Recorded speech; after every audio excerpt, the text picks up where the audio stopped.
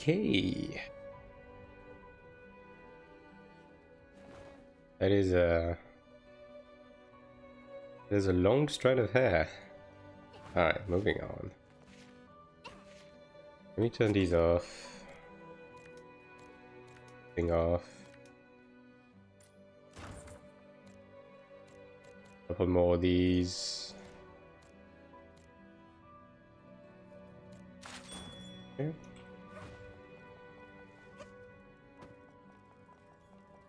Okay. I think we're gonna start off with the all of nightmare bosses. I've been falling behind on these.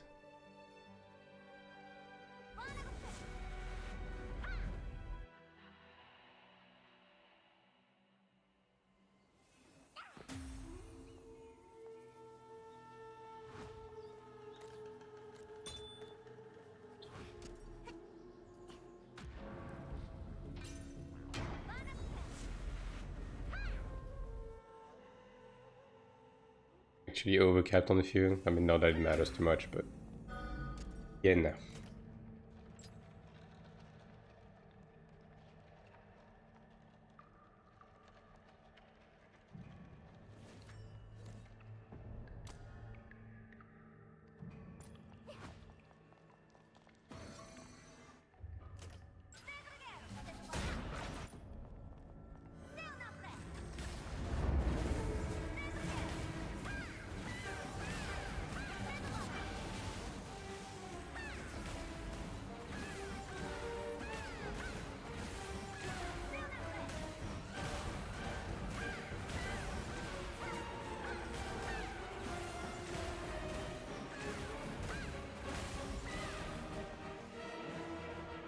Really? As an invisible phase? I'll invent some shit.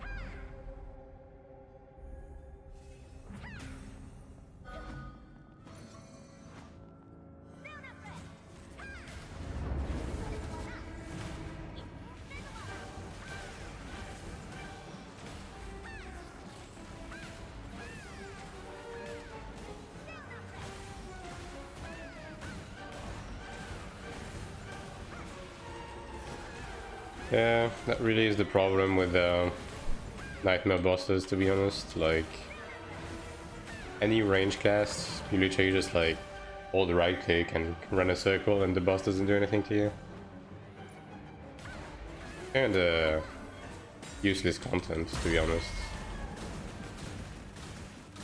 Like, I understand why it's here, like it's to reach the story bosses, right? But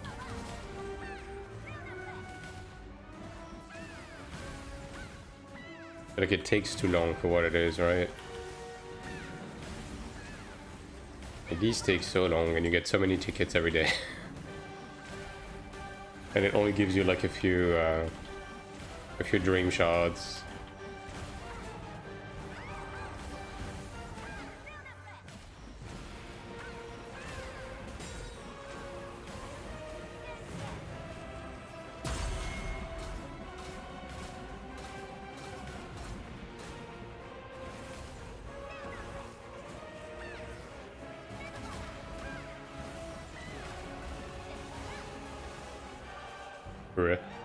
Just die.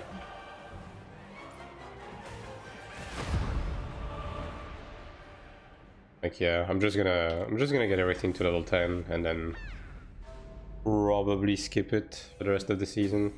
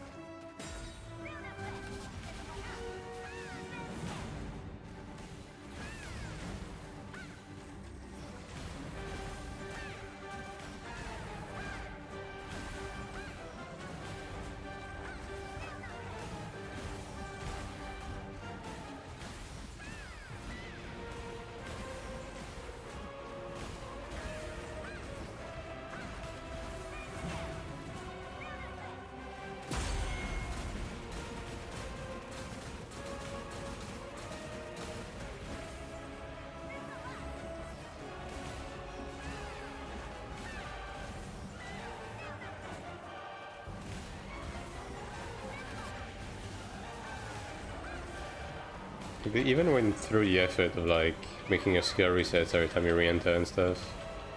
Which is funny, right? Because they did the skill reset thing for this, but they didn't do it for the daily dungeon.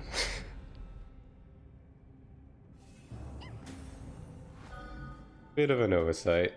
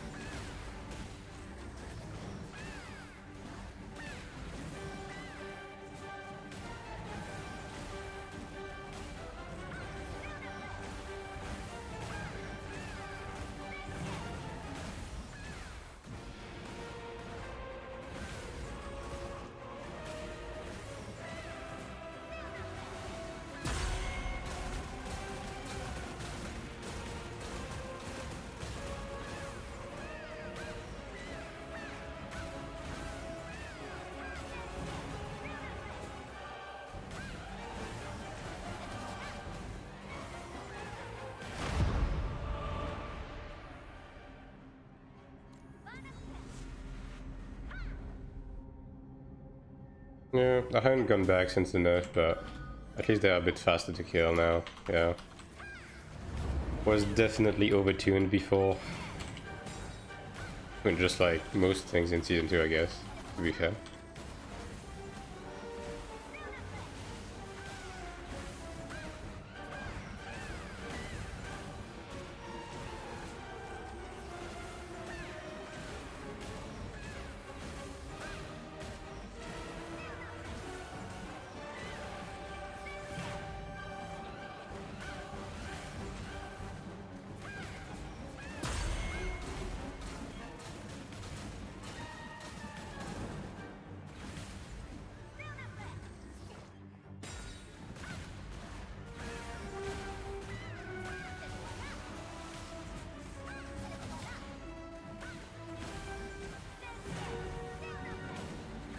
The fact that this is 20 seconds now. I really wish I could use it in PvP, but there's just no space, really.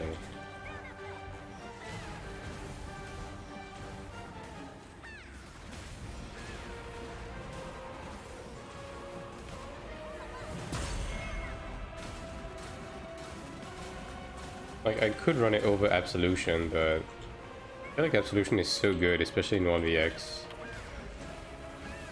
And I don't know how much this would actually help in a 1v1.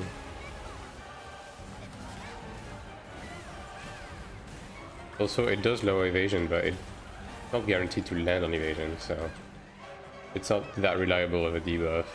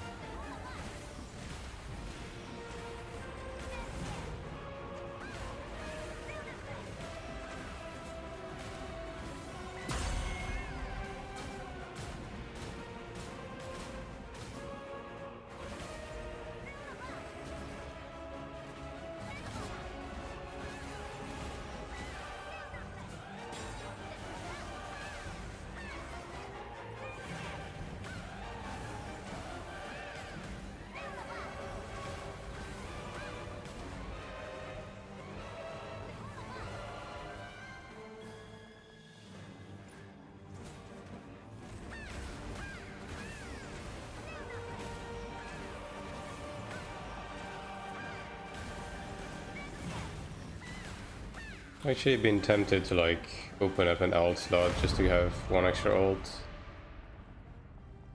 I'm finding it difficult to keep up on the Kina front.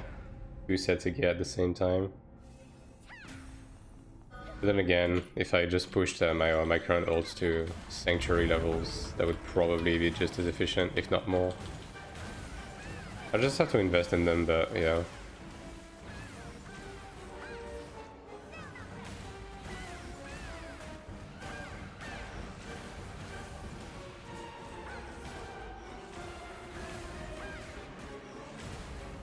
Especially my Chanta is really close.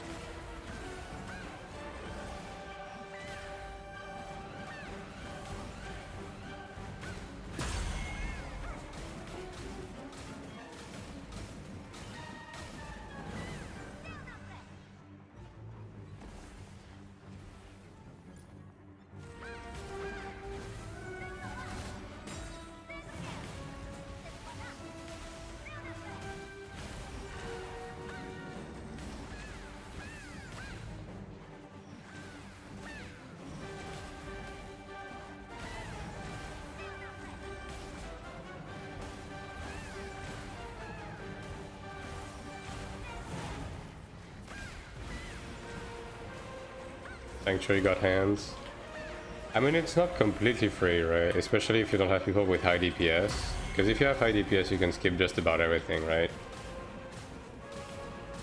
No, I mean, the first boss is honestly pretty free. There's not much here to one-shot people, outside of the dot passing, which only has any relevance if your DPS is really, really low.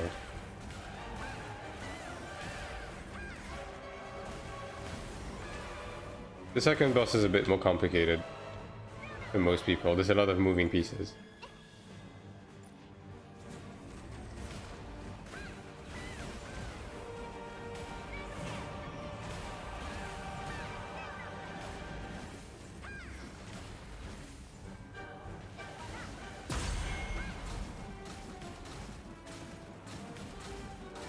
However, some timing. Yeah, it goes pretty fast.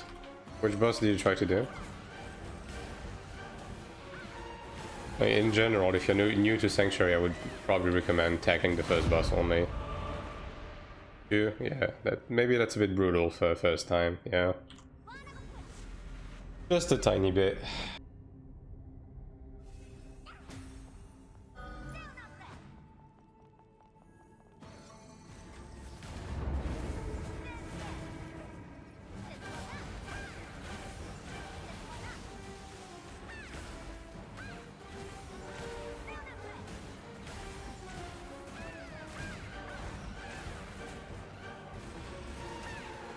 Damage tolerance drop. There's a damage tolerance drop on the first boss? Oh right, yeah, from the star, like the star line area, right? Like the scythe thing.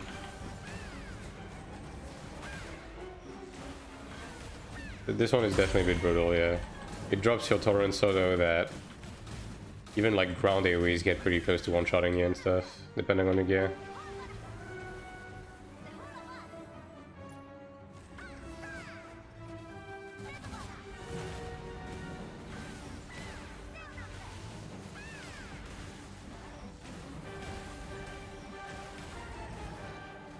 I mean, they did remove the jumpable ring AoE from the jump attack, right?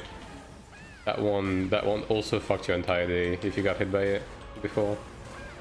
I mean, it wasn't that difficult to avoid, but I think it was like damage tolerance drop and healing reduction or something. It's still here. Is it? It has never happened to me since the patches. I mean, then again, maybe the groups I've been joining have had too much DPS, but for some reason it just doesn't happen to me anymore.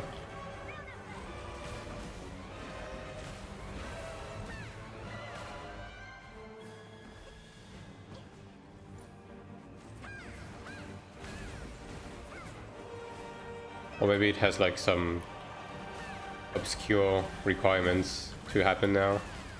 Who knows?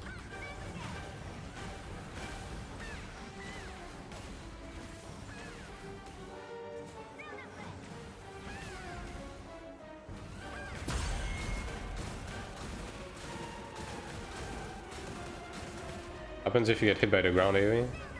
Really? I feel like... I mean, I guess I've been mostly perfect dodging it.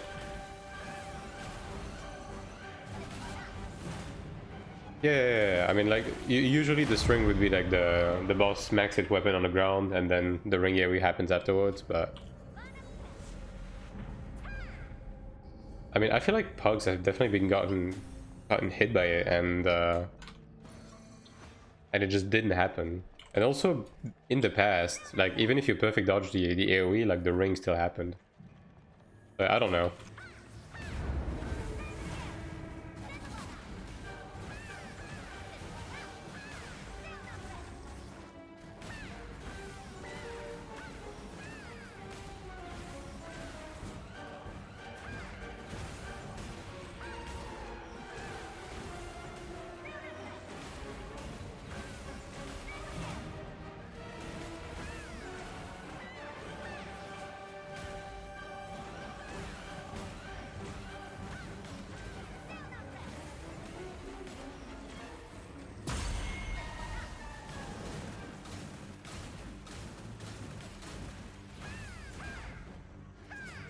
Does Elementalist even get one-shot by that with the damage star run buff? I feel like if you're around like 3k CP with the damage star runs buff, nothing should one-shot you, right?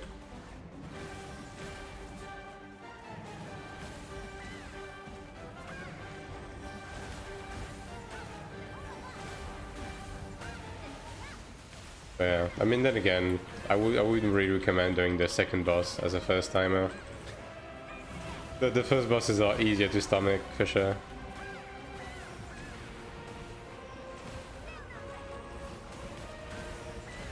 Not all during the ad phase. Which one? The one that randomly like appear around the arena?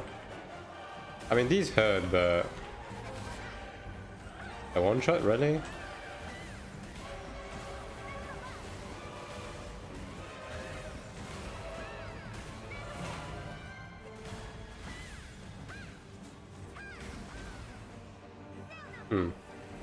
I mean, maybe for a squishy class, yeah, probably. Although they're a bit hard to dodge with high ping, to be honest.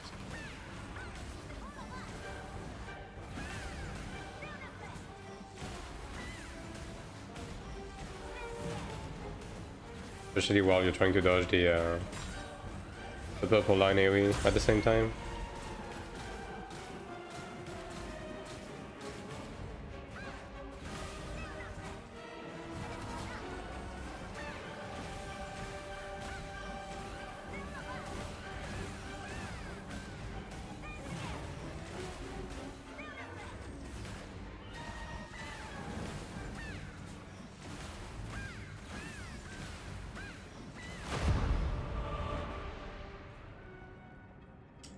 Why? Because the healing could do the heal check? The heal check, really? Like the one after the clock mechanic?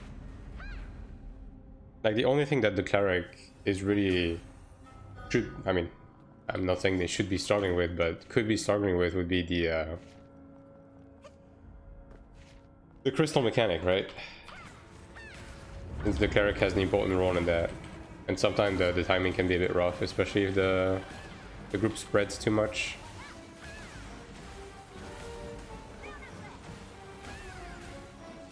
Crystal gimmick, yeah. I mean, this one you're kind of bound to wipe a few times with pugs, I think. That's kind of expected. That's why the second boss is like more of a wall for pugs in general. You're mostly at the mercy of having a cleric that knows how to do it, right? And the timings for it are not necessarily very instinctive when you do it as the cleric.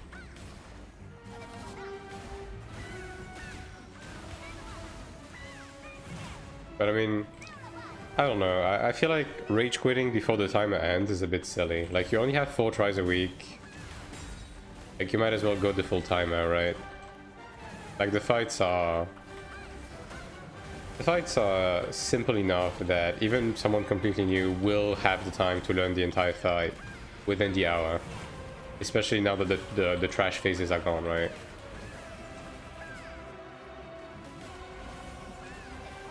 This way everyone is always progging.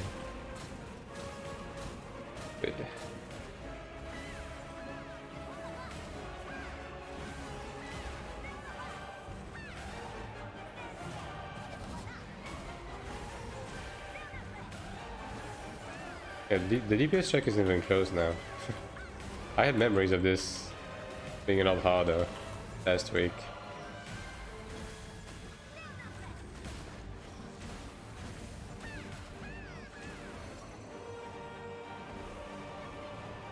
Everyone still hasn't cleared their boss. Okay, now that sucks ass. Because the first boss is honestly very free, especially if you have a comp with the Templar, because you can literally just like eat everything to the face and just heal through it with enough mitigation. Except for the red line laser, I guess. But I mean that is a very straightforward mechanic to deal with. Literally just aim the thing outside, wait until there's 2 seconds left, walk back inside. Like it's impossible to fuck up.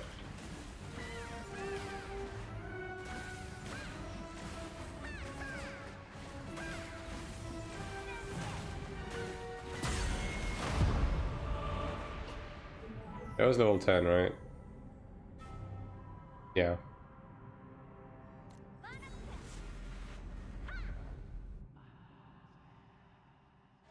So then now they're just wiped again. That's crazy. Are all of them dying at the same time or something? Or how do you even manage that?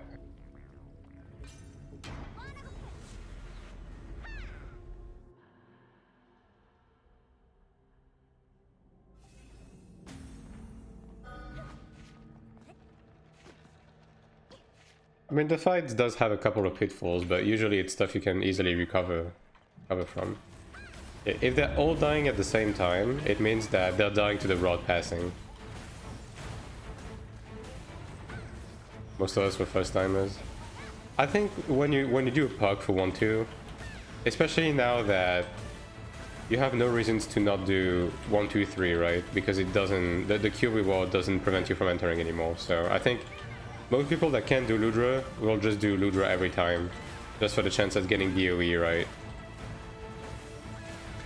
So if you do 1-2 group, you should probably expect most people to be new, or to be olds, one or the other, which either way is gonna mean that you're not gonna have a good time.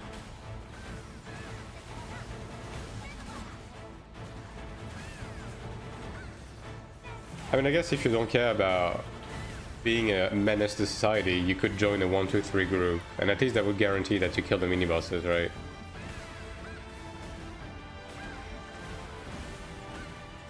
And then you just struggle on Ludra.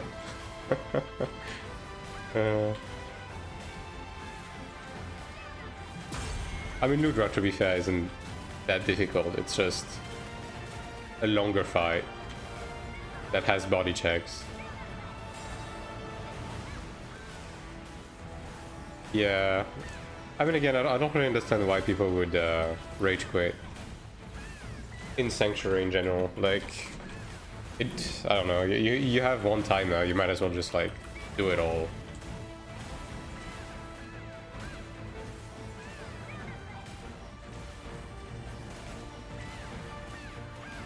As you can see, I am utilizing the same strategy in this boss as I was the last boss. Guess what? I will be using the same strategy for the other 2 bosses too.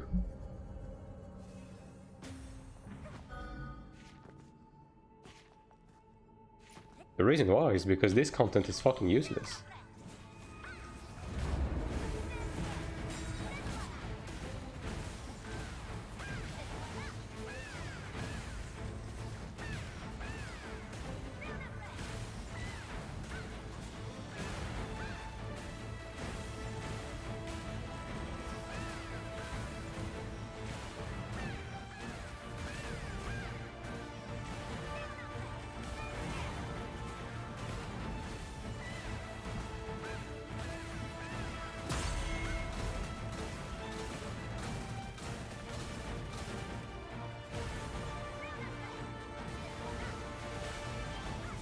But yeah, I mean, at least just keep using your cooldowns this week. Get the practice in.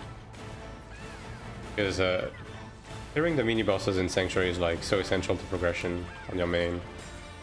You need the bracelets.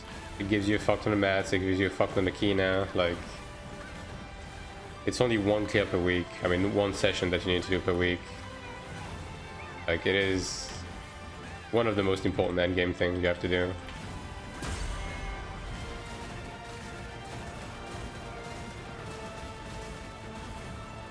Can't really skip it.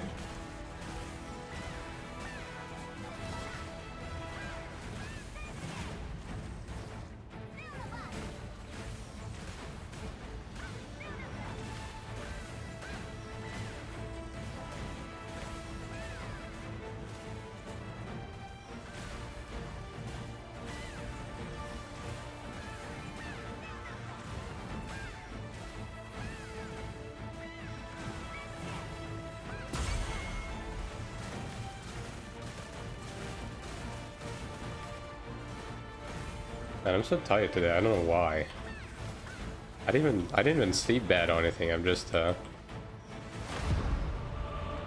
for some reason. All right, 2 more.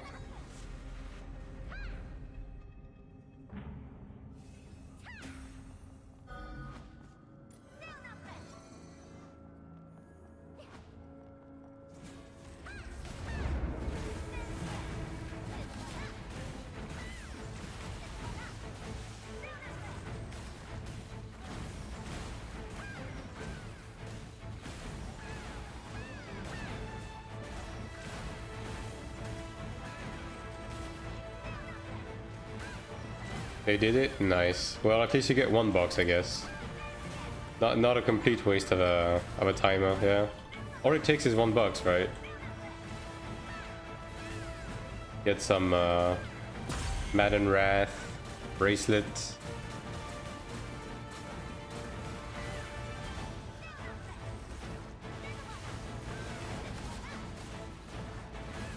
Four golds, yeah. That's why I'm saying, right? Like, the penultimate solution to your soul binding problems at the end of the day is Sanctuary. Because you get a fuck ton of golds, you get a fuck ton of sync stones. Yeah. Like, it's your weekly meeting to get your soul bind on.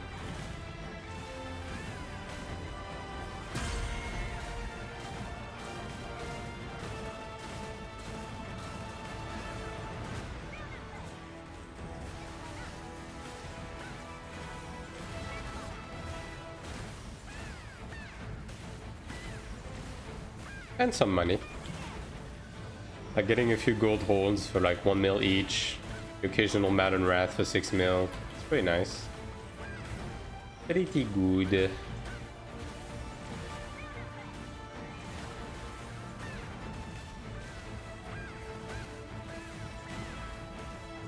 Got accuracy back. XD. I mean, at least it's not a dead stat, you know? Always better to roll that than HP. Block.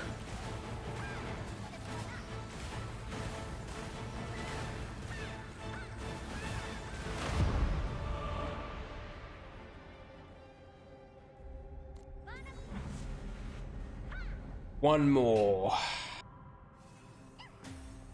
And then I'll buy a couple of Ariel board. I should be pretty close to emptying the shop, I guess.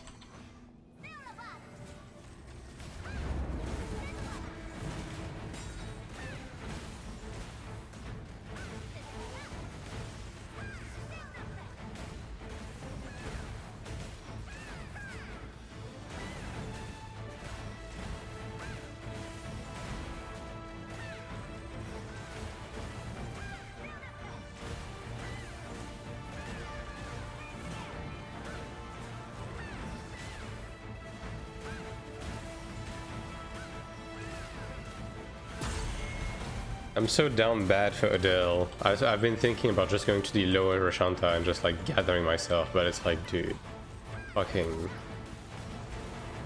You get 3 per node. You're not even guaranteed to get the white ones. You're gonna get like the shitty greens most of the time. This can't be time efficient. It just can't.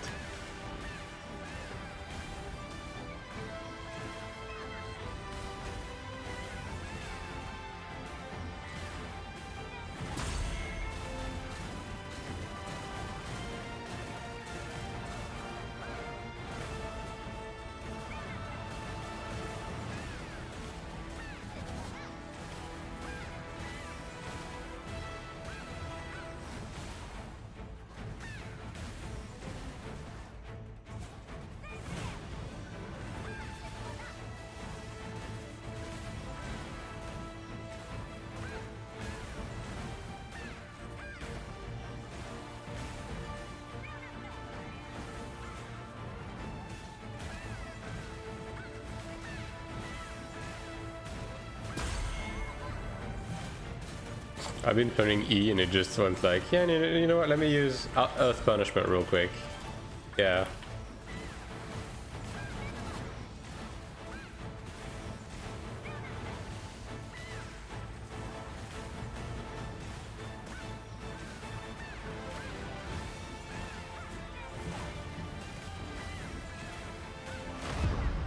Alright, and that's that. Wasn't so bad, was it? Took me what, half an hour to go to do 14 tickets. I mean, it still takes a long time. Like Nightmare is definitely one of my least favorite content in this game right now. It's such bloat, pointless bloat. Alright, let me go into the Nightmare shop. Ooh, 34k. Look at that. Look at me go. Alright. Yeah, I mean, I guess I would need to buy this eventually, but it's fucking 160k, dude. That's so much. That is so much. Peak content, yeah. Nightmare is just... Nightmare is a nightmare, you know? Maybe the naming convention is actually really good for this. 6.4, yeah. I'm on the final stretch for the IL boards. Yippee! Like Griffing in Sanctuary, and I have 3k attack in PV. I mean, it's whatever. Especially the mini bosses, it doesn't fucking matter. As long as you do the mechanics, and there's very few mechanics that are like important. Like, it doesn't matter. Okay, the nodes left are tolerance, right? So yeah, I guess I try to go for the damage boost nodes from now on. Yeah, these, I guess I do that, right? Probably the most efficient. That would be 4. Do I have 4 nodes I can get somewhere? Damage boost? Not really. I just have this one that's like extra, right? Okay. Alright, dungeon time.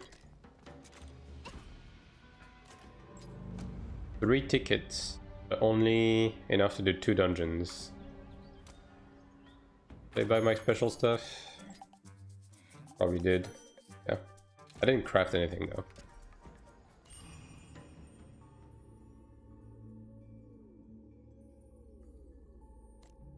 Yeah, I didn't craft any because of this. Like, okay, let's do the math for a second, shall we? So these two we can pretty much ignore, right? So one dungeon chest is 600k. So let's see, how much is one Odell right now on the auction house? Gathering.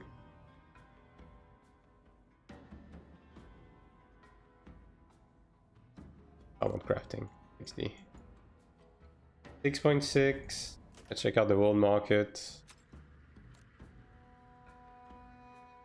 Okay, 6.6 as well. So we need 25, right? That's 25. So 6.7 times 25 plus 50. Okay, so it's about, if you buy all of your Odell, it's about like 230k per batches of 40 energy, and one gives you 600k, right? So 5 to 600 depends on the dungeon you do, right? So I guess even at 7k it still is profitable. Not that much, but at least you get mats as well, right? So I guess I'm buying Odell. I'm just running these, yeah. I guess I am.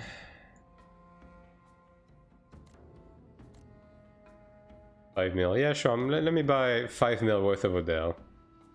I mean, maybe I just should, you know, like. I feel like Odell is only gonna go up, you know. It's insane. This is... Am I doing this? Am I really doing this?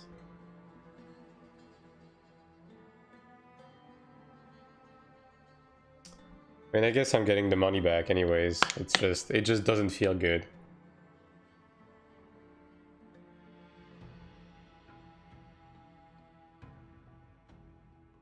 Alright. We're doing this. Fucking 4 mil for Odell, dude. It's already sold out. Brother. Yeah, all of these batches are way too many at the same time, dude. Holy shit. I'm probably just gonna return to that other batch. This is 500 for 6.9, but it's like 200 more than the regular market. No, it's about the same actually, because it got sold out. Okay, well, fine.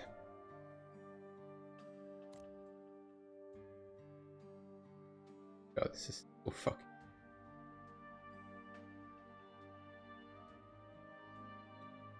Okay, which one was it? This one is 6.6. Yeah. I mean, I guess I just buy this and I just run all of my fucking ults right now. Right? And this should be enough to carry over like at least 2 weeks. Ah.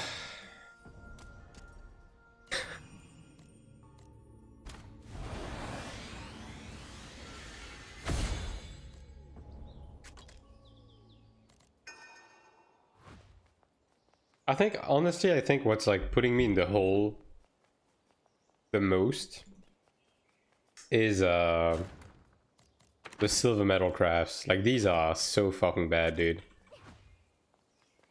You're basically spending like 3-4 mil per metal in the end.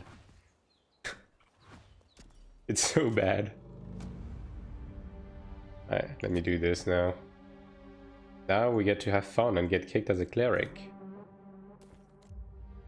This guy only wants DPS actually.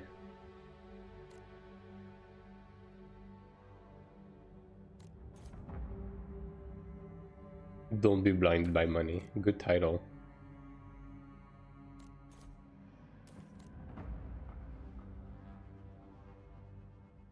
Oh, these guys accepted me. Crazy concept.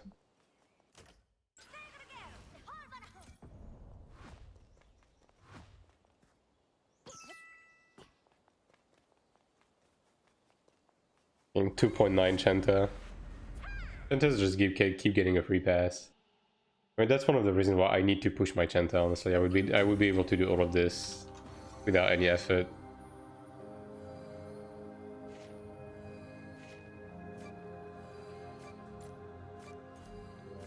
Yeah.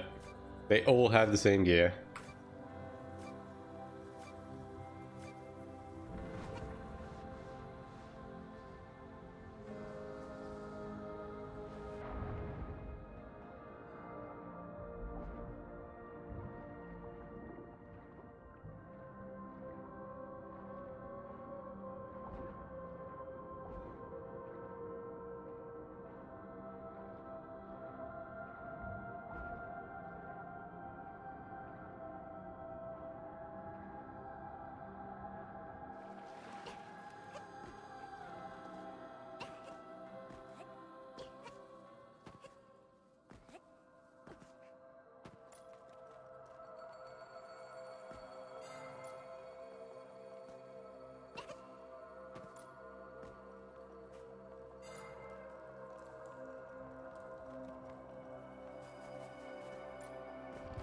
Or I need to use that instead.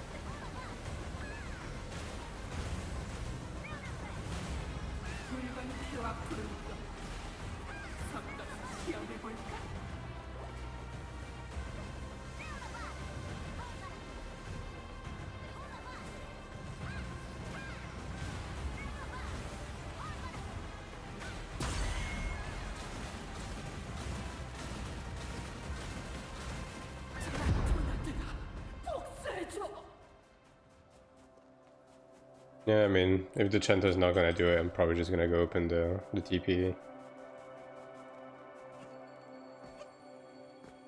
Which I have a feeling he will not do.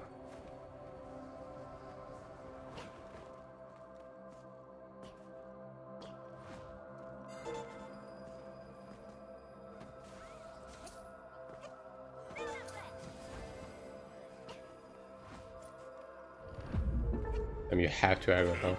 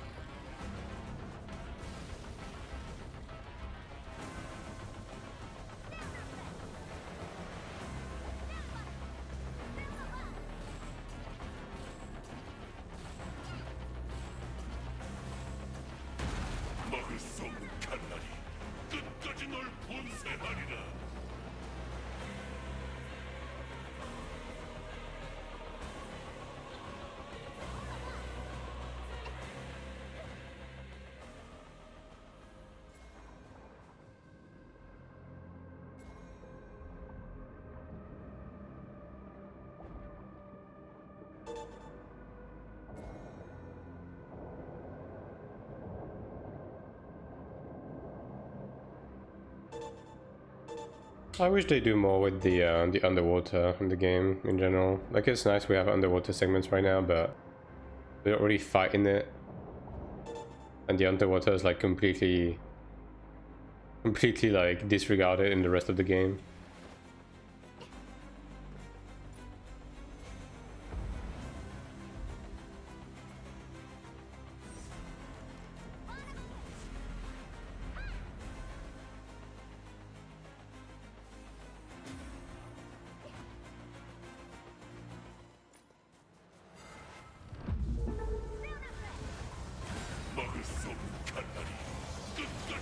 I'm just in time to get a scythe mechanic.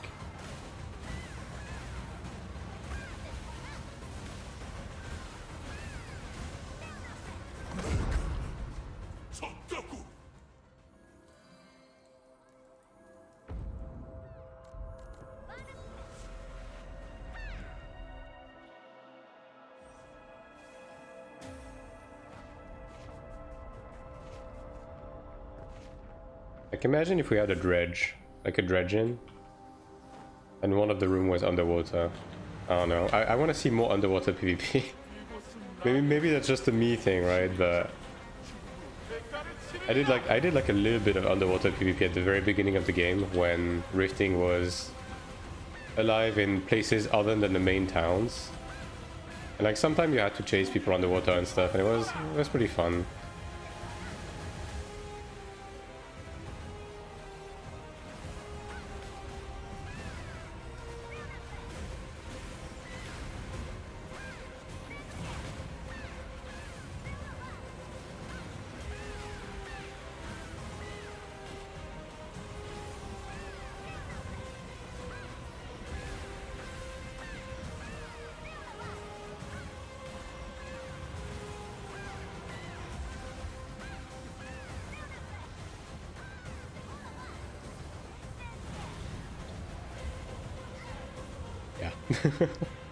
That was a bit of an unfortunate turn.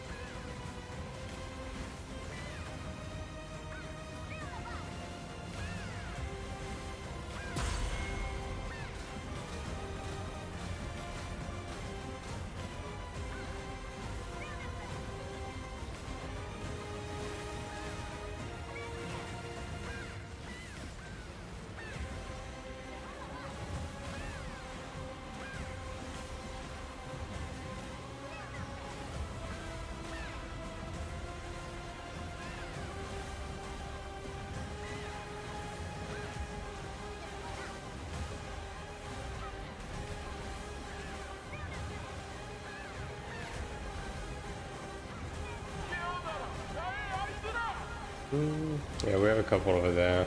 This guy's already on it.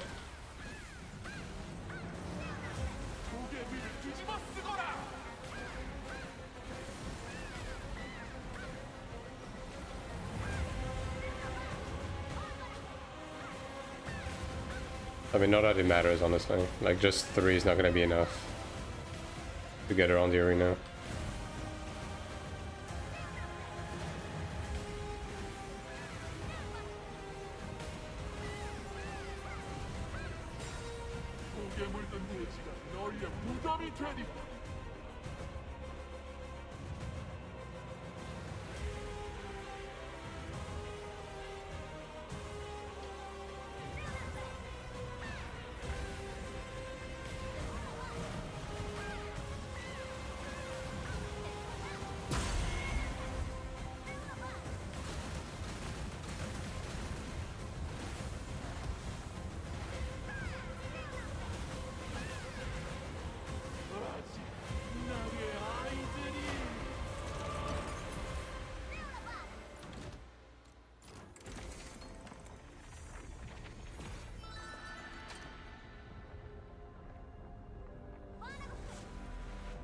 I'm actually done collecting golds to get my inheritance stone thing, so I guess I'll be using the golds as soul binds. I have so many things to do with my soul binds, it's a bit crazy. That whole soul bind update kind of threw a wrench into my plans. I will say that. They really managed to set me back with season 2.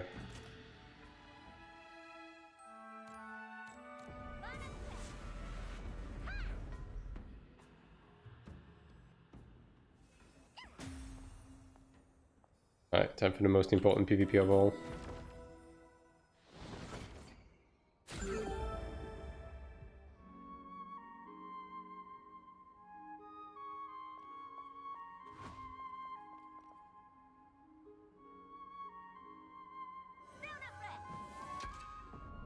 But yeah, I've pretty much determined what I'm gonna do with my soul binds on my PvP gear. Like, I'm set. Like, I'm gonna replace evasion with percent attack on this, and then on the rest of the armor it's pretty much gonna be percent defense and endurance that I'm gonna be grinding for. And I might replace something with which one again gives you endurance? This one, right? Oh, no, no, no, bruh. Which one gives you endurance? Does none of them give you endurance? I thought there was one. Oh, endurance. There you go. Destiny. Yeah, I might roll Destiny on my bracelets and stack endurance on my armor and get percent defense on the other ones. Destiny, yeah. Of course, it was the last one I looked at. And I don't know, I'm also thinking about Constitution, but you do already get a bunch of Constitution from pets, right? And stuff like that, so... And it's pretty difficult to find enough space on your armor, and I want to keep my my survival willpower, so I'll see about that. But bare minimum, yeah, percent defense, endurance, percent attack. These are gonna be what I'm going for. Fully phase out evasion and just go full on meat shield. Renew my Arcanas. Get Arcanas with Radiant Recovery, get the -2 second reduction, hold down on it. And yeah, just focus on that.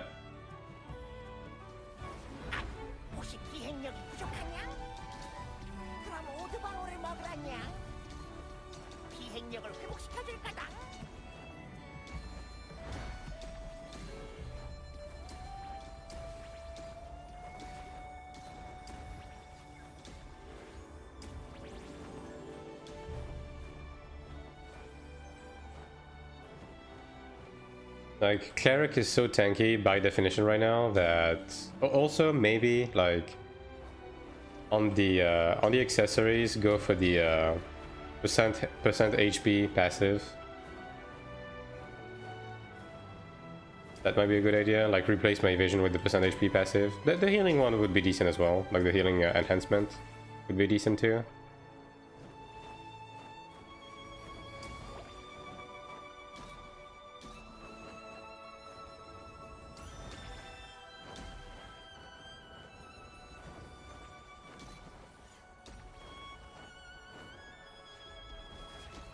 Yeah, the only thing that sucks about a meat shield build on healer right now is that even if you have like really low gear people, like ninth rank, like 2k combat power people on you, when you don't run evasion, these guys go around and CC you still, right? So you're still in risk of CC, but I'm also stacking status effect resist. So people who don't commit on status effect chance, impact type chance, with low gear, low intelligence, like these guys are pretty unlikely to land CC to begin with, so I think I'm just gonna bank on that, to be honest. Like, kind of similar to just like rocking magic resist in Iron 1, right? Yeah.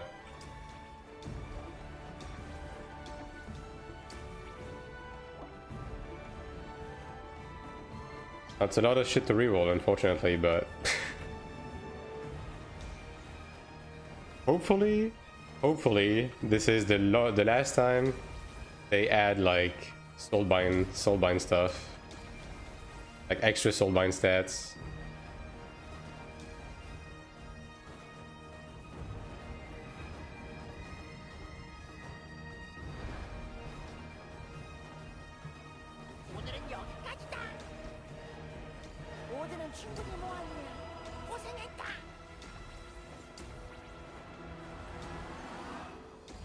Like, I understand why they did it, because rolling stats on armor was incredibly straightforward. Now it's a bit more, you kind of have to make a decision, right? And also, before, the only defensive you could realistically roll on your armor was evasion. Now you have more options.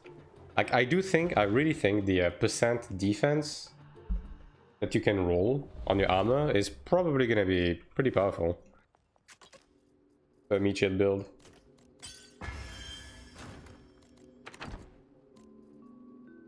Alright. To the dungeon.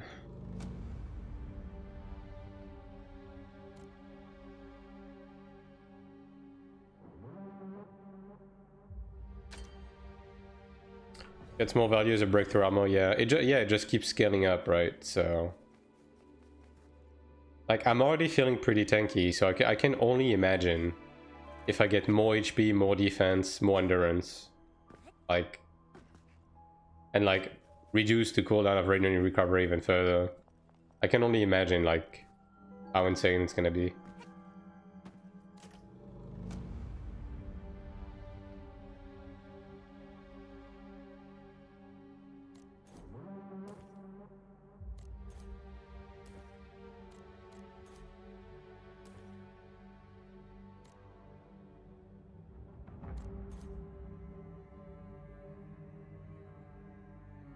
Guy has a penalty. I'll get declined invitation. What a surprise!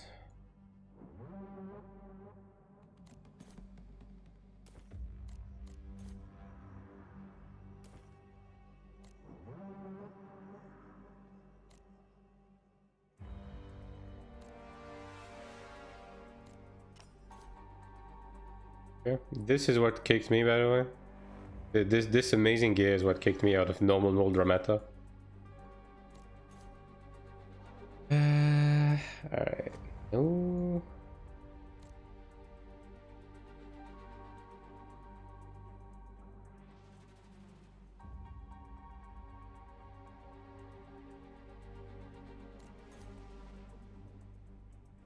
This guy should be doing hard mode. On guard, on guard.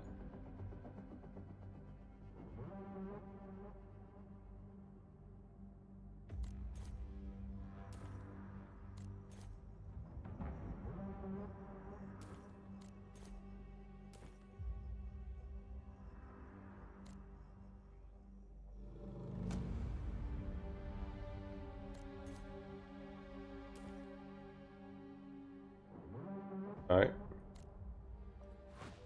Seems to be a pre-made of sorts.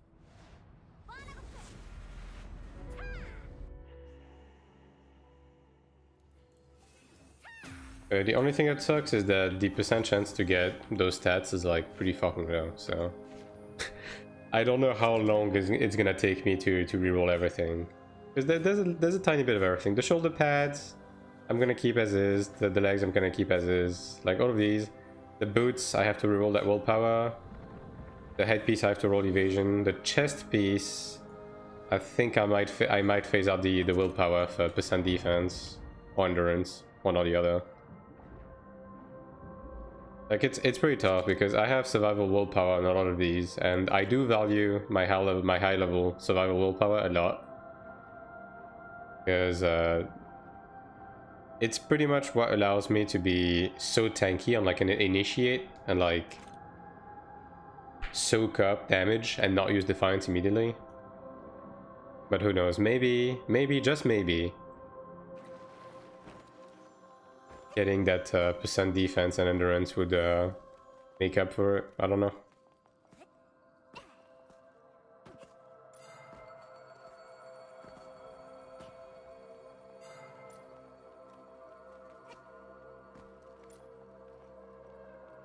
Did you test the new DPS meter? I tried to install it and it wouldn't work. I'll try again tomorrow. But yeah, I tried installing it on the like before stream and it just wasn't working. Although I have asked other people that got it to work, and it's like people that already have the other DPS meters, right? And they said there was the DPS was different between the two. So now who knows whether which one is incorrect, right? But the current feedback is that the DPS isn't the same between the different DPS meters, which is a bit concerning.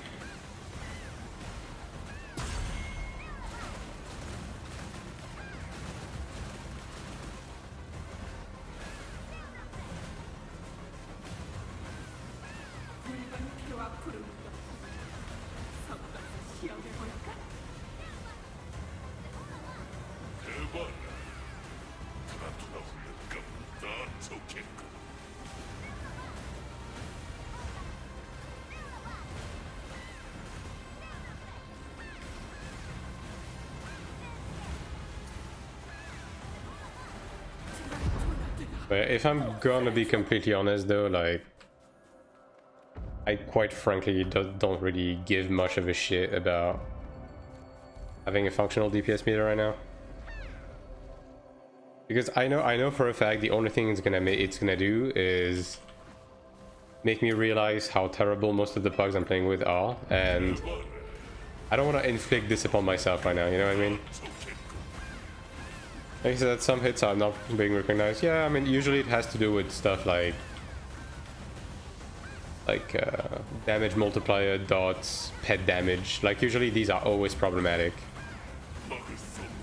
Sometimes it's better to not know. Yeah, exactly.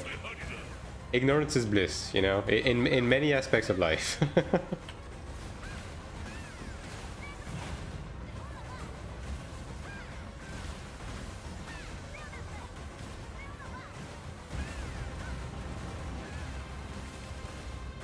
Like I'm just taking a glance back at Final Fantasy 14 and using DPS meters and pogs, and it's like, do I really want to go? Do I really want to do this again? You know. Apparently, exit lag makes it double the DPS output. I mean, I guess it's because it probably uses packets, right? So if you use a VPN, it can fuck with it. Yeah, I mean. Maybe once everything is said and done and we have like full complete releases and we have like a website to go alongside it. Because obviously as soon as you have a website to go alongside it, like a MyIon or a FF logs, WoW logs, that kind of stuff, then you kind of have to pause and upload that stuff because you need your page to look good. Otherwise, hogs become even more difficult to enter. You turn to go sweaty and have more DPS as a cleric. Yeah, that's another thing, right? Not to be that guy, but you pulled without the guy being here, so yeah. Oh, he's here. Incredible.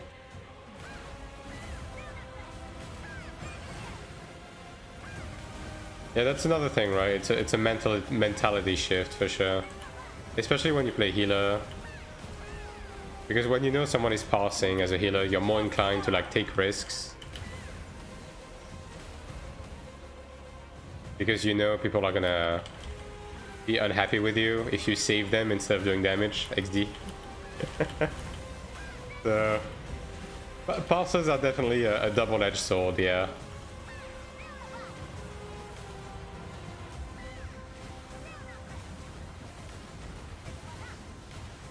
I'll pass you. Once again, don't threaten me with a good time. Stepping into that exit square to grade, yeah, exactly. Alright, it's yo, that platform is a little bit cramped, boys, like...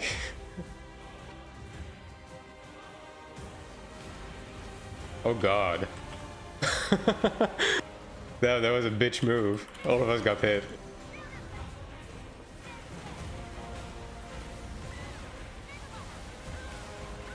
Don't you dare rescue me out of my ley lines. I'll do it. I'll do it.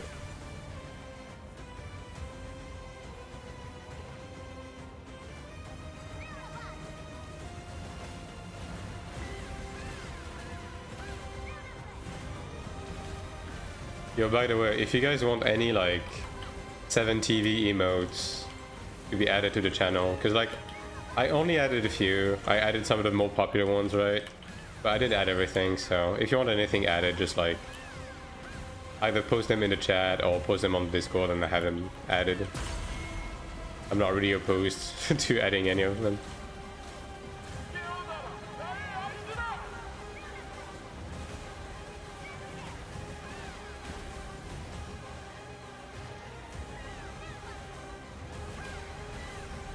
My absolute best occurrence of black mages using between the lines is when they drop their ley line. Oh my god. When they drop their ley line somewhere and then they have to do mechanic, and then as soon as the mechanic resolve, they do between the lines. But their ley line is like on top of a tank buster or something and it just insta-die. That's my favorite thing.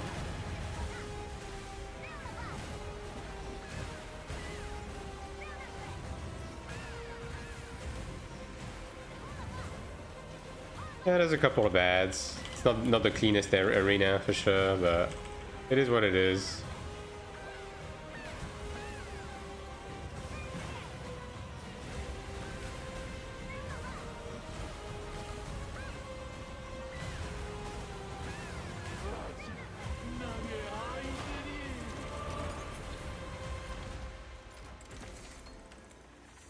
They deserve to die if they misplace ley line.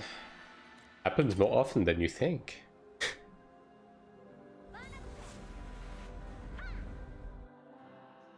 I don't put Lena anywhere where a tank buster would be. Yeah, see, but there's that aspect, but then there's the tank that puts the tank buster where he shouldn't be.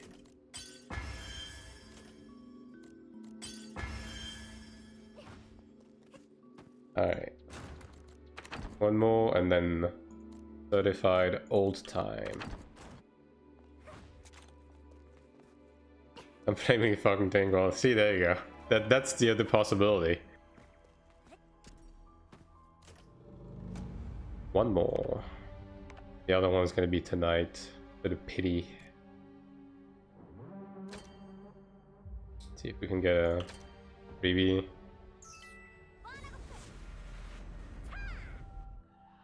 Oh yeah, I recalled that one as well.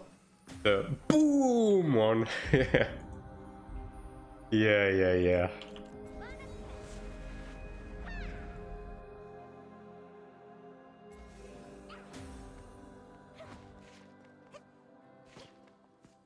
See ya, Black Mage. Because they pulled everything.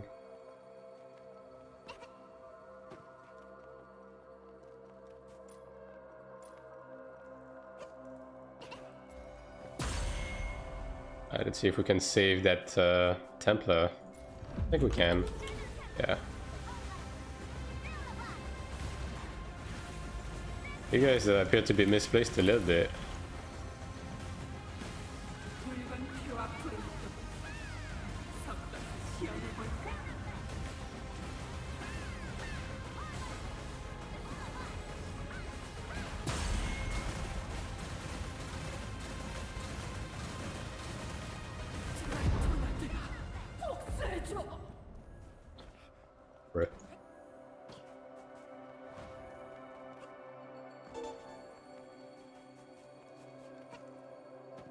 But yeah, I have a lot of plans right now on the Cleric. I think I'm gonna commit to them sooner than later. Like I think the cards are too far away. I should probably start doing some more Arcanas, replace the ones that I have, at least get my Radiant Recovery going. Get a good idea of whether it's good or not before I commit to them again on the new sets.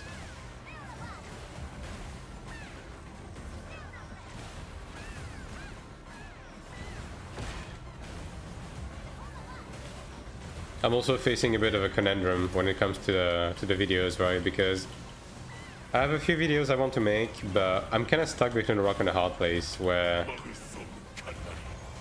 I don't have the full picture for a lot of the stuff I want to make, right? That's not mine, right? You know.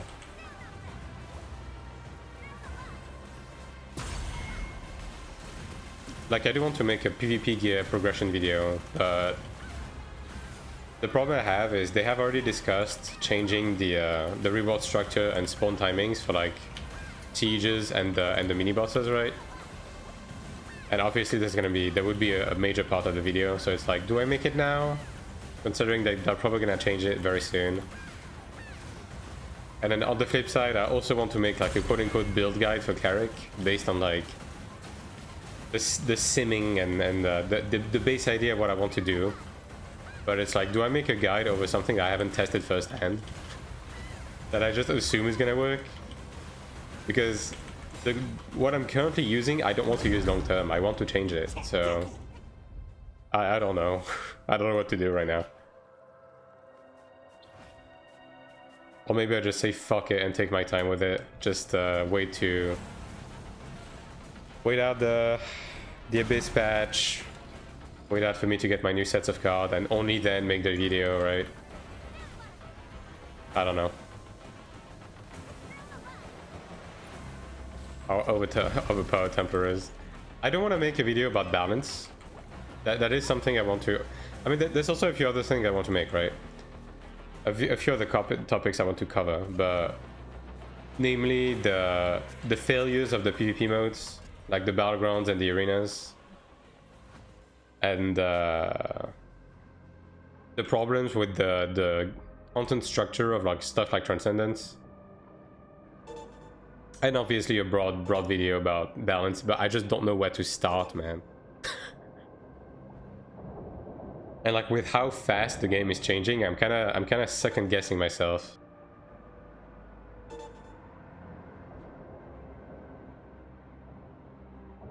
It's like you talk about a topic and then the week after that they just ninja patch something and then the entire face of the game changes, you know?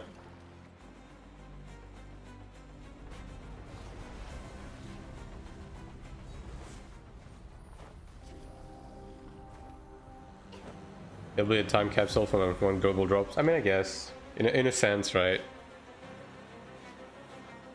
Although it won't be evergreen content. Because people will stop giving a shit as soon as stuff changes, right?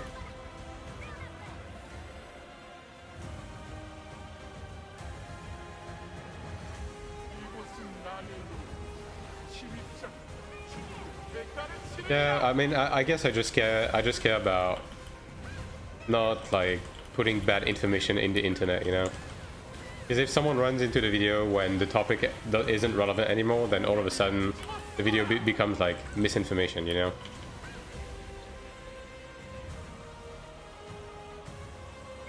And that's not the point.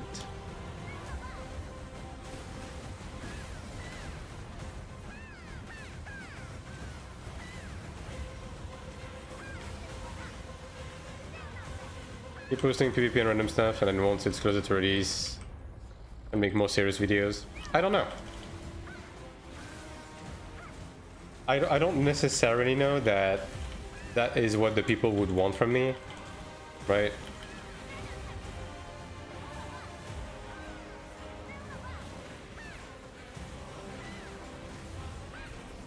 But yeah, who knows?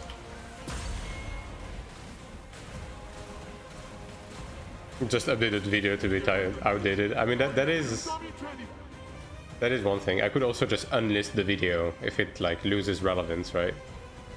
When I have something like the podcast format, simply discuss something out of the current state.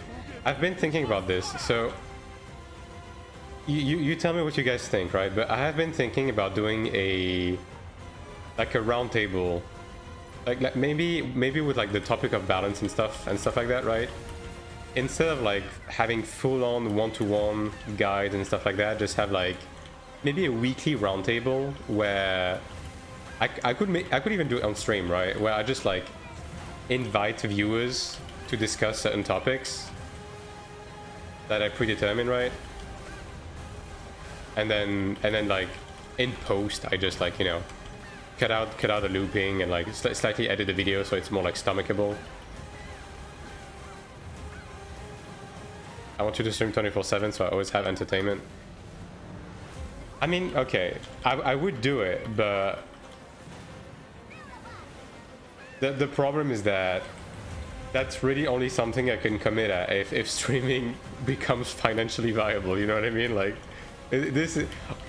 all of this is already very unreasonable of me to do. I'm gonna be honest. Like,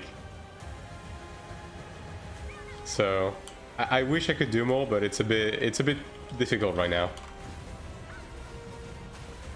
Yeah, that sounds good. Yeah, I've been thinking about it. You know, maybe slightly adapt the format. Asylon was interested in that. Yeah, maybe. I mean, there's a few people I could probably invite in that, but like Arthur's, Whelps, Asylon. Maybe eventually I could like bait them into coming and like discuss stuff. But I think one of the main idea would be to like have this discussion with like viewers, right? So like have an open mic on Discord and have like trusted viewers be able to come and like discuss certain topics, like discuss points of views and so on and so forth, right? I think that would be a fun idea to also like involve the community. The same people are curious in terms of PvP balance. Yeah, but it's I don't just want to discuss like PvP balance. I just want to discuss like broad topics of the game, you know? Like not just PvP balance.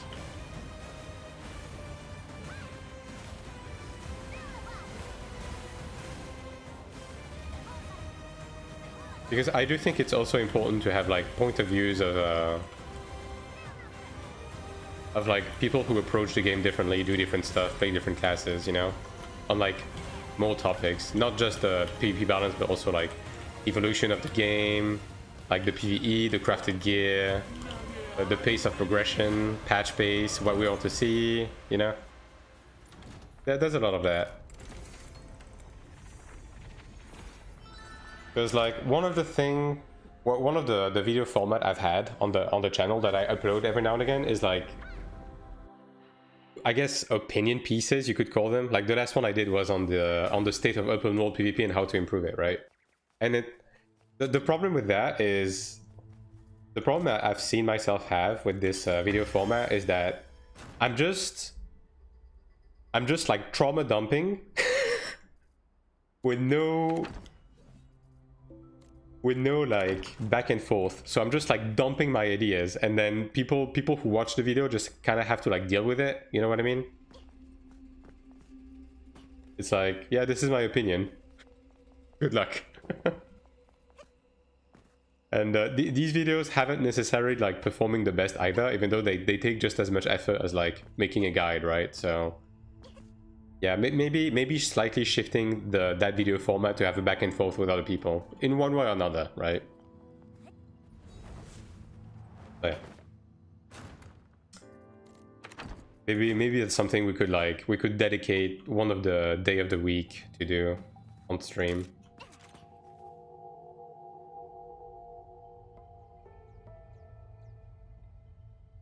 Alright, let's see. Okay, we're done for now with that. Now it is old time. Let me see, I'm not forgetting anything, right? I mean, I could run Transcendence, as I said earlier. Yeah. But I'll look into that after. I do have to do my old stuff. Although I do have to do my Shugo games first.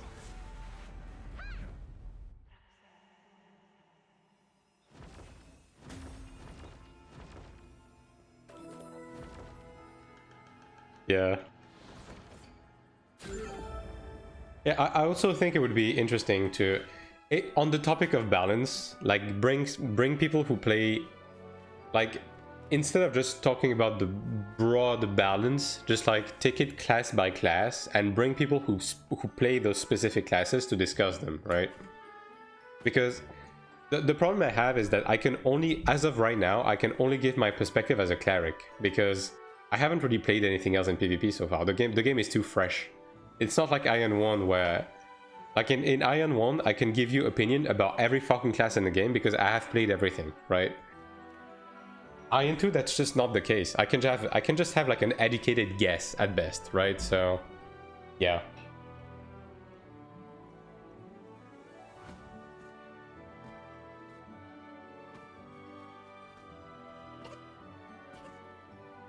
But also, the problem with that is, how do I go about finding people of specific classes that are really involved with PvP? Because I don't think there's many people that are like really involved with PvP right now. I think most people just stay surface level.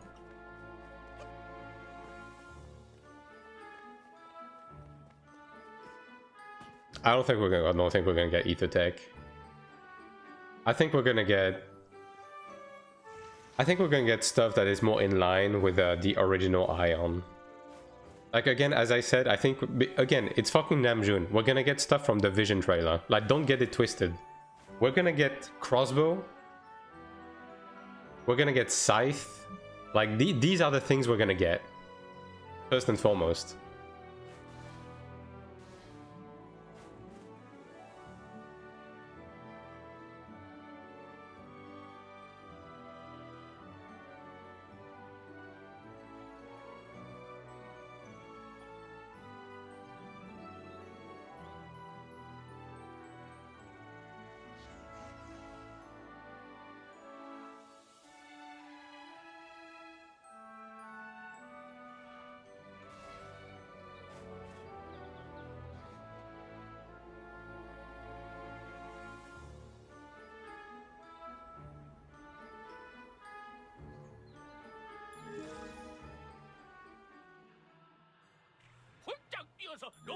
But also, what do you guys think? Like, if I was to do that kind of format, Do you think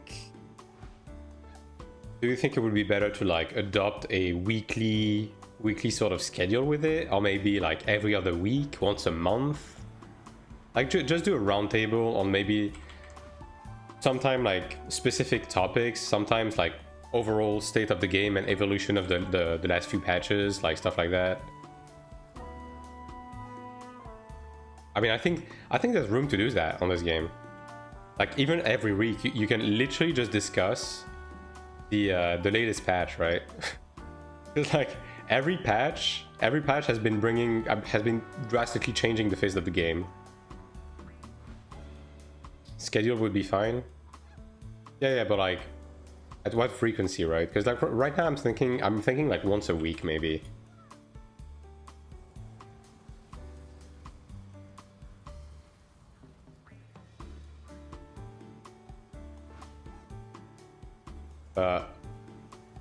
I don't know. Maybe that would be a bit too much for my breaches right now. Oh my god, dude. Fucking body blocking. Go away.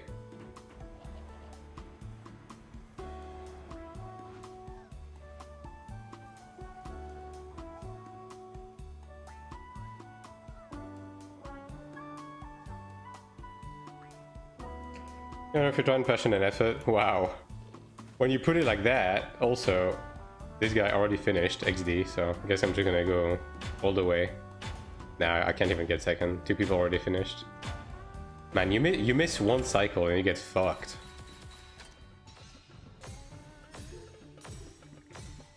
Oh, nothing. I mean, I'm down to do this type of content already. It's just a matter of like how much people would like to see that.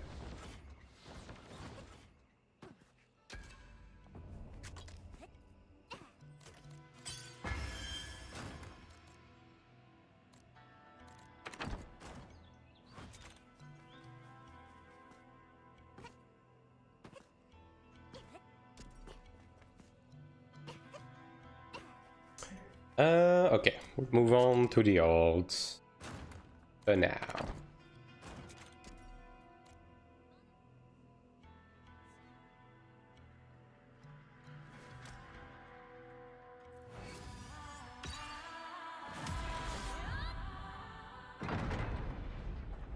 Okay, probably be good with how much they are changing shit, yeah. Fuck whoever made all of my damage RNG. I mean, that's kind of similar to Iron 1. Like, gladiator damage with spear was pretty fucking random in Iron 1. Like, the damage range was pretty large on most of your skills, unless you used greatsword.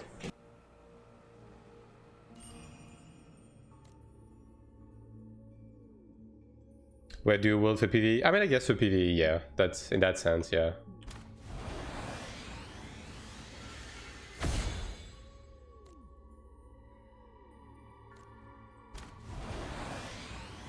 Why did it only craft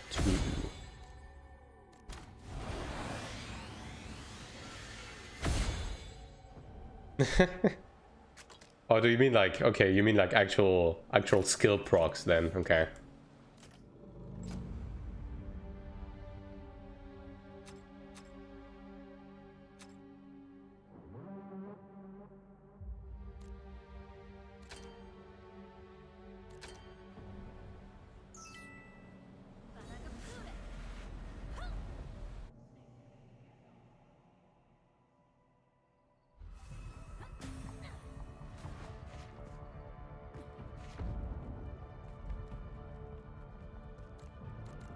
Yeah, I mean, I think most classes are like somewhat proc reliant to an extent, especially in PvE. But obviously some classes more so than others. Like, I think on Cleric the only RNG aspect I have is like condemnation resets. And usually it's pretty stable.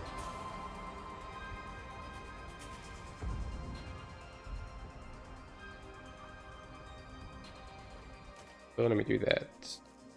There you go.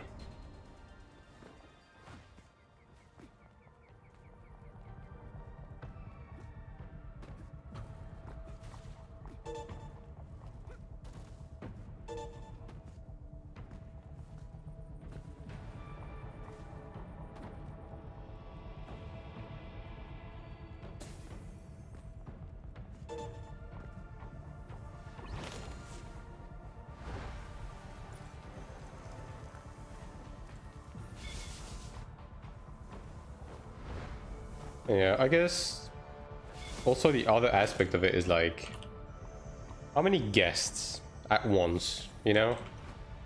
What would be a good like even grounds? Because I think a 1v1, I think if you only do like a 1v1, you're basically just always gonna like run in circles with the two guys having the same opinions.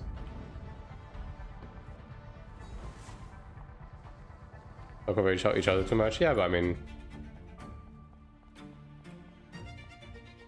I think maybe we like adopt a political way to like look at it, so like everyone has like a limited amount of time. You know, I don't know.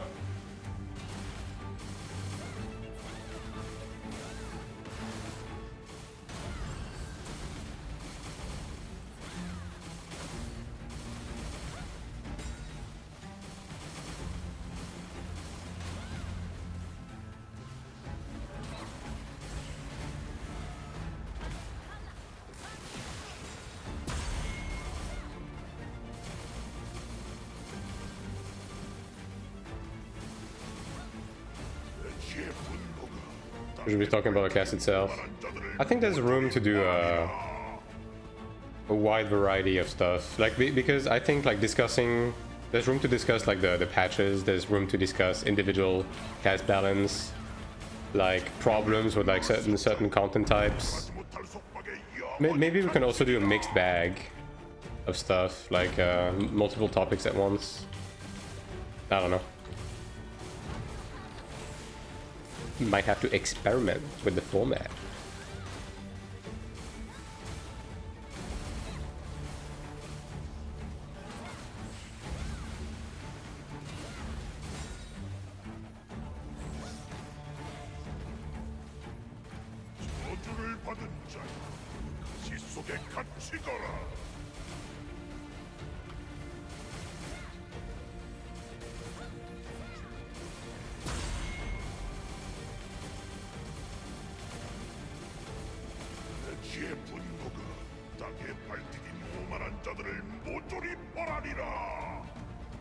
Like I said, also depends on like the amount of time we would want like each quote-unquote episode to last. Yeah, something like maybe 2-3 hours would probably be a sweet spot.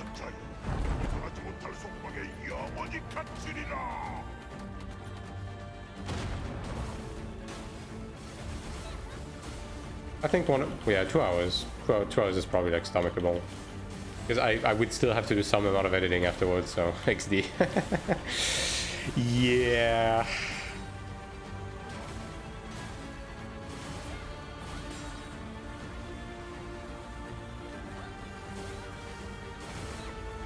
I played Sage on release. And I mean, I kept telling people that Sage was incredibly strong on release. Nobody fucking believed me. Hello, Kiggy. How you doing?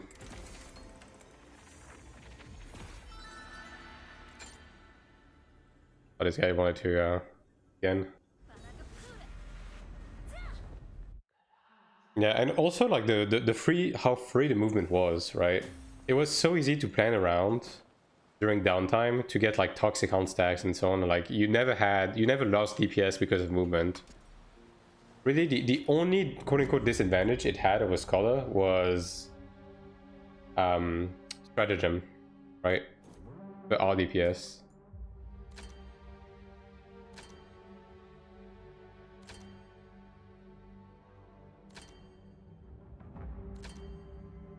Bruh.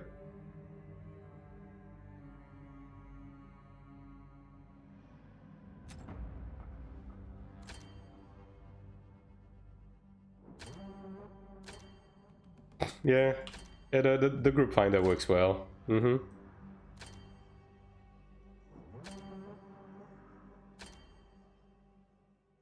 Dude. Finally. 1.6k Chanta, hell yeah. Was a major drawback during Abyssos? Yeah, but I mean Abyssos was just a mistake. They fucked up so bad with Abyssos.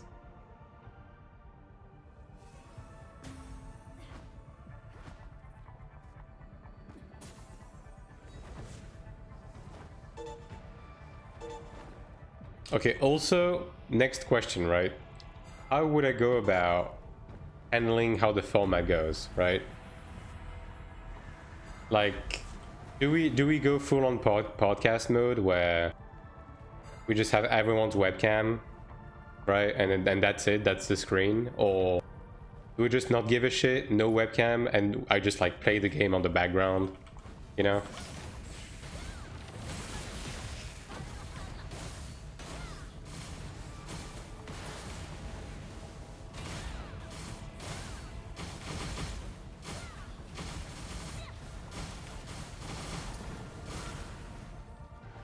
Okay, I don't know how much people care about webcam nowadays. Fringe PP montages in the background, hell yeah. I mean, okay. If this shit is like 2 hours long, it's gonna be difficult to find enough footage. Webcam pictures would be nice. At least to know who's speaking. Yeah.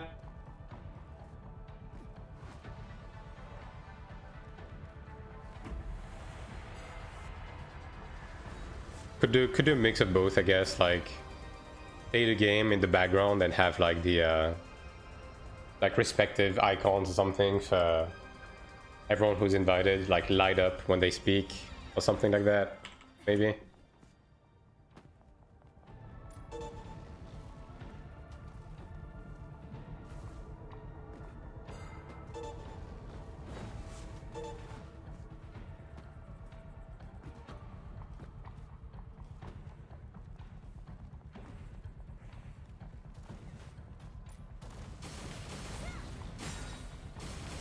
Like I guess I could do webcam on my side, just for like something like this.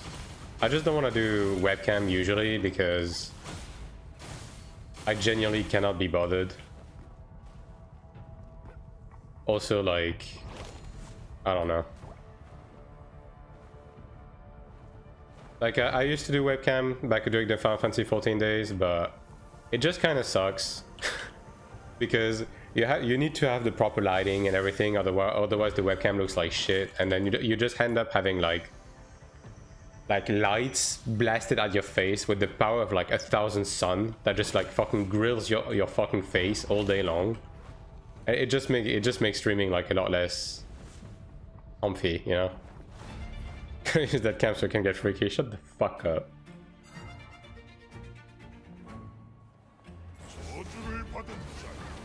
Supposed to reflect the light, not directly pointed onto you. Yeah, but even then, like, in a closed space, like, these lights tend to heat up. At least the ones I had back then, right? The lights would heat up a lot, and the room would get... The room, between the machinery and the lights, the room would get incredibly warm after a few hours of streaming, right? Like, I don't know. Maybe I was doing it wrong, but it was really uncomfortable. Time to get a VTuber model. I mean, I guess that's another option, right? Although that's a bit overdone. I don't know. Also, isn't that shit expensive as fuck? Air conditioning. We don't have AC in Europe. You're aware of that. We don't.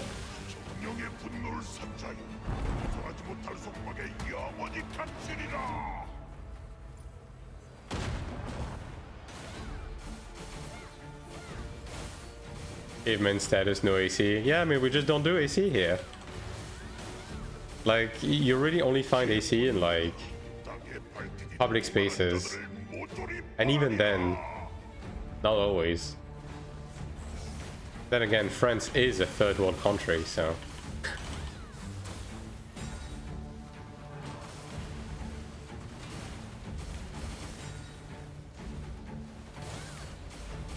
Yeah, pretty much. Like, I've heard that NA has AC on every fucking house. But then again, your houses are literally made out of paper, so, you know.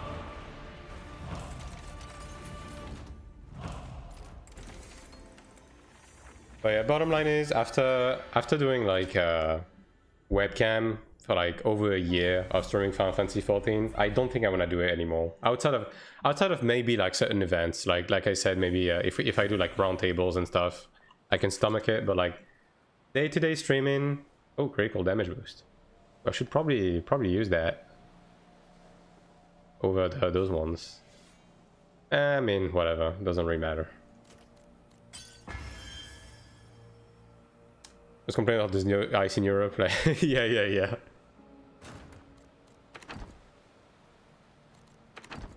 My house has 3 AC units. Yeah, that's the freedom speaking here.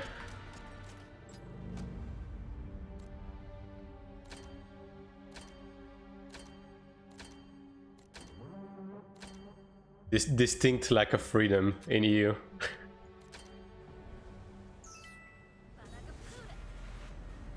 Did you test the DPS meter yet? I tried before stream and it wouldn't register anything. So I just gave up for now. I will try again later. But I have spoken with a couple of people that did try it out. And the consensus is that, first of all, VPN seem to be fucking with it. And second of all, there are disparities in DPS between that DPS meter and the paid stuff, like the paid Chinese stuff. So yeah, I'll try to run it, but yeah, there seems to be some problems with it. Over 100 degrees with 90+% humidity. I mean, yeah, it depends on the region, right? Like, what is it? It's Arizona or something? That is an actual fucking death desert. Performance is closer to Lagerfest. Yeah, I see.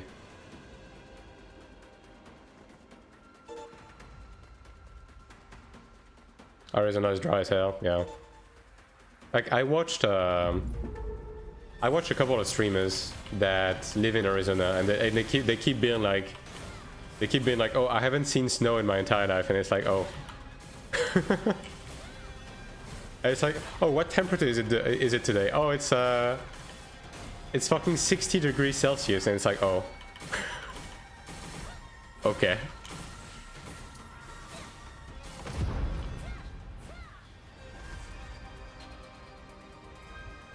It's like I said with the DPS meter, right? We need one that is free to access, but at the end of the day, and this is just my opinion, okay? I'm gonna give you my opinion, KG, because you said you wanted to have it. At the end of the day, a DPS meter is fucking meaningless and does more harm than good until you have a sister website to go with it to analyze individual stuff, to properly reorganize raid DPS, and to be able to build community pages and stuff like that around them. Just having an isolated DPS meter is just a depression tool, right? You basically just turn it on. Maybe it's bugged, maybe it's not. You get to see how shitty the pogs are, and then that's all you get out of it, right? And sometimes you get the wrong impression as well because of classes relying on like the DPS they give to the rest of the group.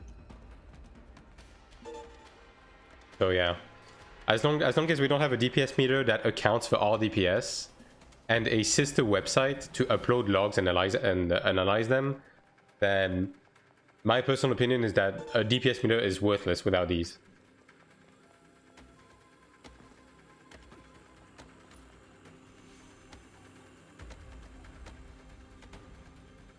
Brother, well, never mind. I mean, this guy's here anyways. People get keeping Cleric when it breaks 46% damage tolerance. Yeah, exactly. Like, I'm straight up not able to go into groups anymore as a Cleric because of the DPS meters. Because people get the wrong idea. It is what it is, right? But that's just the pure truth. How to guess the boss HPS? I have no idea. I've never worked... I don't do programming. I've never worked for any of these, right? So I don't know. Because the HP is on the server side. So I know the way a lot of like wikis and stuff like that passes this is by actually like having DPS meters run when they kill stuff, and then amalgamate the total amount of damage to get the actual HP of the mob. But obviously you want to do the opposite, right? To reverse engineer the DPS. So I could not tell you. I honestly have no no eggs in that basket. I can't help you. I can only give my personal opinion on DPS meters. That's all.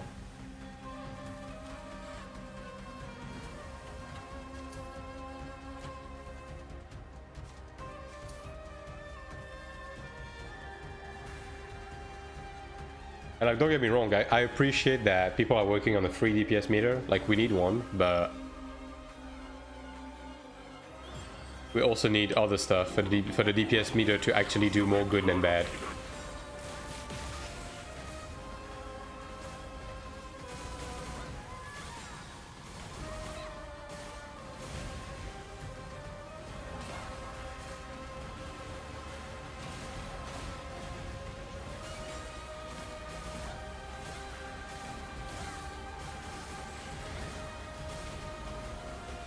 To have people farming points and rank on Iron 2 logs. Yeah, I mean, that is one of the aspects that is positive about DPS meters, because it also gives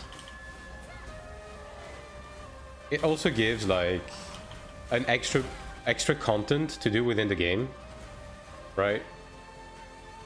When you want to optimize fights, to optimize DPS, so on and so forth, it is definitely a part of the game, right? Like, I mean, I can tell you that something like Final Fantasy 14, for example, people would not be playing this game nearly as much as they are if there was no FFLs and stuff like that to like do speed kills and grind DPS and so on and so forth, right? It is a part of... Dude, am I lagging or something? It is definitely like part of the appeal for sure. Which is also one of the other reasons why you need a sister website to go alongside it.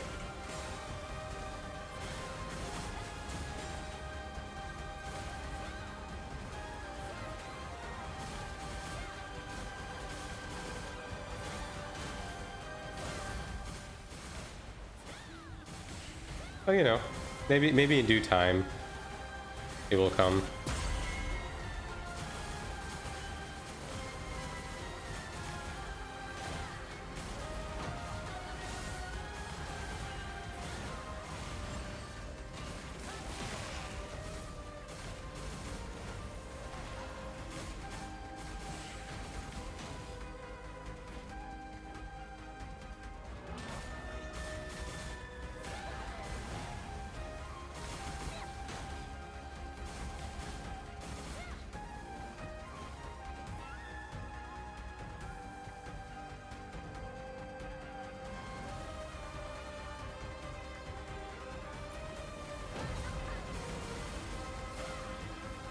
Bruh.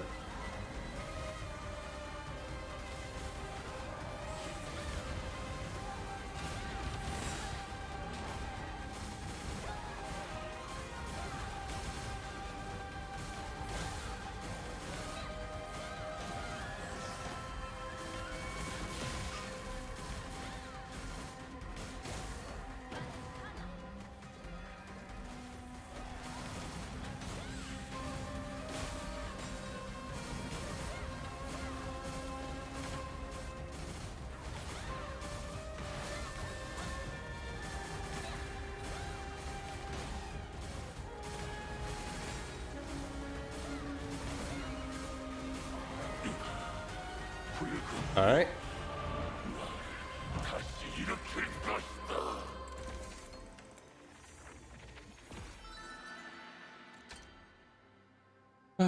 But yeah, back on the topic of the roundtable stuff.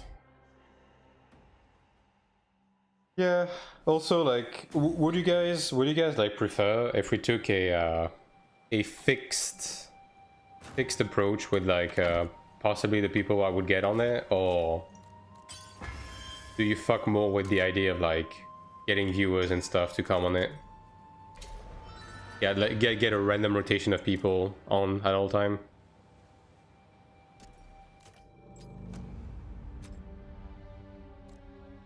I mean, obviously it wouldn't be completely random people, right? It would be actual like regulars of the channel, because at the end of the day, we don't really exactly want someone to like come on air that we don't know and just like shout the N-word. Probably not the best idea, right? So it wouldn't be like completely random viewers, but you know.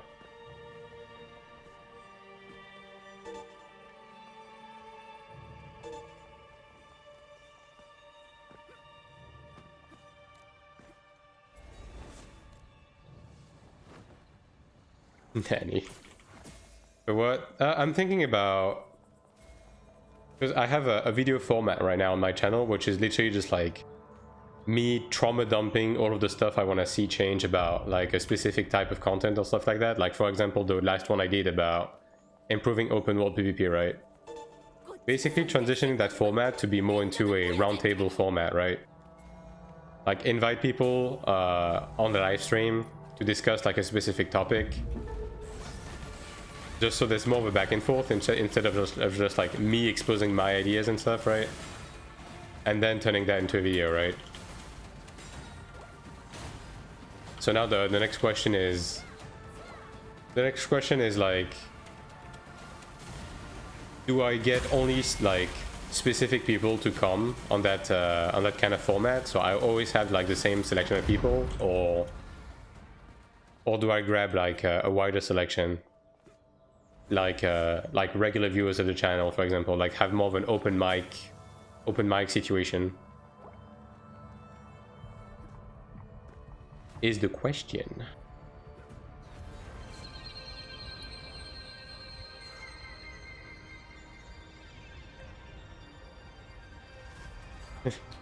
There's the N-word is nanny. Yes, absolutely. I just got that.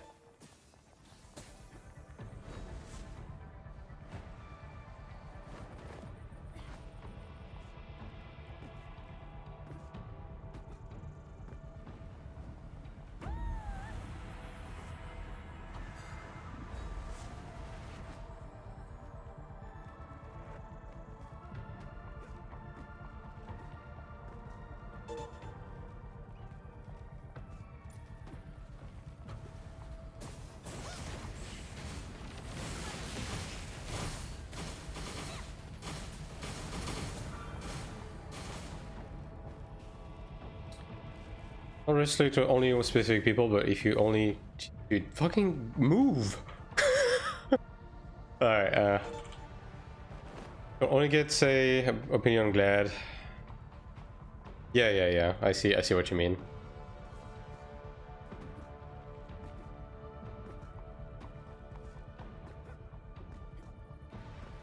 Yeah, I think maybe a middle ground is like, have a couple of people that are like regulars, that are always here, and then get guests, right, on top of it, depending on the topic, I guess.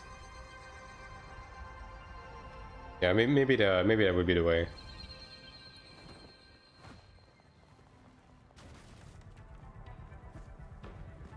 But now, who would be the regulars? That is the question.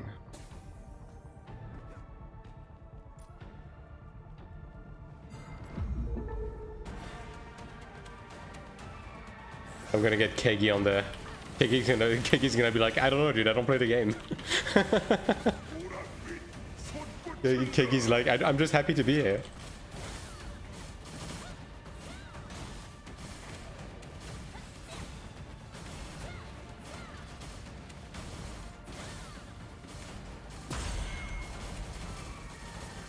Active people in the community, there's other streamers getting all over the place. Yeah. I mean, I'm not... Okay. As I said, I said it before, right? I'm not necessarily looking to specifically, like, get other content creators, right? Because at the end of the day, I'm not, like, I'm not focused on, like, getting visibility myself by just, like, getting big people on my stream or stuff like that, or, like, bigger streamers, or, like, mixing communities and so on and so forth. I just want to have like good discussions about the game, right? So I would be more interested in like discussing stuff with people who actively play the game, even if nobody fucking knows them. You know what I mean?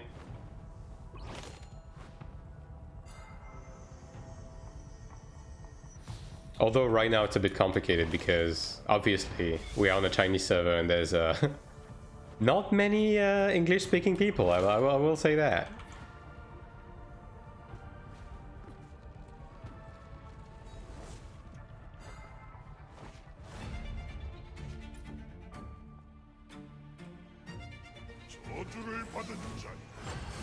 We get asshole for the whole episode. Yeah. Unironically, yeah. Yeah, for sure. I would love that. I would be lost. I would literally just be listening to the guy, but I'd like that.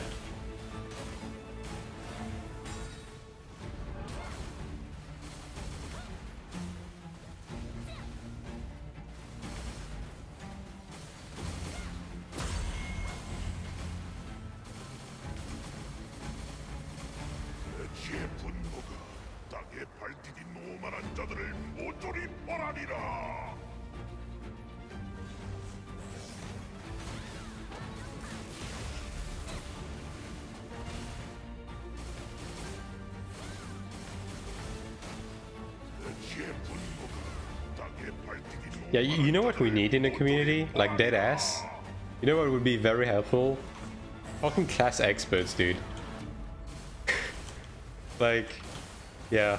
I need specialists of like every class. That's what I need right now.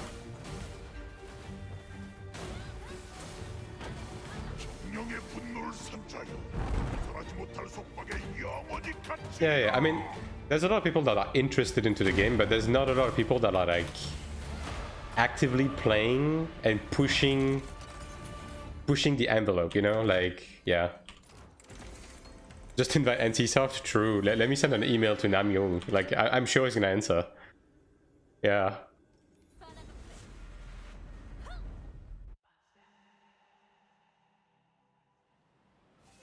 I'm gonna send him an email. Hello, I am a dickhead from France. I have 3 viewers on my stream, and my last video got 300 views.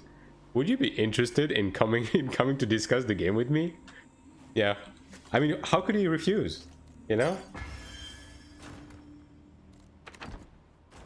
That's so enticing, I think.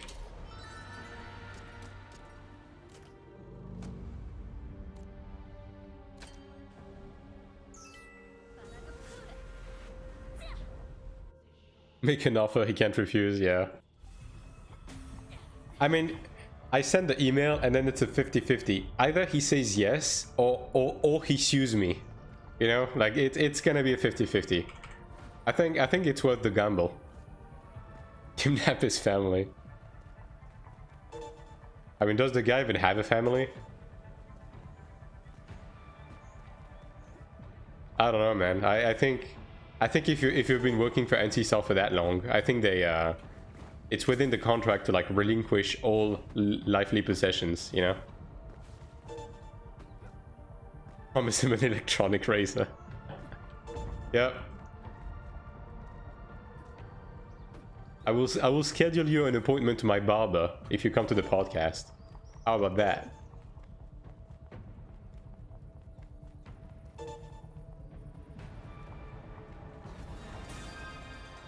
Yeah, I mean, Asylon is definitely on the list, yeah.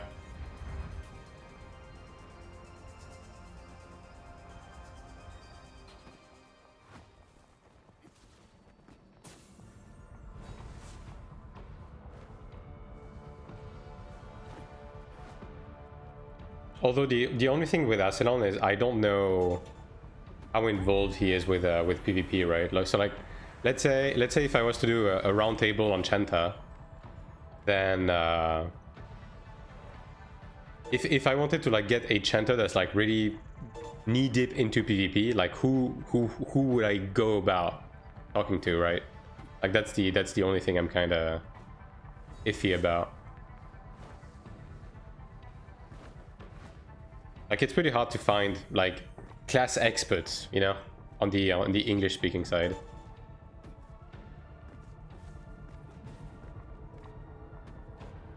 I can think of a couple for like a couple of classes, but yeah, it's pretty hard right now. It's gonna be much easier when the game comes out in global, for sure, for sure.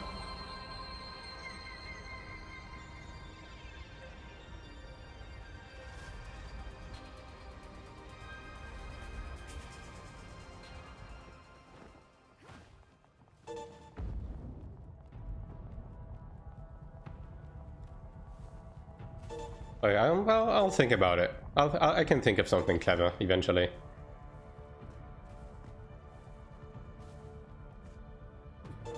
Might just start with like open mic and then see where we go from there.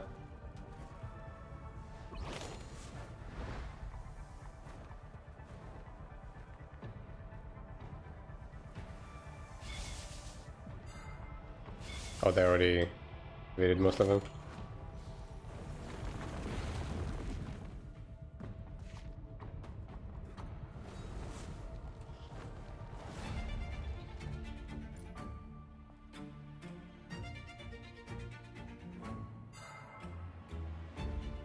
Why is Odell so expensive?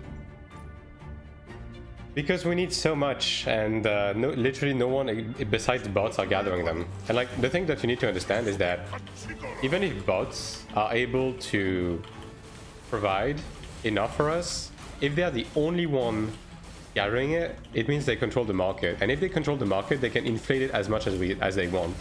And that is exactly what is going on. They're just inflating the fuck out of it. It's not even the bot being banned, it's just they're controlling the market, so they're just inflating it.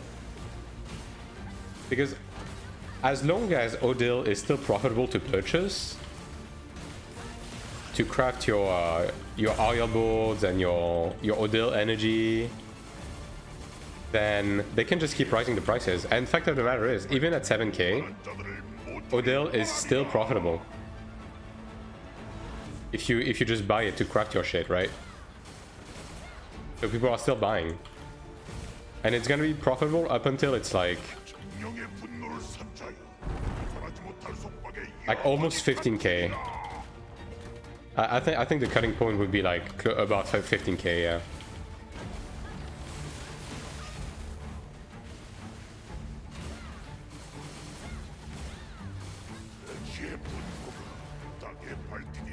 Like really, the main thing is that NCSoft needs to give us either better ways to gather Odil that doesn't suck ass, or reduce the amount of Odil we consume for everything, or passively give us more Odil.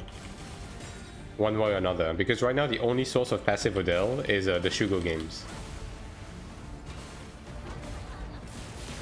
And that sucks ass.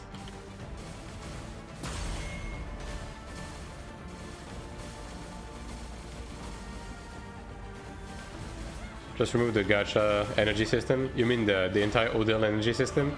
I mean, in a sense, I agree. Like, I don't think we need that. I think the ticket system is, like, enough. I don't think we need Odil. Like, the fact that everything consumes Odil and also consumes a ticket is a bit stupid to me. I mean, I guess it's just a way for them to, like, allow you to run every types of content like 8 out of times, while also restricting the amount of time you can do runs in general. But I mean, it is definitely part of the problems, because okay, this is a problem I want to talk about. Transcendence right now is a problematic piece of content because of so many reasons. Like, because of the climbing system and the fact that the climbing did not reset with the seasons, right? There's very few people doing these that are not carry runs, right? So climbing for a new player fucking sucks, number one, right? And then number two, the fact that if you just kill the boss, it consumes a ticket, makes it harder to help people climb. And then number three, to get the cards, you need to spend Odil energy, which you're already spending in like so many different sources, right? Like, I think they should have taken an approach with the card dungeons similar to the challenge dungeons in Throne and Liberty. I think they did a better job with those, because what the challenge dungeon in Throne and Liberty basically did is that simply running them and beating the boss gave you runes. Unlimited. You could just kept farming runes forever. But the boss also had the chest that you can open, the equivalent of the cube, to get your money and your basic rewards and so on and so forth, right? So, genuinely, I think the way Transcendence should work should be similar. We should be able to infinitely run, and just killing the boss gives us cards, right? Just killing the boss gives us cards. But then you also have the cube that you can open, and that would consume a ticket. That gives you the Kina, the Stigma shards, and all of that, all of those rewards, right? Like, I think it should be separate. This way, if you let people infinitely farm for cards, then they can farm any levels to get card XP. So this way, people can keep helping each other, number one. And then number two, the content is not going to be split with all of the rest of the content, with Sanctuary, with Conquest, etc., where people just don't have enough energy to run Transcendence. You know? I can't believe I'm missing a TL system. I mean, the challenge dungeon system in itself was good. It's just that the PvE was bugged as fuck. But the system in itself was fine. And I do think they need to take a page from it.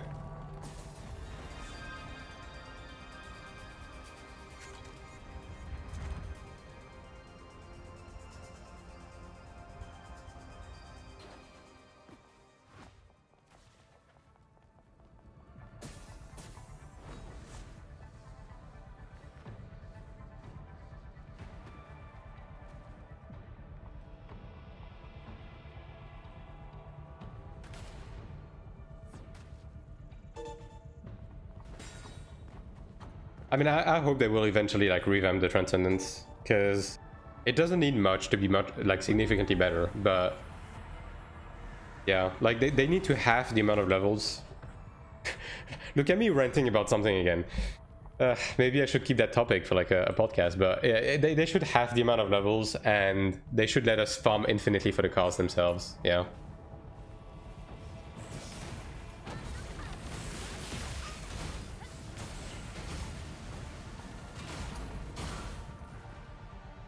Like I honestly, there's no bad side to letting us just farm the cards infinitely,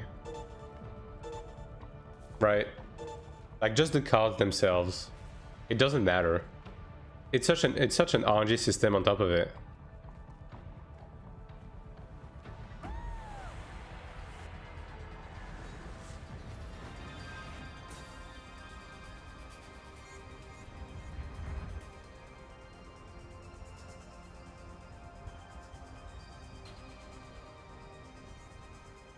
Could spend all of your Kina and gold rolling gear and never get a single good roll, yeah.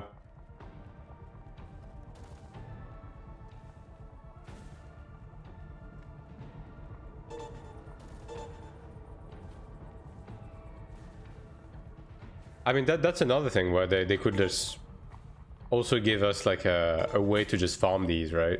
Which I guess in a way there is, right? Like if you're just farming the Abyss, you can just infinitely drop gold to keep rerolling your stuff, but you know, it's not that's not what we're looking for, right? That's quite a problem for new player. Not many doing early levels. Yeah, I mean that's what I was saying, right? Like the climb as a new player right now just fucking sucks ass because no one is doing the early levels. And no one can even help you doing the early levels because of the ticketing system, right? Wish it would give us card experience elsewhere.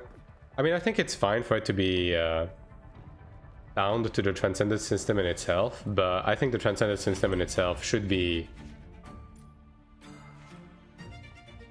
something you're able to just go and grind at any time, independent of any other like energy or like entrance system. Bruh. Yeah, of course I got hit.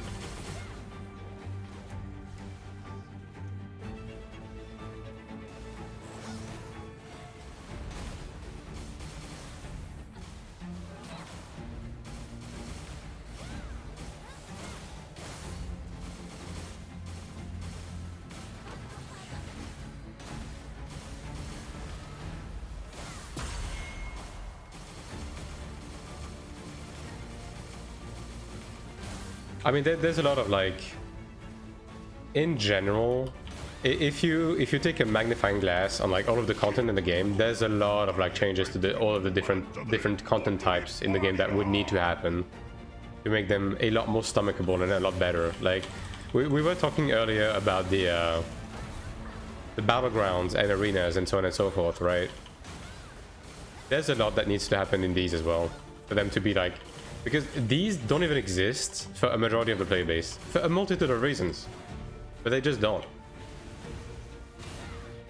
The content in itself isn't necessarily bad, it's just the way it's executed that makes it like not palatable to most people. With my Defiance from space, can't find a good button for it. I'm not serious, just place it now. I just have it on like one of my mouse buttons. Like I mean, I don't know if you use a Corsair mouse, right? But on my Corsair mouse, it's on 12. So this way, it's like always right there for me. I hate mouse buttons. I mean, at least they're easily accessible, you know what I mean? Also, all of these guys are fucking dead.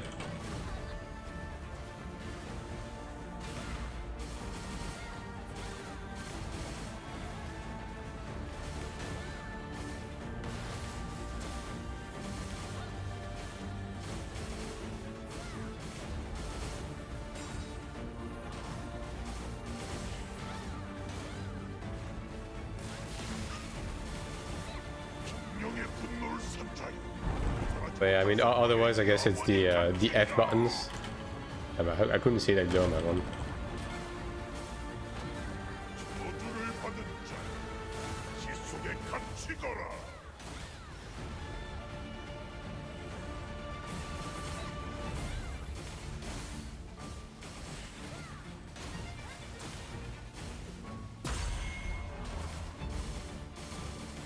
F keys for consumables.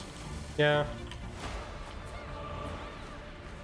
I do the same as well. Although I use F2 for the flight button.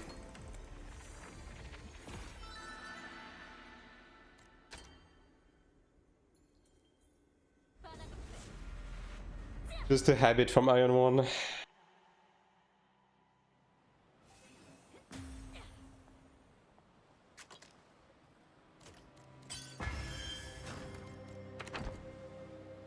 Weapon damage tolerance, holy.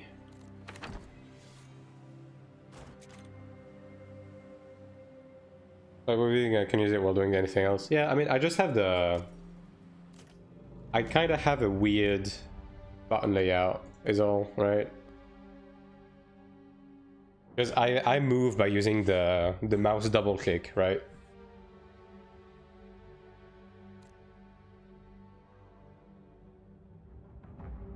Let's see.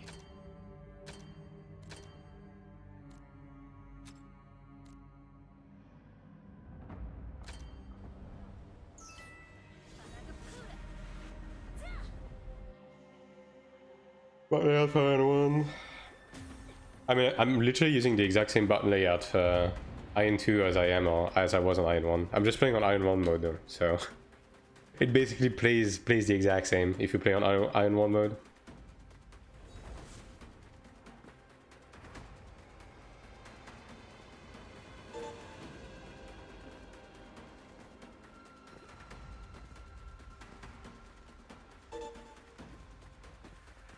Like, the game is an action game, yeah, but you can play it like a regular tap target game.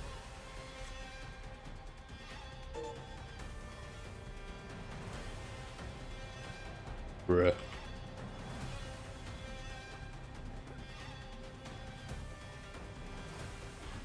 DNS with Iron Skin. I'd say it's a bit of a mix of both, but yeah, I can see that.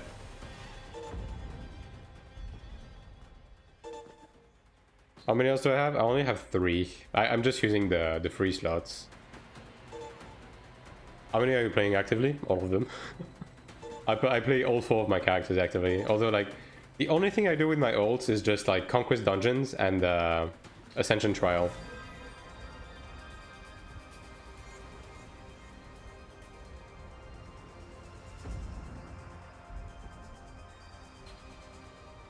No trance? Nah. I should be pushing more Transcendence because I do need cards on my no pet dungeon. Yes, I do run the pet dungeon too. You got me. I do run the pet dungeons, but I should be doing more Transcendence on my ults because if I got better cards, I would be able to get into the new dungeon, get into Sanctuary, so on and so forth. But I don't know. I just need to get to it, really. But it's part of the discussion we just had, right? Like, doing the early levels of Transcendence is a bit of a headache right now because finding people fucking sucks on the early levels.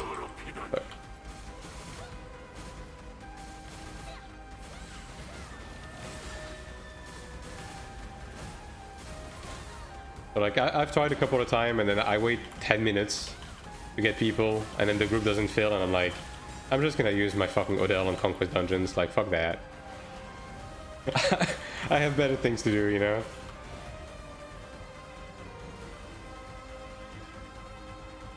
How long it takes you a day to keep them farmed? I don't do it every day, but realistically, like, the three, like, around 3 dungeons that you need to do a day, it's probably like within 20 minutes per ult or something. It depends on the quality of the groups.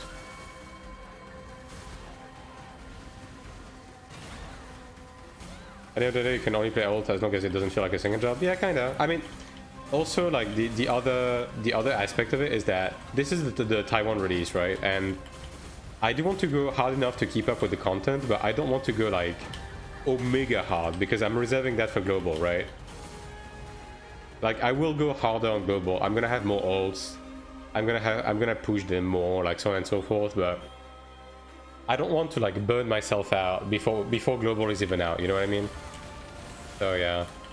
That's kind of why whenever something is like, whenever I don't feel like doing something, I just don't do it right now. Because I just want to like enjoy my time. But yeah, it's per day, it's probably around 20 minutes per ult or something, yeah. If you only do the amount of dungeons you have. If you do every day and you only do what you get per day, right?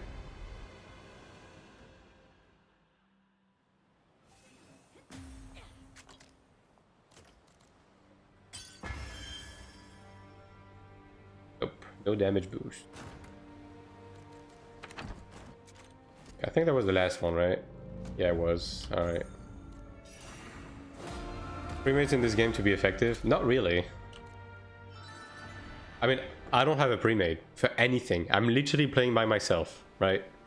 And I think I'm doing fine, right? Like, it's... This game is definitely very solo friendly. Like, I will say that. For better or for worse, on some aspects, right? I do think we are missing a bit of like group content. You're doing fine, but you can't get Transcendence done. Oh, I can. I could. It's just that I can't be bothered. You know?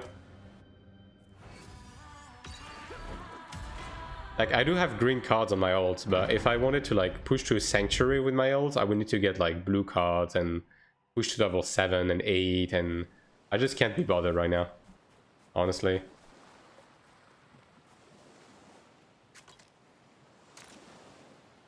I think that's enough, right? Yeah, that's enough. Just have to do the morphs. Ah, good lord. So much fucking Odell. Also, we Gamba every time. Because we win every time. Wow. I don't want to talk about it. Moving on.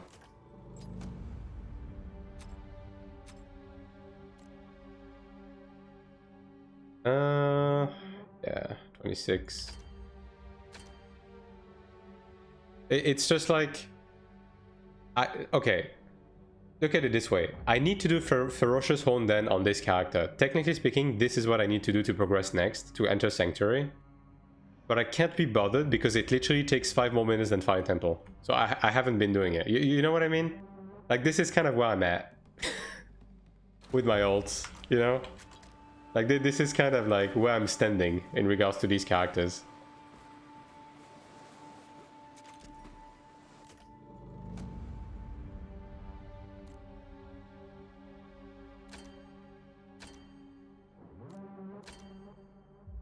Thanks.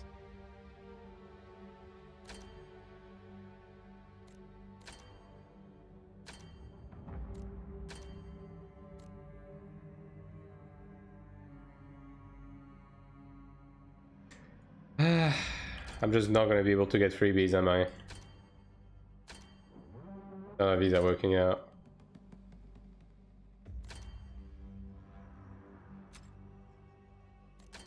I might have to actually play the game. Crazy. Alright, fine. Fine.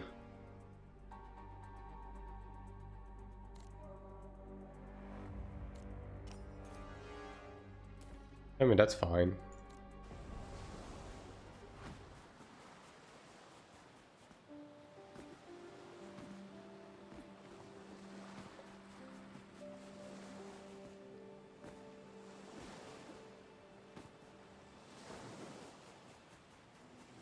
Like, how my Arcana is doing on this character? Like, yeah, this character has like green cards, right? I think I'm like one mysterious gem away from crafting a gold chalice to get a free eye level boost.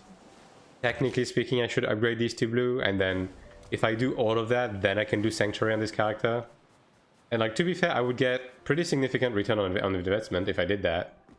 It's just that I've been lazy.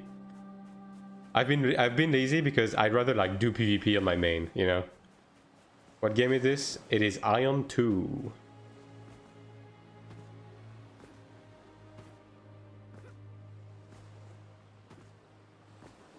Yo, these guys are a little bit peculiar.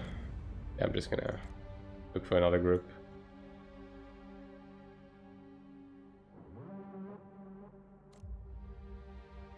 Oh. 2400 tank. Oof.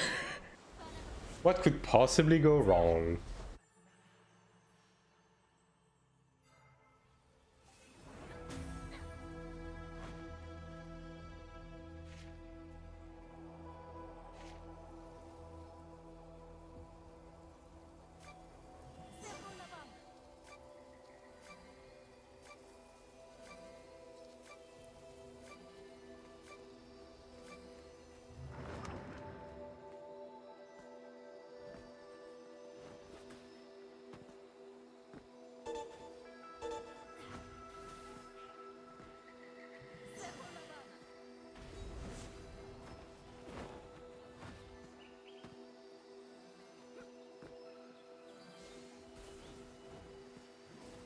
Oh yeah, maybe I should push a bit more. I don't know.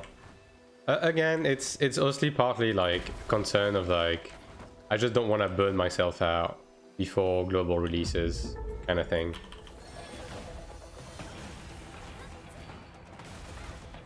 Wait, what? Are they just skipping? Wait. Okay. Sure, I guess. I think it's the first time I've seen a group that skips that boss.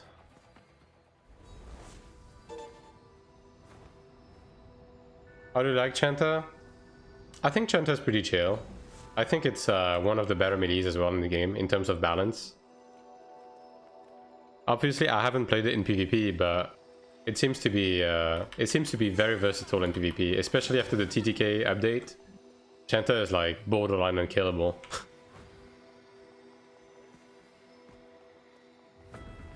And yes, I will be ignoring your Raiden, don't worry. You didn't even have to ask.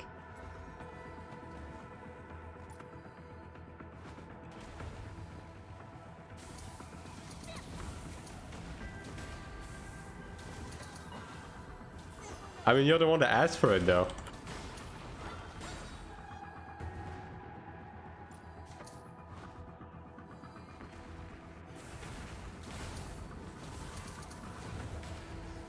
I think it was probably the best that could happen to Chanta. Yeah, I mean, it's every like tanky support classes in general, right? Like, Cleric, Chanta, Templar are the ones that benefited the most from the TTK update by far.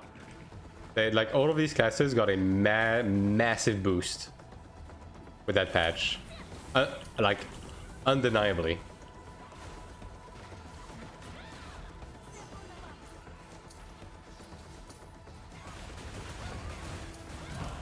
And like Chanta and Templar were already really fucking strong before that patch, so that just made them like be at the top of the world, basically.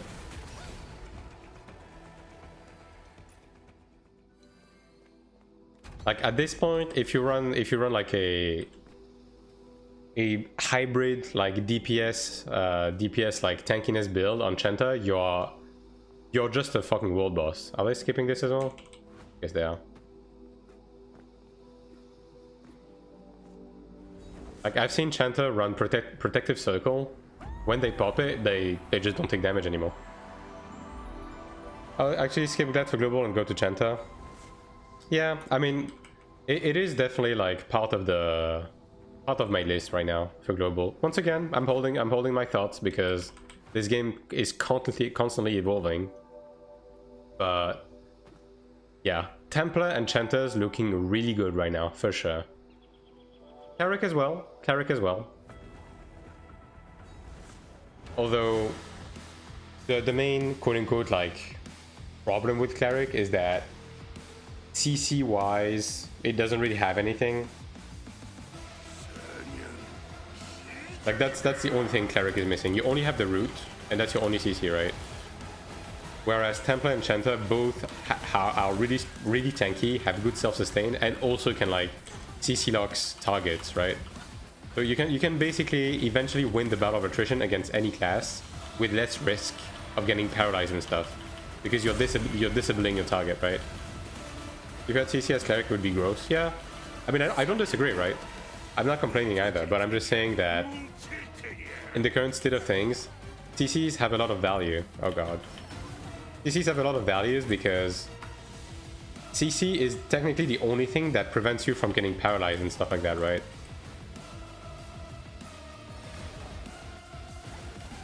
Because if the target can't hit you, they can't paralyze you. You know what I'm saying?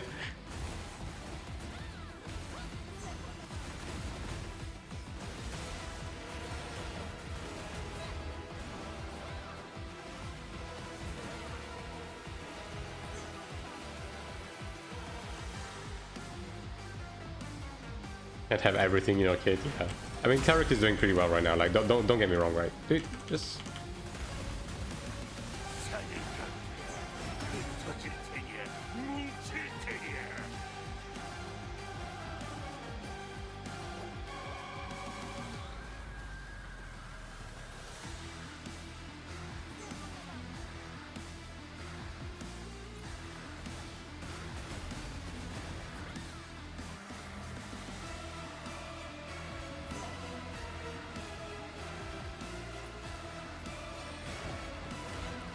you're rolling back to Chanta.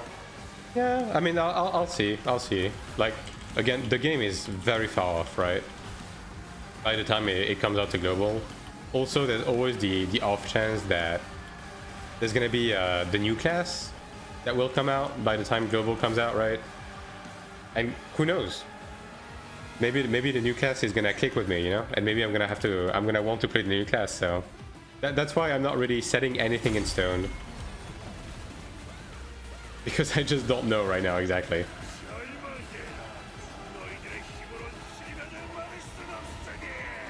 Was enjoying the videos back then? Yeah. 5.x was a good patch for sure. I had a good time. Wait, wow, he hit me from there. I had a good time playing Chanta back in the days for sure.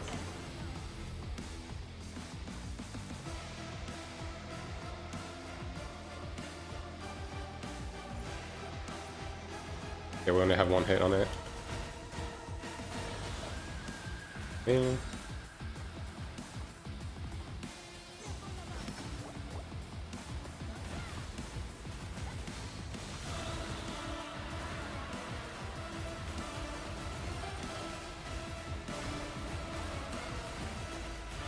Give me Bard. Yeah, I don't think... Okay, question by the way, for the people who are like more into the development history of Iron 1. When did Namjoon leave in Iron 1?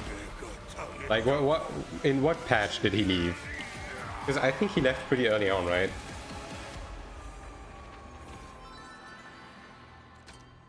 Bard was the only nice class from the new classes. Bard was a bit of a mixed bag because it was definitely too powerful after 4.8, but at the very least, it's probably the only class that shook up the meta in like a relevant fashion for sure. He left very early on, yeah.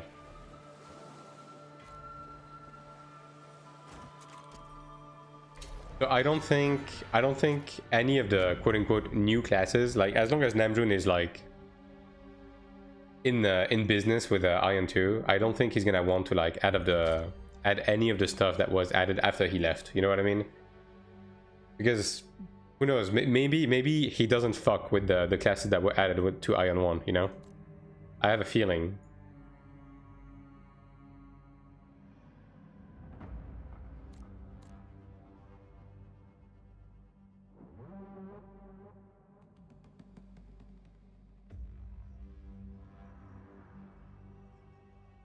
Scoping is real. I mean, they already said they don't want to add like existing classes from Iron 1 to Iron 2 from now, right? They're just working with the base 8, right? And then from now on they're just gonna like add new stuff basically.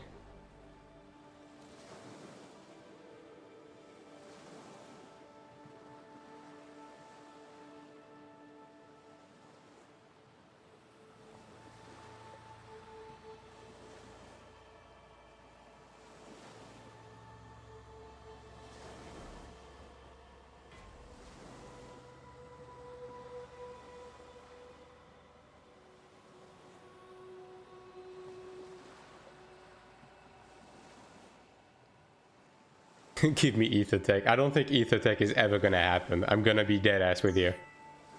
I think out of all of the classes that were added to Iron 1, Ether Tech is the least likely to make it to Iron 2. I don't think that's a controversial take, TBH.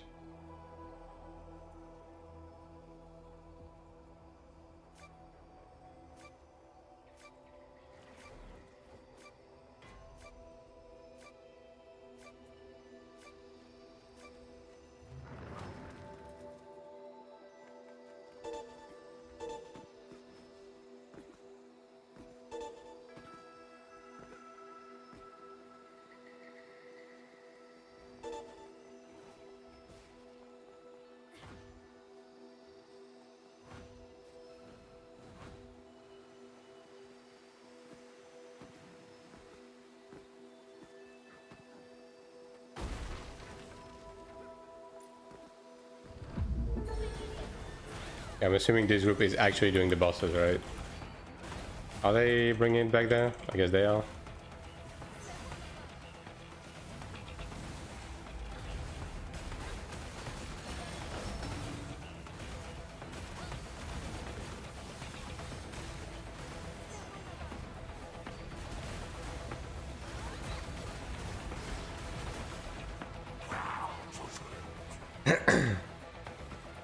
Renee, am I glad to give me the second Chinese?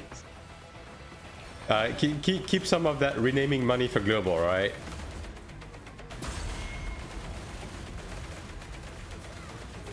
I hate when people pull this. Yeah, I don't know why people are so obsessed with the idea of pulling the boss here.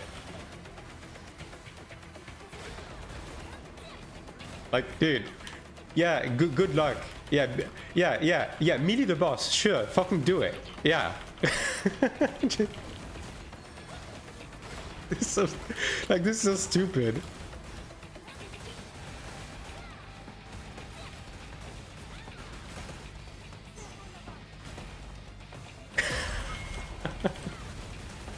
Having my ult and I saw 8 hate matches of anti-group for Uruguay. Yeah.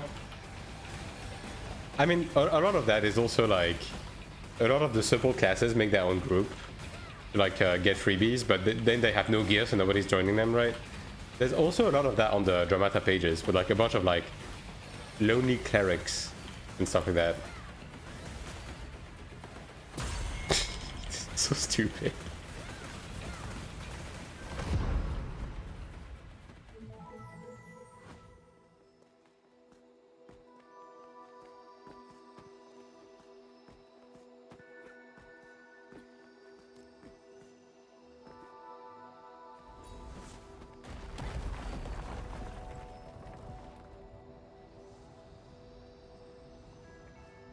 Can rename with mileage. I see. Isn't mileage the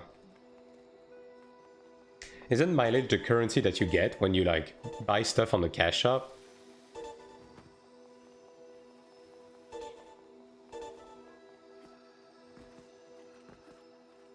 I see.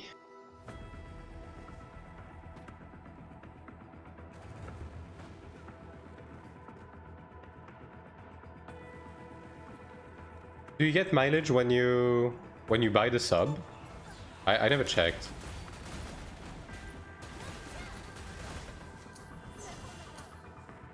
I'm assuming you do, right? Because it is a purchase. I don't know. Alright.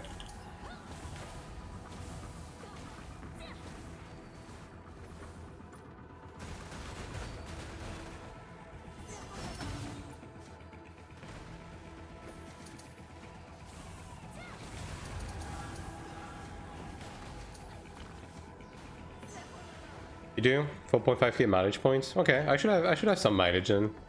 I don't think I've ever been to this the mileage shop. Although actually I think I did go like once to buy like a inventory expansion. But I should have a few extra.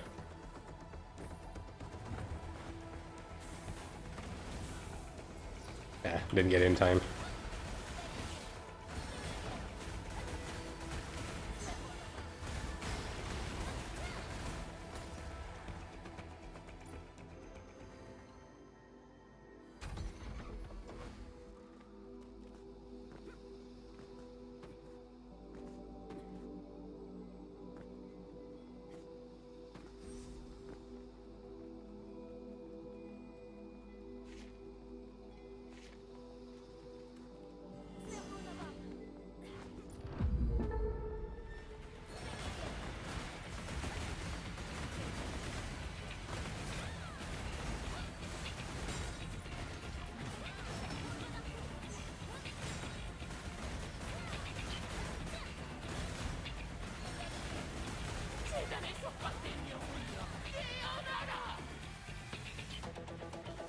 Oh, got it? Right.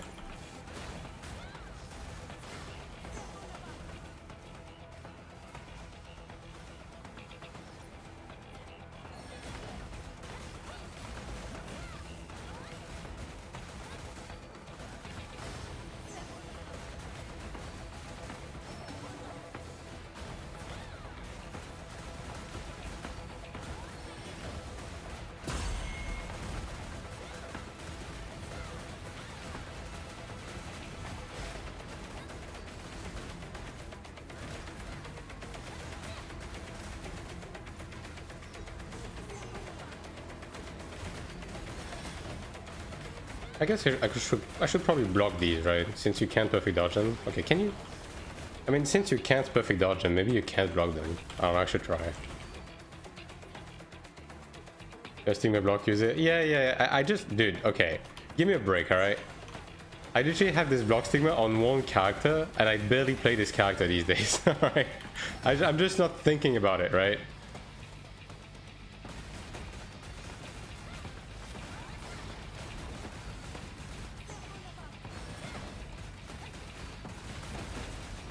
There, are you happy?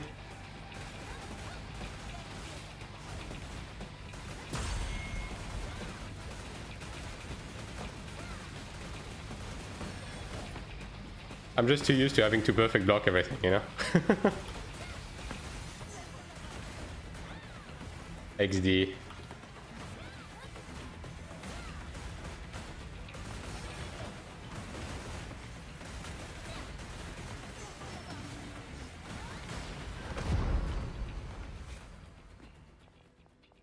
I'm guessing this guy opened the thing, right? He did.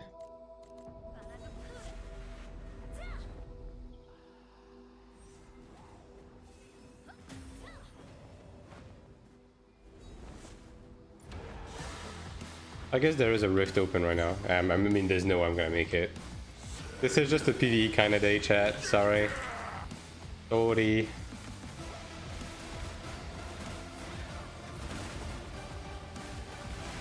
I have to do it. Like, every now and again, I just have to commit to the PvE. Like, I've been so down bad on Kina for a few days. Also, I'm missing all of these perfect dodges, dude. Holy shit. Like, I just have to do my old shit.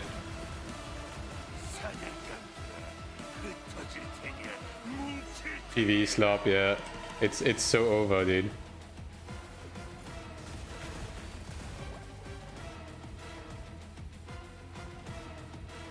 Washed. Oh, this guy is definitely too far. Okay, this guy got him. Nice.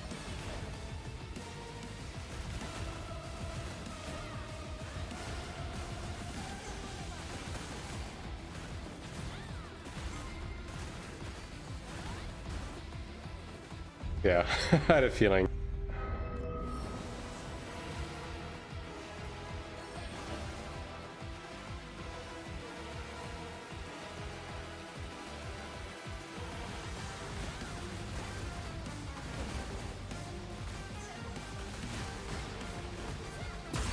But I haven't been running my old shit in like the past few days. I just couldn't find the time, so gotta do it eventually. Also my assassin, dude. Holy shit, my assassin is. I don't want to think about. Okay, he just went straight through me. That's nice. I don't want to think about how many fucking dungeons I have to do on my sin at this point.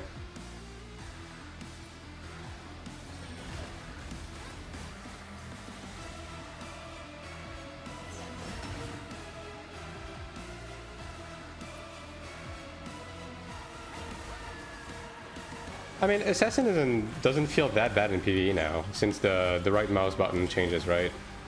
It's not terrible. But yeah, I've definitely been neglecting my assassin for sure.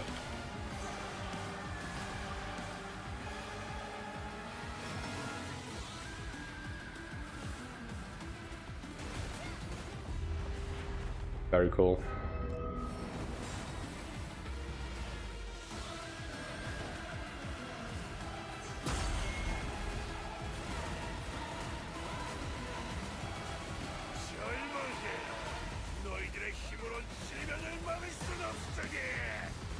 You knew you had a skill.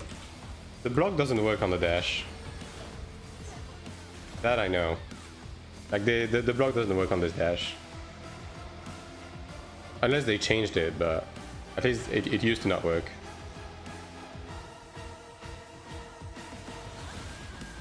Perfect dodge or dash. Does that even work? I mean, I assume that anything the block doesn't work on, perfect block doesn't dodge. Doesn't work either, right?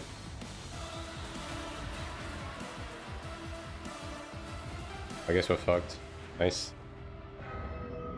Very cool.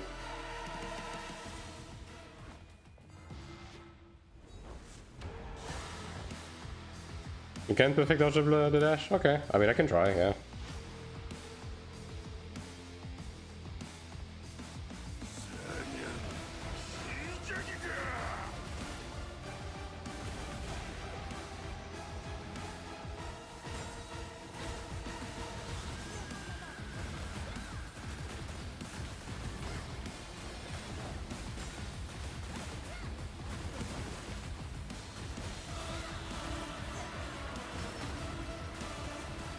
Dude, well, I don't know. I don't know if the tank is spinning or something. Like, and the boss just keeps cleaving me. I keep trying to go for the back, and the boss just keeps cleaving me.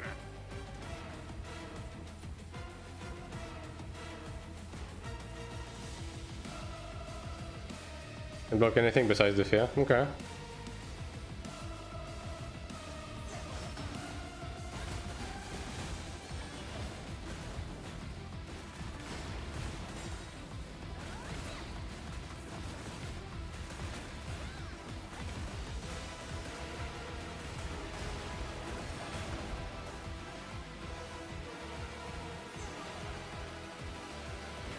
Yeah, the block doesn't work. I was right about that. I'll see the perfect dodge.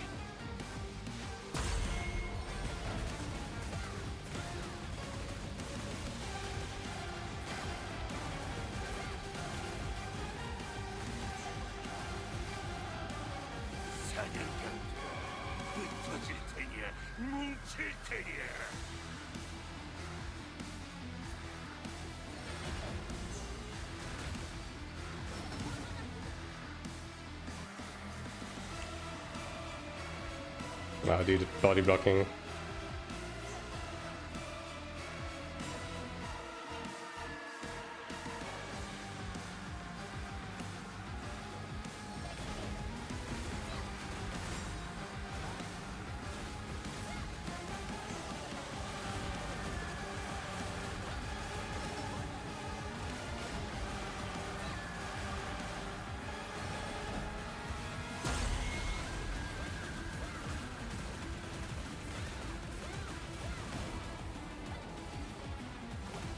What the?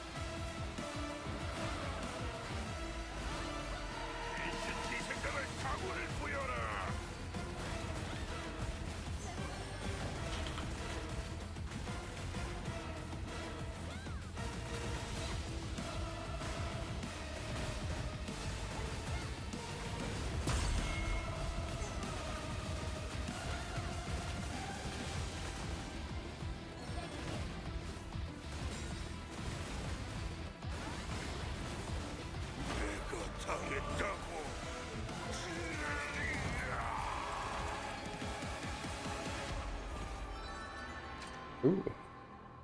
Almost forgot the fucking building mats existed. I haven't been fucking getting any of them. I think I got the new one from the Dramata dungeon like once since it got added to the game.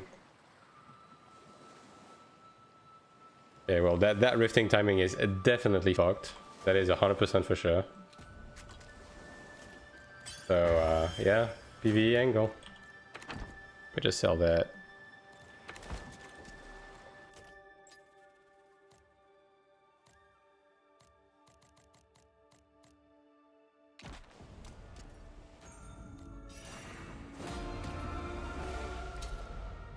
Alright. Oh, dude, I have so many fucking dungeons to do on this character.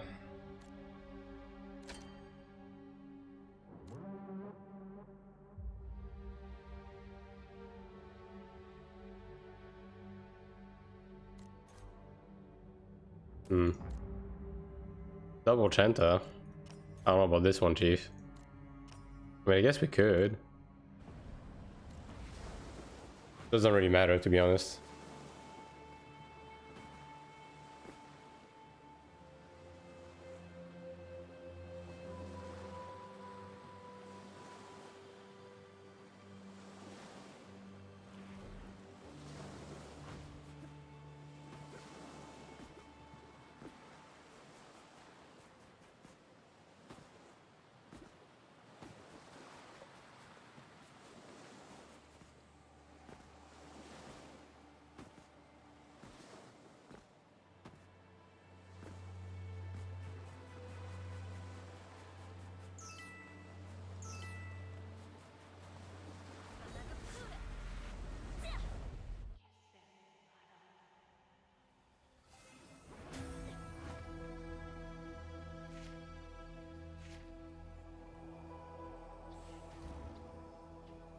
Yeah, I'm a 3k Cleric. What is bro doing here?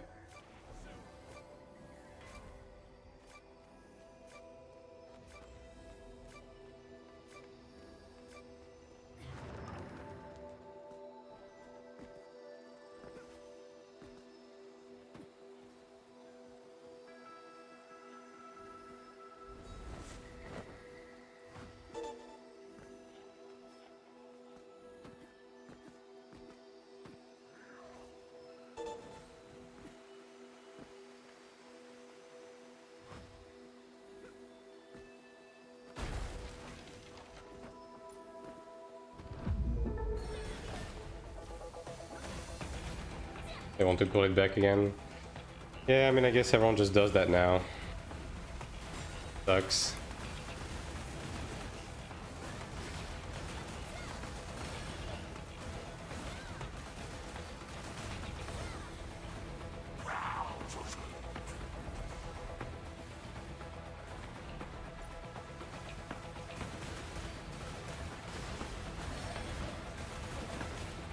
You know what's a little bit scary about this is, like, NC Soft has banned people for doing less, you know what I mean? Like, at this point everyone is doing this shit with the boss.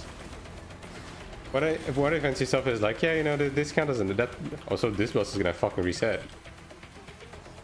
Okay, well, I can't hit him anymore. Okay, well, fuck me, I guess. Wait, what? Okay, well, sure, dude. Yeah, that looks like normal behavior, if you ask me. Oh, I can only okay, oh, there we go.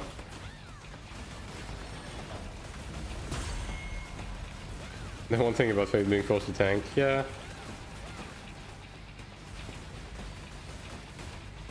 Yeah, I don't really have much of a choice as a Chanta, though. Everyone just kind of does this.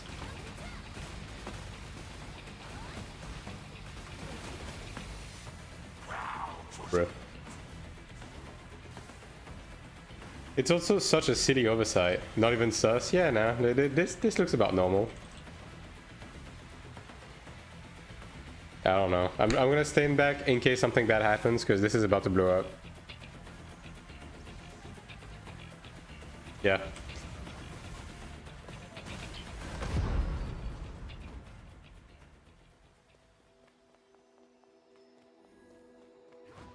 Like, this is just a city oversight. Like, they literally just had to make sure the boss just resets if it exits the arena. Like, that's it.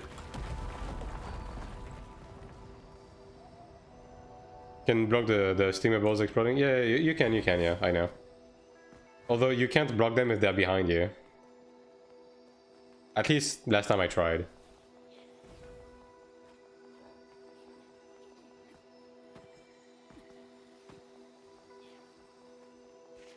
So, like, if you're standing in the middle, then all of the ones that are behind you are gonna kill you. You can block back hits, yeah.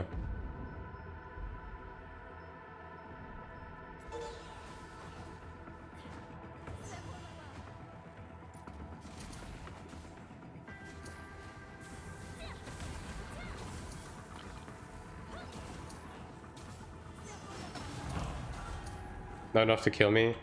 I mean, you have to keep in mind, like, this character is like 2400. I'm kind of eating shit in this dungeon, so I think I would die. Yeah, I think that's a bit of a given. Well, sounds like a skill issue. Sounds like I should be doing my Arcana's issue, but I'm not. So, you know.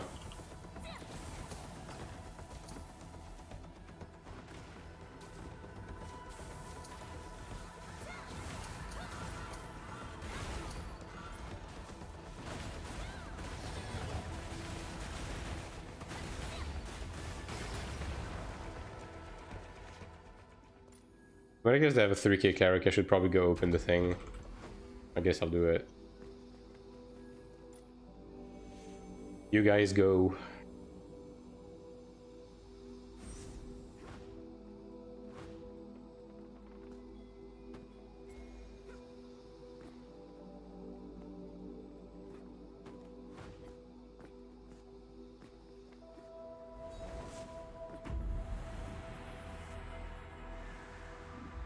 Nope, not quite.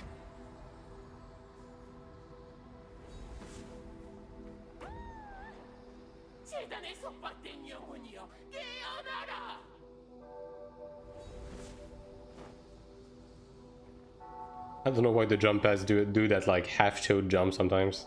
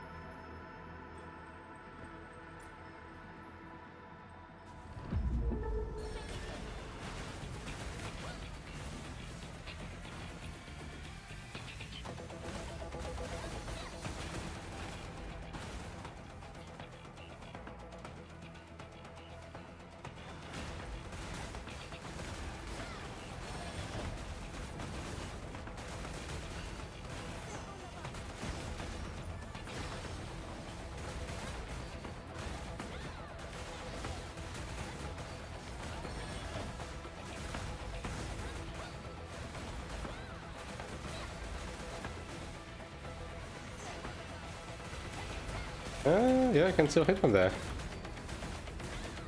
Incredible.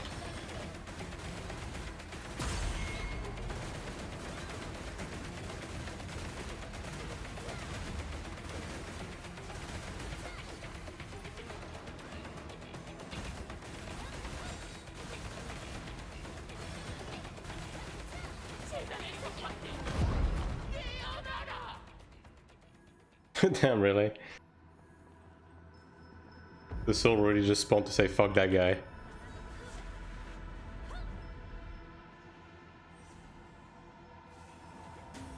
I mean, I did, alright, dude. I just took the instinct to perfect dodge once, alright? Like, can you blame me?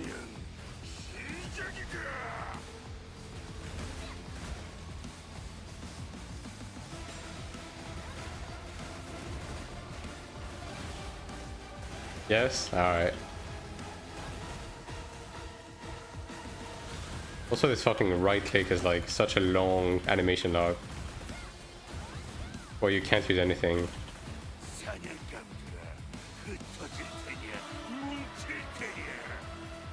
This guy's going apparently. Holy dude.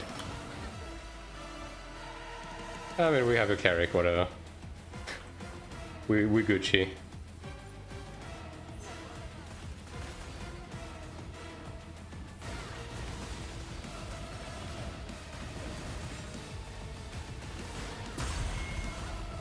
Big selfish skill. I'm gonna be honest, I only put on the block because I was doing Fire Temple at 2.2, right? So I was just using it to survive the line areas, but realistically, I should probably spec the... Oh, what is it called even? Good. Why do I keep running back? The CDR one. What is it called again? It's not Word of Wind. It's something else. I think I should be doing that actually.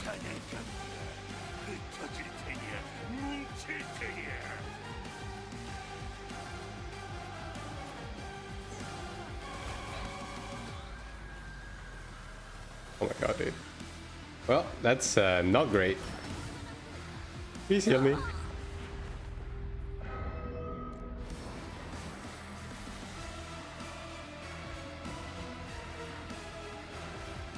Yeah.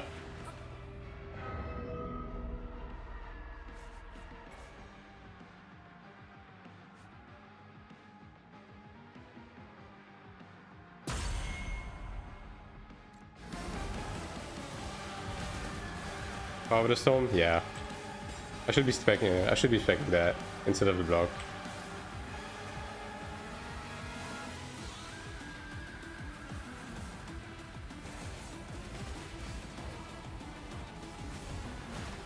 It's such a good buff. Actually, let me do that after this this dungeon.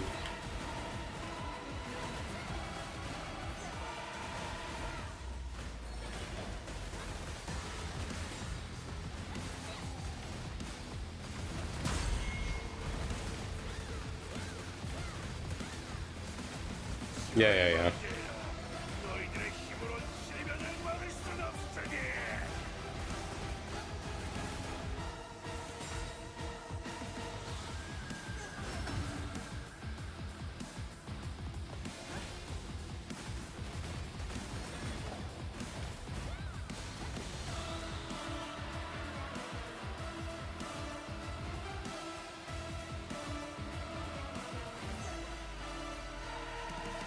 God, he's so far away.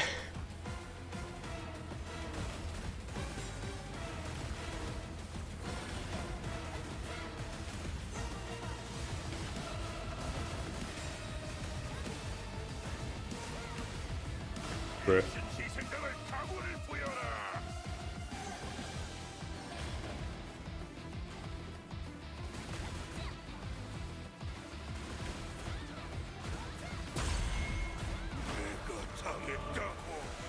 I mean, they did lower the amount of keynote takes to respec stigmas, right? So yeah, I guess I'll try it out. I mean, this character does ZDPS anyways, so I might as well.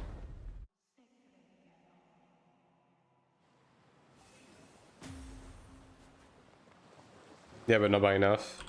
I mean, I think that they really want us to. They really want us to. I mean, 50k is fine. Like 10k per level now. Okay, wait, which one is it? It's this one, right? Combat speed in the CDR, and this one is the shielding one, right? I mean, this one is also pretty decent if I'm solo healing.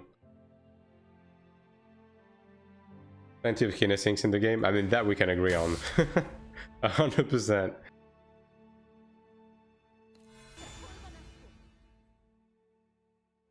This is only personal. This is not a group buff, right? Yeah. I mean, no fucking wonder. No wonder Chenta is so fucking tanky, dude. Jesus Christ. Yeah. I mean, it's minute 30 cooldown with this, so yeah, I'll try this one out. Yeah. See how it feels. The problem I have is like healing touch is so fucking bad. Like healing touch is so bad, it doesn't heal anything. I'm low-key wondering if like this wouldn't be just better. It is a minute 30 cooldown, but at least it does more, right? Yeah. 10% of max HP, that is really good. But I would need a better, like, I would need a card to hit level 16 on this. Yeah. No.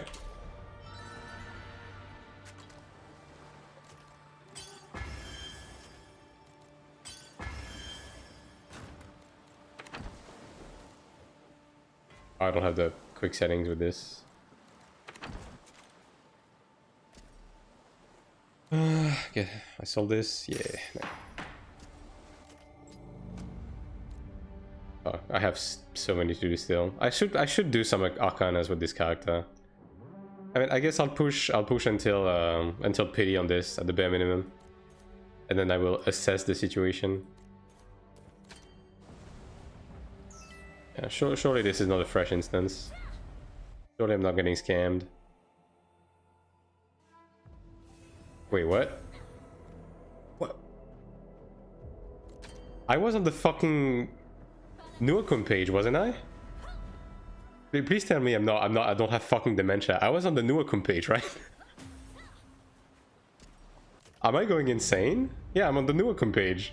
Why did it bring me in Crow Cave?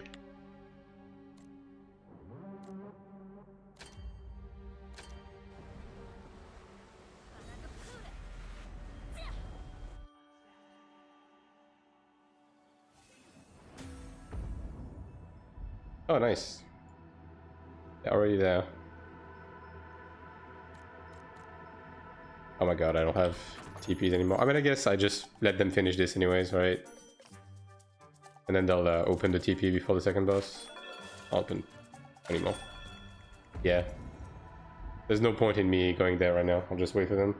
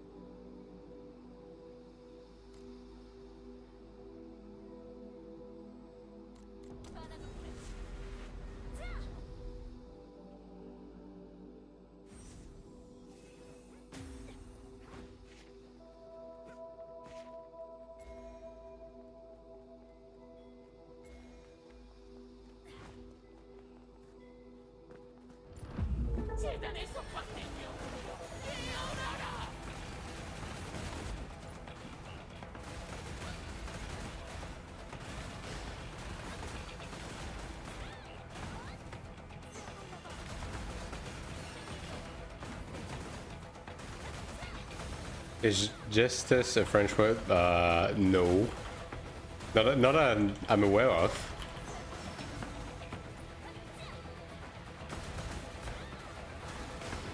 Unless it's some horribly misspelled word or something.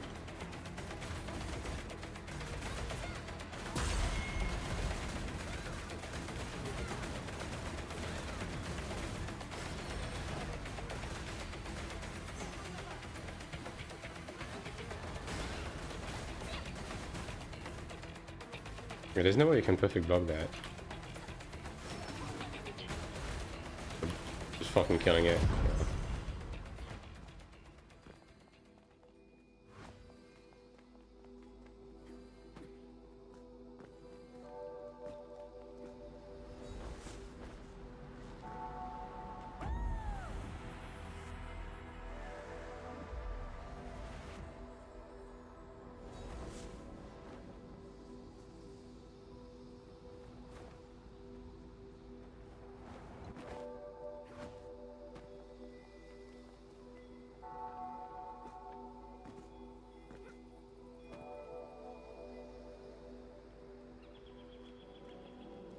Google says it's Polish. Yeah, that checks out.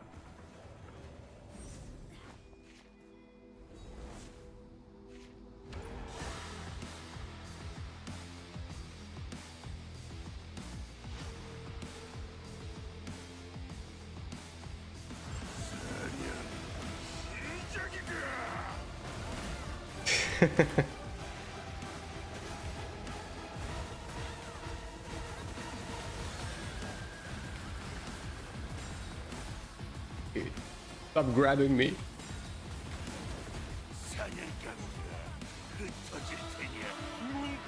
Oh my god, dude. Of course.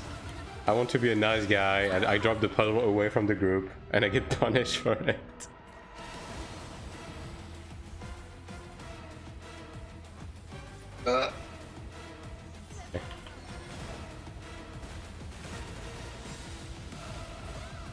Hey, what's up?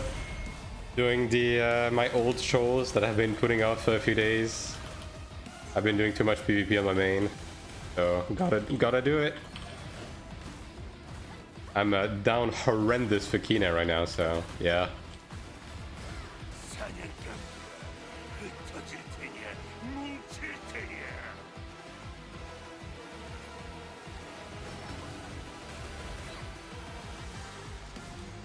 Santa, yeah. One of my olds.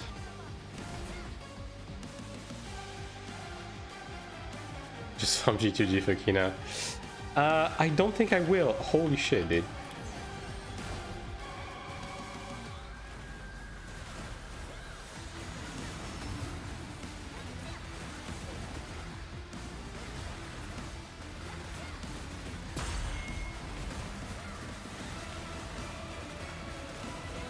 I will not be paying money for this game, legal or illegal.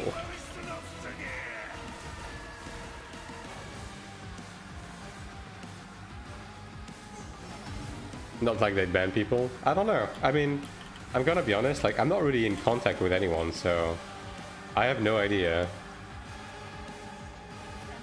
I mean, on Throne, they were hunting like the RMT, people RMTing like pretty heavily. I don't know in this game though.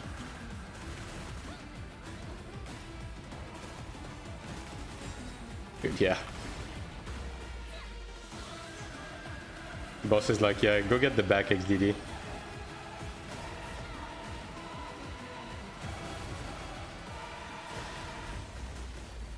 They don't? Yeah. I mean, maybe they do, but like in Korea, right? Like it feels like Taiwan is not being upkept to the same standards. I guess would be a good way to put it. Hey, another Cleric mat.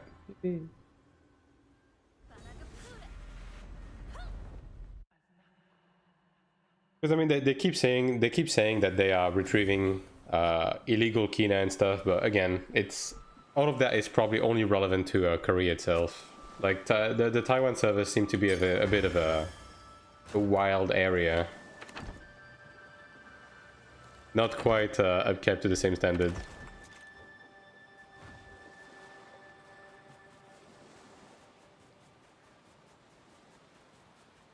Let's do dungeon to my ult too, but I'm lazy. Yeah. I mean, at least in this game, it's not that like time demanding, but yeah. Gotta do it. Seen some people complaining they got banned for nothing and then got revealed to have done RMT. That's usually how it goes, yeah. That's usually how it goes, when it happens. But it's probably just like any other game, right? It depends on like how you did the RMT. Because usually what they do is they crack down on like characters who sold money, and then they check on like every characters they have interacted with, and then they ban people who have gotten Kina from that character, right? They just reverse engineer that shit, right? But like if you do stuff like if you buy Kina from other players or like quote unquote more trusted sources, then it's not as high risk. I would assume it's just same as any other game. But yeah, I don't really I don't really interact with anyone in this game, so I couldn't tell you exactly what's going on.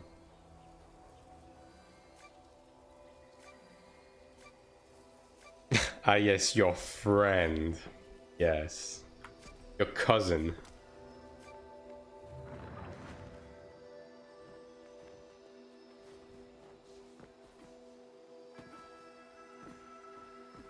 What the fuck is Ishbul, dude? It's not the first time I've seen that abbreviation, but what the fuck does it mean? Yeah, man, my friend. Yeah. I believe you. I don't know why, but I want to believe you.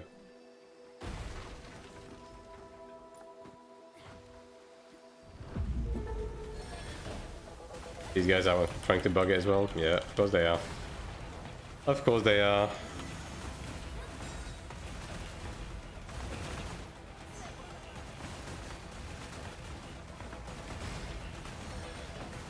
I just burst out loud laughing. That's such a roundabout way to say lol or lamau. Fucking Ishbul. I don't know, man. Maybe I'm a boomer, but back in my day we just say lol or lamau. Or you know what? Sometimes we got a bit frisky with it and we'd say lamfao, you know? Makes me sound young. I don't know, chat. Does it?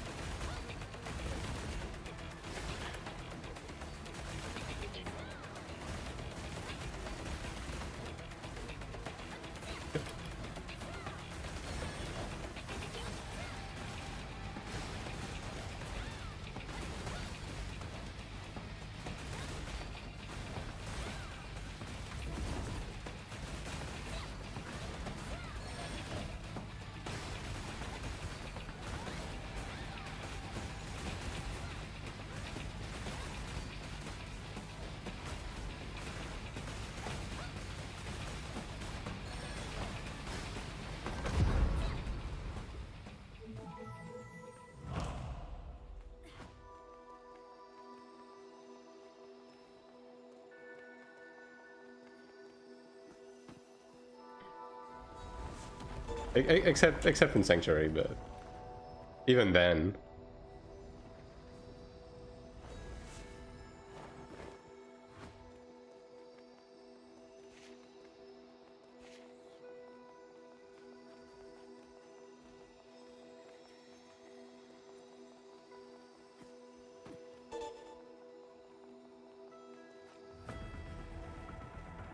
Oh, the Chinese players go another way. Okay, to be fair, right? I don't think it's so much a Chinese thing. I think it's just like an NCSoft gamer thing. You know what I mean? Like, I don't know if you remember Iron 1, dude. Like, most of the bosses that had actual mechanics, people found a rock to stand on somewhere to not do the boss mechanics, you know? I feel like that's a pretty recurring thing. And honestly, it's kind of a miracle that this is probably the only boss I've ever seen people do this with. Although I'm a bit surprised they haven't fixed it yet, because people have been doing this for like a while.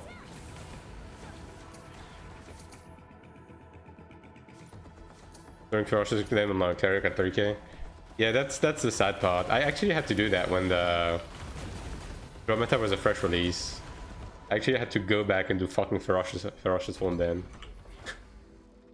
Because nobody wanted Cleric in the original Dramata. Yeah, I'll go open the TP for them. No, is this guy's winning? Alright, fair enough. Understandable, have a nice day.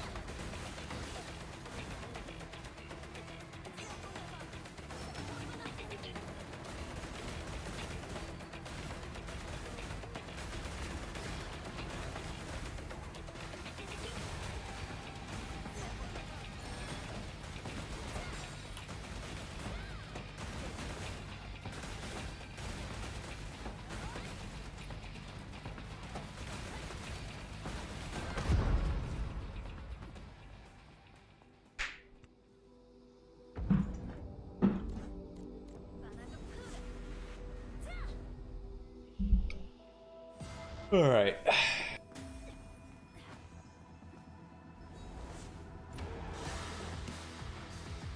Dude, I'm so tired today.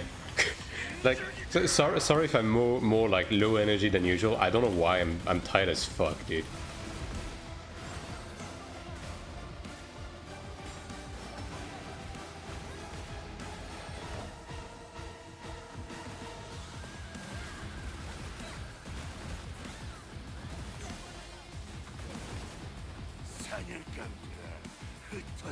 What PvE slop does though, man? Nah, even before, dude, before starting stream, I was like, dude, I could really just go for a fucking nap right now.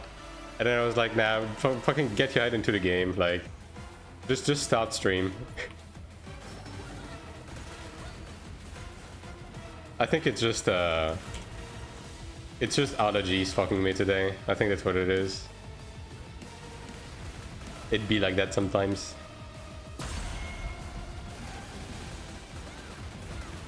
Just play Glad and go smash. Yeah, surely that's gonna fix it. You know what I should do? I should do like a quick arena sesh on my Cleric, right? That's what I should do. That's gonna bring my head back into the game.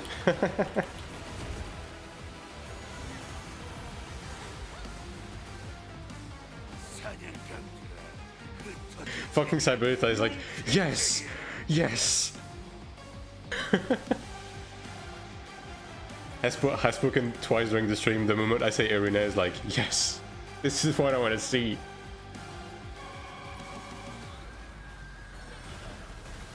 Do a quick line of C, yeah, surely. That is the solution.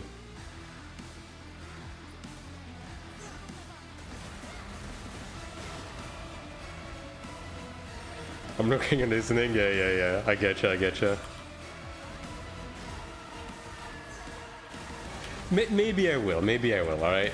Maybe towards the back end of the stream, because I haven't done any PvP today. I'll do my due diligence. I'll fuck around in arena for a bit.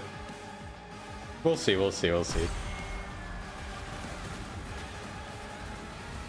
But I'm kind of getting into really rough elos right now for my for where I'm at on my gear. Like I need to redo a lot of my soul binds. I need a new weapon. Like, I'm falling behind a bit, you know?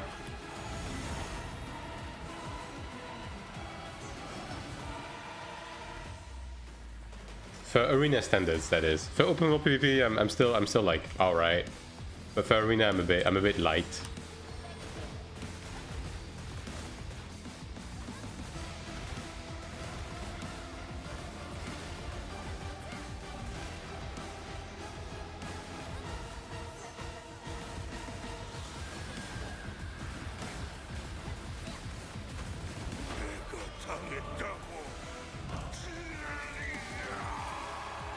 One more for pity. I'm not really getting anything though from these chests. It's a little bit rough. And I need them soul binds, dude. Just throw me a bone.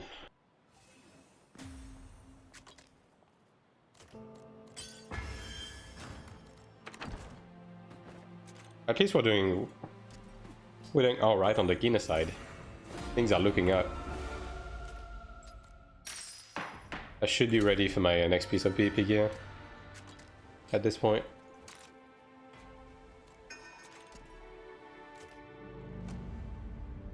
Alright, 3 more. 3 more.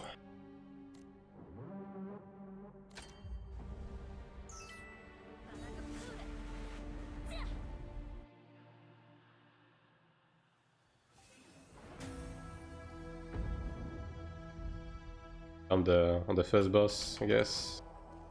Also, I'm about to run out of scrolls. Remember to buy a couple after this. Also, I still need to do my corridors on my main right now. Dude, so much shit.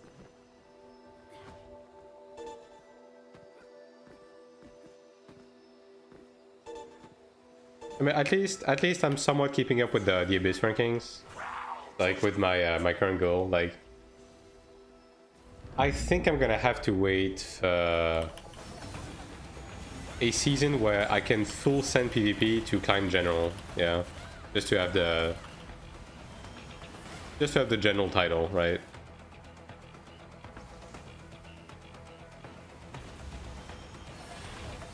So maybe not this season, but I should be able to get like 5-star or something this season.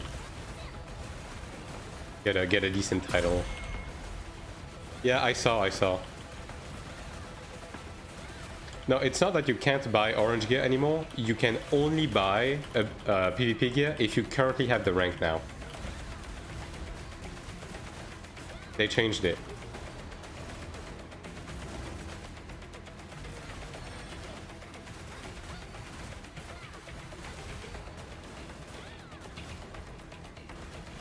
So you need to be officer to purchase Tribunus, and you need to be general to buy High Commander.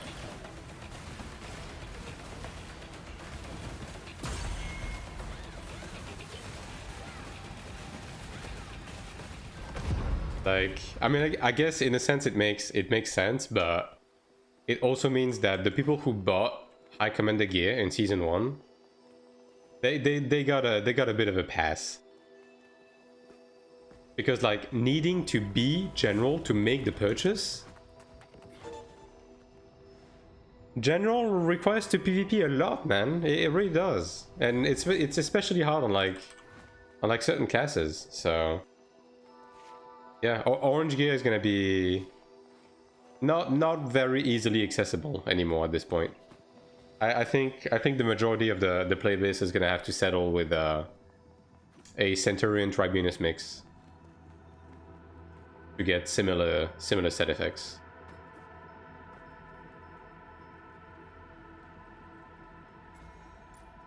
Because like even if you can buy High Commander gear, you're only gonna be able to buy so many pieces at once, right? So it means that you're gonna have to reclimb to general every season, every time to buy gear, right?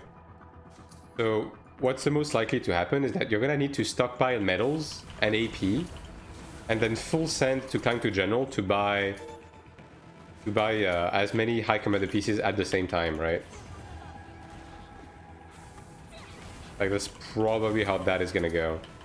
It's probably gonna be bulk purchases more than like progressive. So everyone is gonna have to like chill with a Centurion and Tribunus for a very long time, which I'm not unhappy about. Did I not pick up the bombs? Like, I think that's fine. But yeah, like the people who bought the pieces in Season 1 definitely got away with highway robbery. Like, one would have to be the rank to equip it. Yeah, I mean, basically like the set effect versus no set effect from Iron 1, right?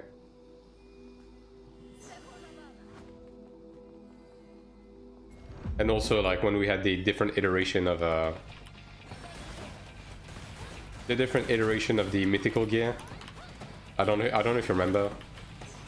Like either the gear was cheap but you needed to be general to use it, or the gear was really expensive but you could use it at rank 1. I don't know if you remember that. Also, like another thing I'm wondering is obviously you need to have the rank to purchase it. I wonder if you're gonna need to have the rank to equip it. If you do, that's a bit fucked up. But I think they could definitely do something with having a general variant that is cheaper and then having a rank 1 version that is significantly more expensive. I think they could do that. Hey, what up? We are doing some old farming. I have been slacking, and now I must go because I am down horrendous on the Kina side. I'm dead. Dude, having 4 million on this is yeah. If you don't run the block spell, it's yeah.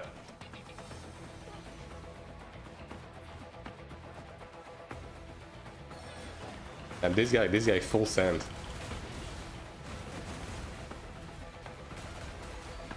Maybe got a person who ignored me on YouTube. Oh, did I? My To my credit, alright, my chat window, my chat pop-up is literally like the tiniest fucking shit of all time. I need to fix that actually. I should probably do like pop-up chat or something. Dude, fucking body block. Because I'm probably missing some shit for sure.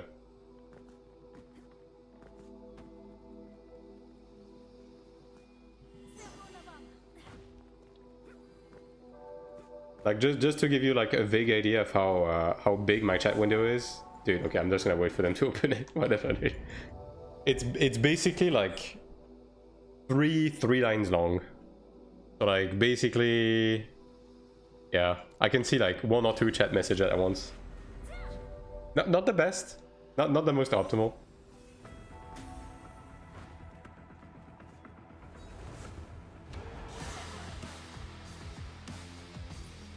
But for now it's okay, since the chat doesn't go by giga fast. Although if someone posts a paragraph, then I have to log the fuck in.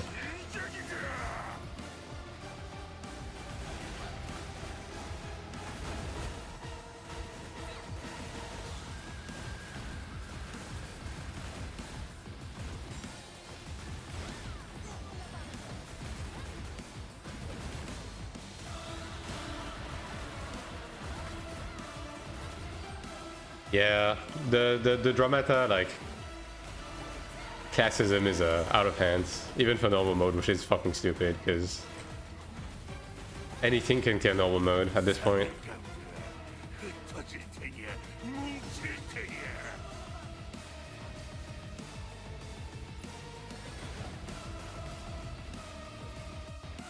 Six people groups.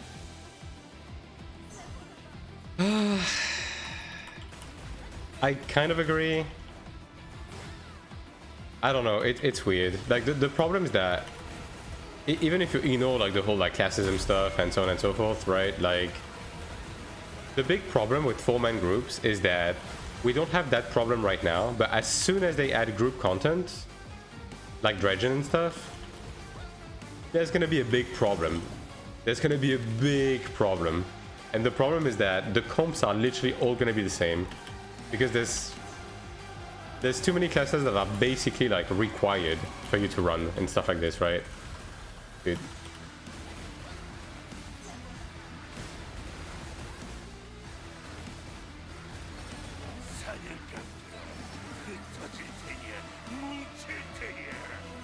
Yeah, I'm not stopping that first one, that's for sure. Also, this may kill me. Holy shit.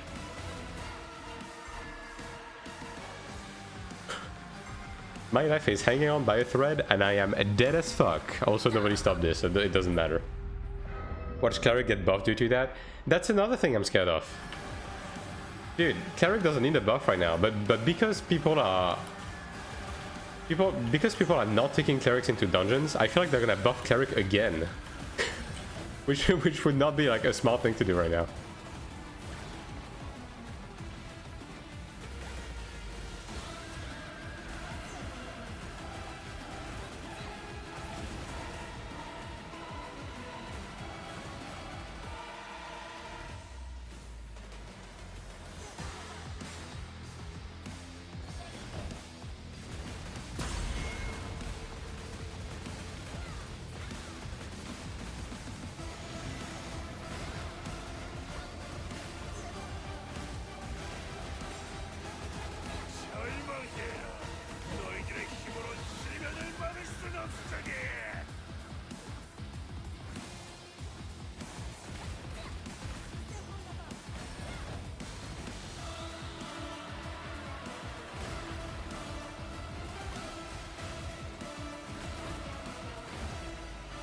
Interesting.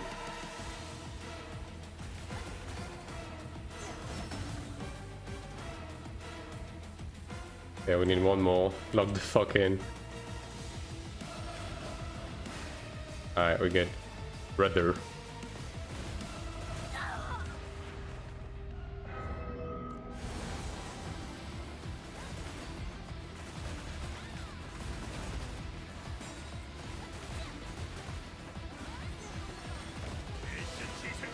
Man, why always me?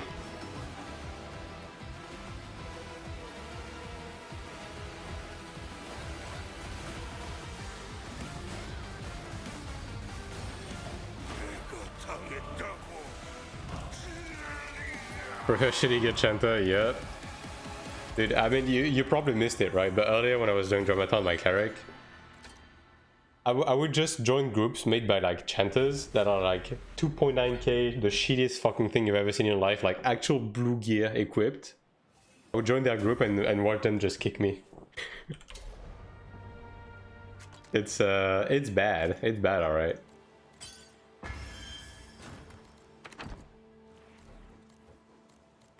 But you know what? The downfall is gonna be especially delicious to watch.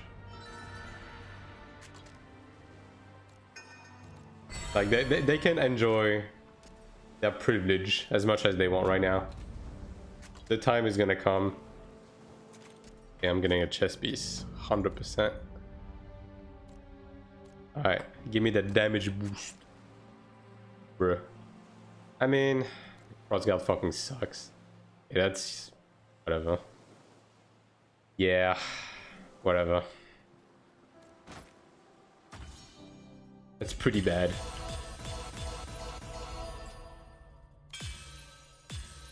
Give me 1 gold. Ah, that's perfect. We use this as material. How many more? I have 2 more in me. Maybe I go for... whatchamacallit?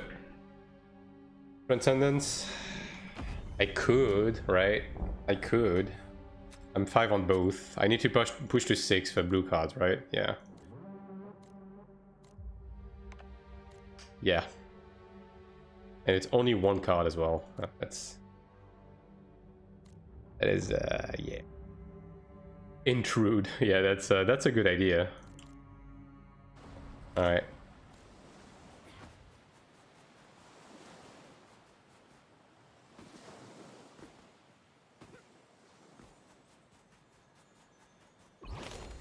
I don't know if I have a key on this character. Oh, I guess we'll never find out. This is gonna be like Cluster, just gatekeeping. Yeah, but the gatekeeping doesn't even make any sense right now. Oh, I need to buy scrolls.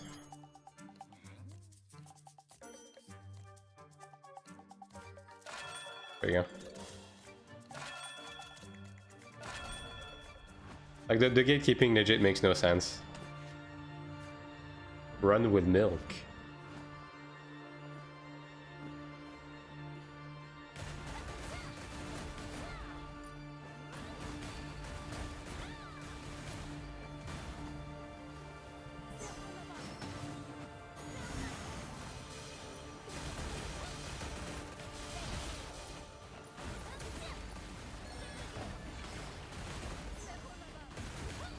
Yeah, the mobs are starting to hurt at this stage. Yeah, they have the coalition thing.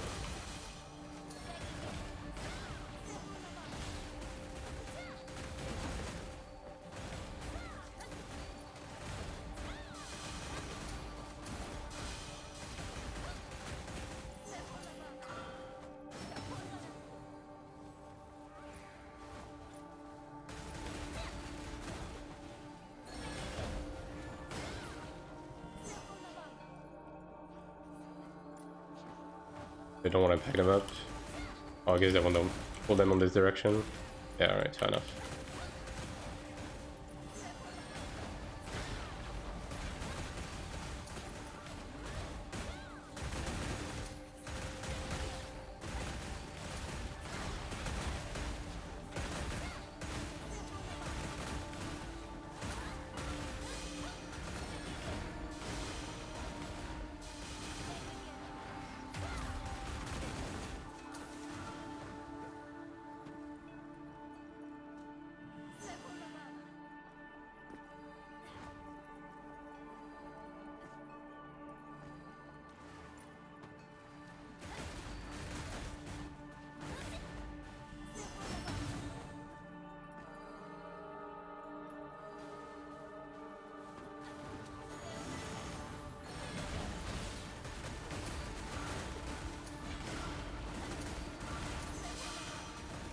Holy.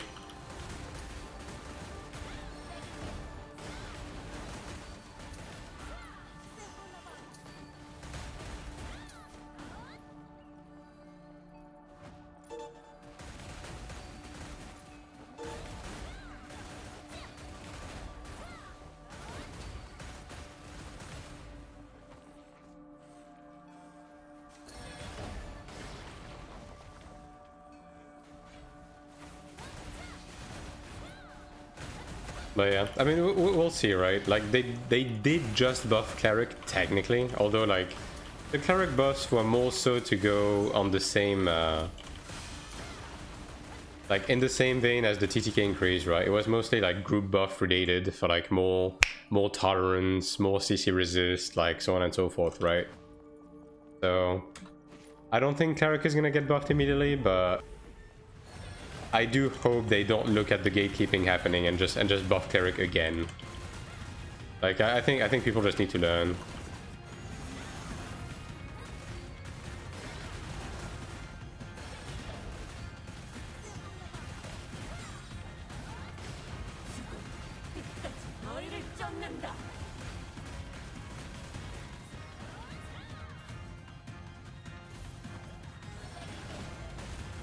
They could just nerf Chanta. I mean, that's the other thing, right? Like, I think in terms of like group buffs, Chanta is really powerful, but that's also the point of Chanta, right? So I don't know that that is necessarily the solution. Also, they already nerfed Chanta, right? They already nerfed the effect of the mantra, right?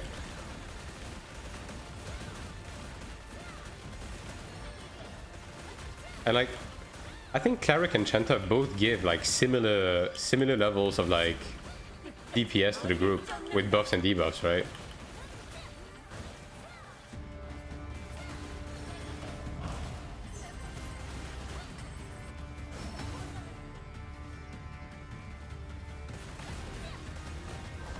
Like, minus 46% damage tolerance on the buff has to be good, right? Like, obviously I don't have numbers, so I'm just kind of making assumptions, right? But I'm assuming that 3% attack, 20% damage boost, like 5 seconds every 10 seconds, and minus 46% damage tolerance on the boss is probably just as powerful as what Chanta gives. Or maybe not if as powerful, at least pretty close, right? I don't know.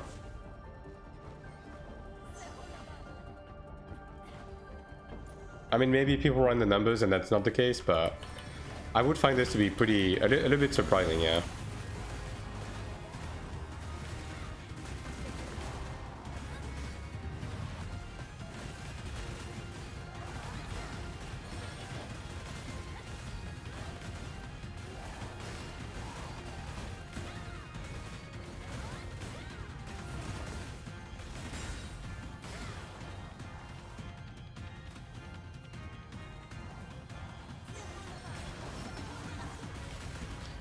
Also related to mitigation Chanta brings. I mean, Cleric does bring 5% tolerance. It's not 20, right? But again, like, Chanta is the buffing class, right? Like, the trade-off here is that Cleric just heals a lot more than Chanta, right? And actually, if you do group play exclusively, Cleric actually brings 10% tolerance, so... You know, it's not that much worse than what Chanta brings. Although Chanta does have the protective circle thing, right? Just bring both, yeah. I mean, we're going back to what I was saying earlier, right? If we had a group PvP meta right now, if you stack Templar, Cleric, Chanta, bro, you're fucking unkillable. The amount of mitigation all three bring at the same time, pretty much all the time. Dude. Since the last patch, like, you actually cannot fucking die. I'm glad Chanta Cleric, yeah. I think in the current meta, using a Soak instead of the Glad would probably be better. Because Soak is like so bursty. It's probably like the most bursty class right now. It's the only class that wasn't impacted as bad by the TTK change in terms of like the one-shot potential, right?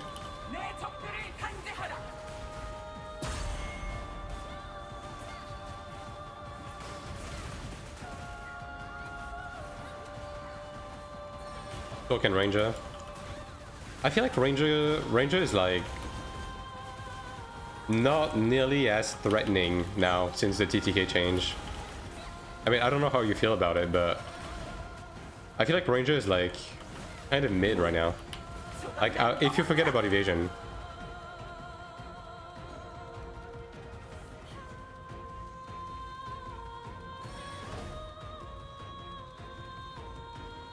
Ranger needs Giga Gear? Yeah, but at this point, like, if you have a similar geared Sork, I think Sork, like, just achieves more, right? Okay, I'll just do black next time.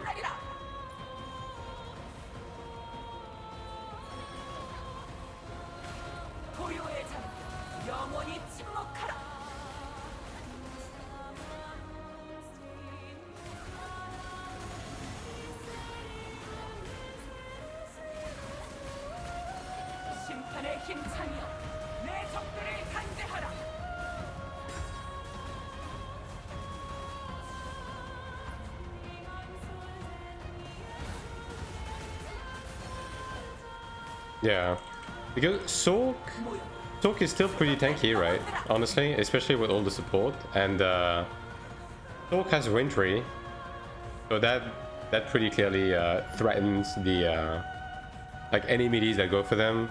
You have the freeze, and then you have like Inferno damage. You have so much burst damage, right? Yeah. Yeah, probably like Templar, Cleric, Chanta, Sork would probably be the meta right now. I could see a world where Elementalist could also be good, like in group play, because Elementalist is like so tanky, provides buffs, and still has like decent like single target burst as well.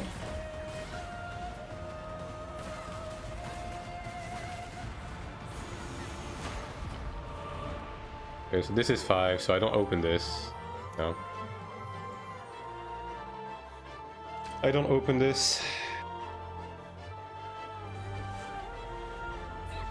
I think most don't know how to play. You mean like the ranges?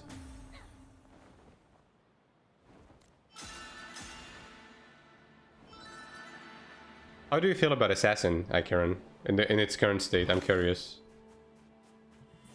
Like, I have very mixed feelings about Assassin. I'm curious to see like what someone else thinks.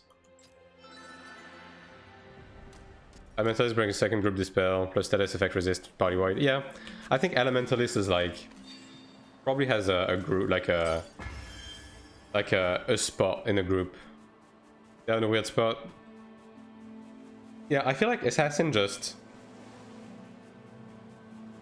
doesn't do as much damage as before, obviously because of the TTK nerf, but also like the CC capabilities hasn't really increased, and the dispel is like, the dispel feels fucking useless. I don't know about you, but I feel like the dispel did nothing. Like the changes to dispel. Some are tanky. I mean, it's mostly evasion, right? Because of the evasion pact, right? Plus the passive, you can reach like stupid levels of evasion on Assassin right now. That's 24, so I'm just gonna wait at 6. Yeah. New MMO? This is Ion 2. It's been out for like 2.5 months in Taiwan and Korea. It's coming out like next summer for global. Yeah, yeah. Like that's the main thing with Assassin in group play is like AoE stealth. The fact that you don't really have to watch out for the Assassin in terms of like cooldowns and healing, because the Assassin can just like go in and out of stealth anyways.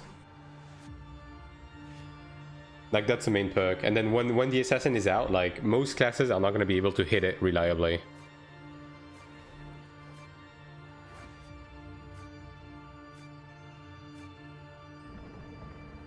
Like that's the main thing with Assassin. But yeah, for group play, I feel like Sork is just better. Because if you're able to like sustain a Sork just like fucks. Like, bottom line, Sork just fucks. Sork is also probably the only class that can like pin down the enemy cleric for you to kill it with the freeze and stuff like that, right? Yeah, smoke as well. Kind of depends on your opponent. Yeah. I mean, we just need like more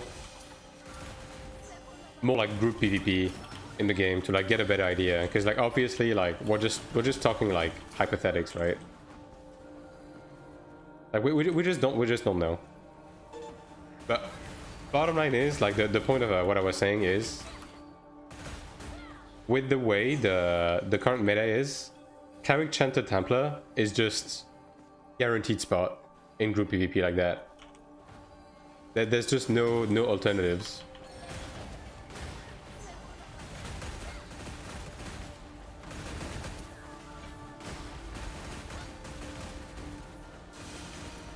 It would kind of be nice if we could drag it out.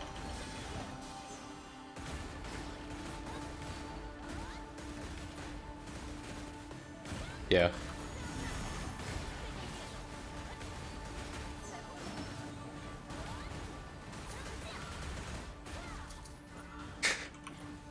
Yeah, can we get like a crushing blow on these? Get them out of the blood?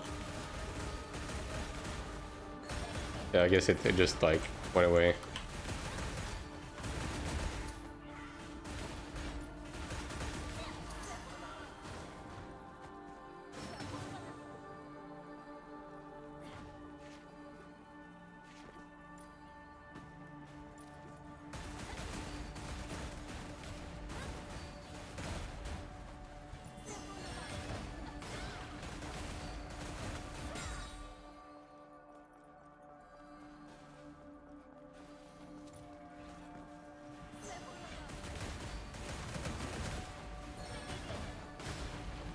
But yeah, honestly, I'm expecting the patch this week to have the new PvP mode, so maybe we'll finally have a reason to do that, and then we're gonna open a whole new can of worms.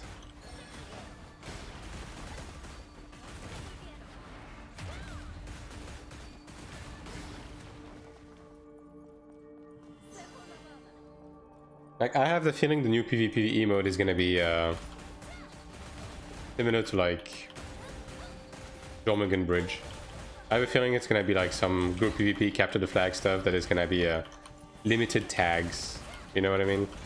Or maybe like a Kama battlefield. Maybe something like that, yeah.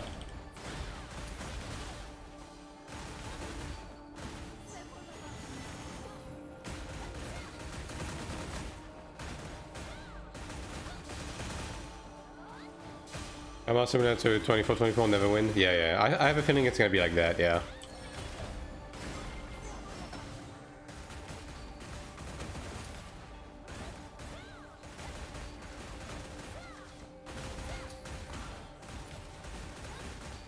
Are we good? That's enough. Alright.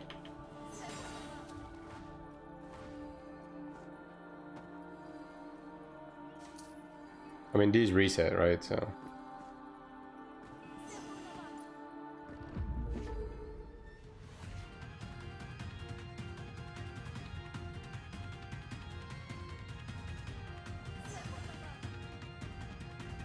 At least I hope. I mean, the one thing I'm a little bit concerned about is apparently people were saying that in the transition when they announced that new mode, it would be like laid back casual. I don't know what the fuck that's supposed to mean, and I don't know if they actually said that. Like, I don't know if anyone has confirmation that it was going to be like a casual mode. They said equalized abyss or something.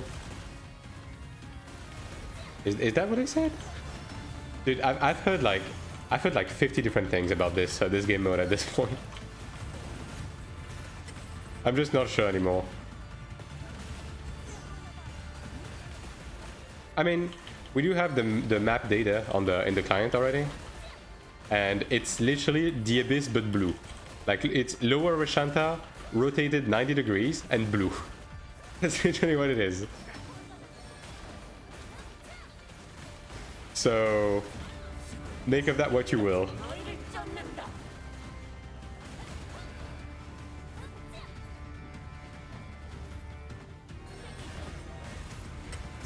Oh, that's rough.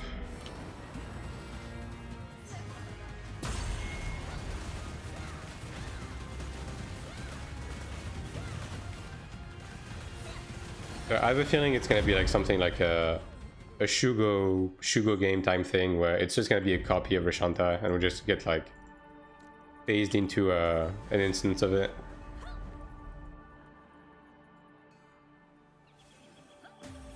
But yeah, I guess the big question is gonna be like, what's gonna be the availability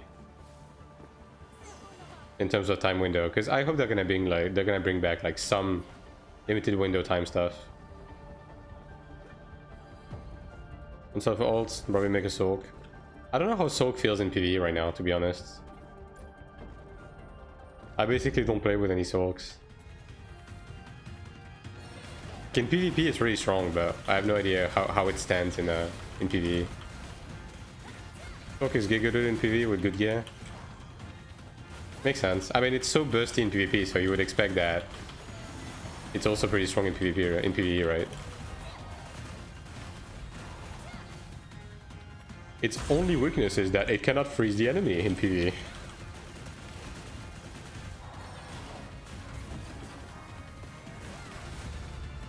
Second highest DPS after Sin. Okay. Don't need to freeze to DPS. Yeah, I'm just kidding. I have very strong feelings about status like freeze. Let's just put it this way. Yeah.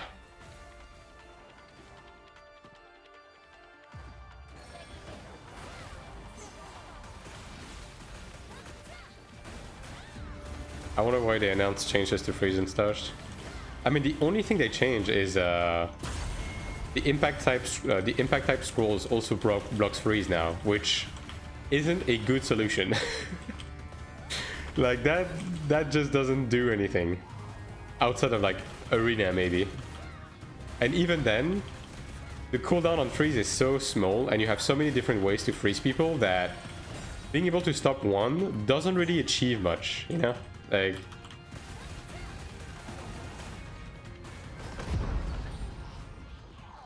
you could define it and then put it in.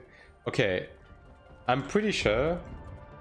Okay, unless you can confirm that multiple sources say that, right? But I think it was just a mistranslation, and they just added it to the impact type scroll, and like that's it, right? I wish we could define it. White, black.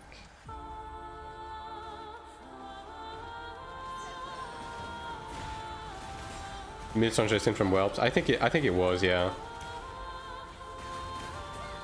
But then again, there's some weird shit, right? Like, as I was saying, in the patch note, it says that the impact type scroll is supposed to stop the root, but it doesn't stop Cleric's root. Like, the Cleric's root just goes through it, so I just don't know if they just didn't fuck up with the patch, to be honest.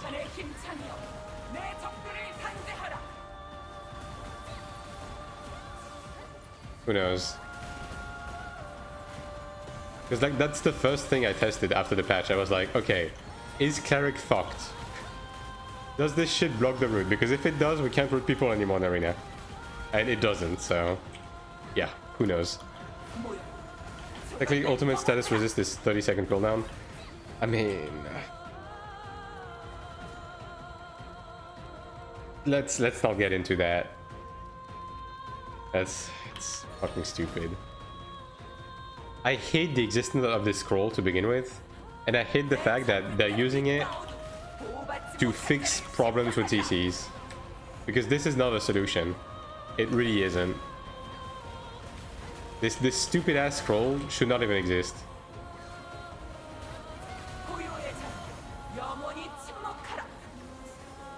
Ooh, free me. Oh my god, dude. This guy did not even fucking try. I was right under the boss, dude. Come on.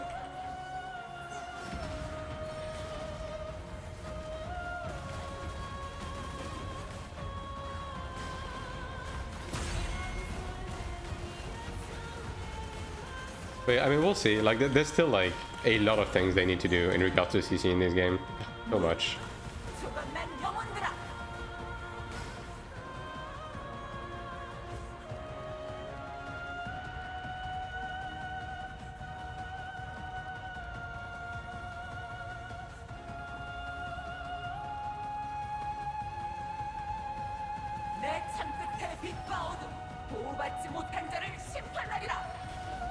I should have gone to the other one. Well, I'm just accepting the fact that I don't have uptime right now. It is what it is.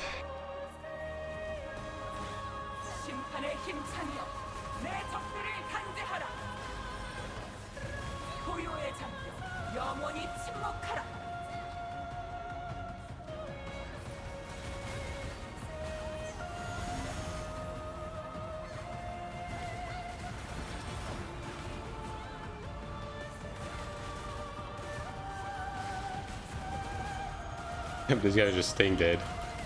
I mean, I think we're still gonna get S rank, it doesn't really matter. Yeah. Alright, I am opening this. Alright, give me a blue. Alright, we got a blue. Good.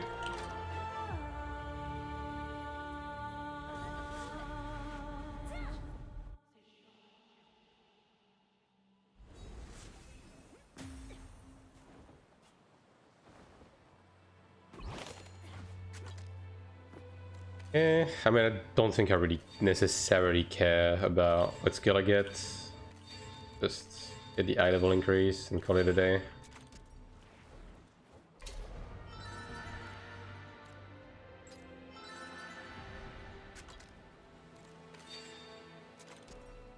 Alright. Let's see. What do I currently have? Mostly dog shit.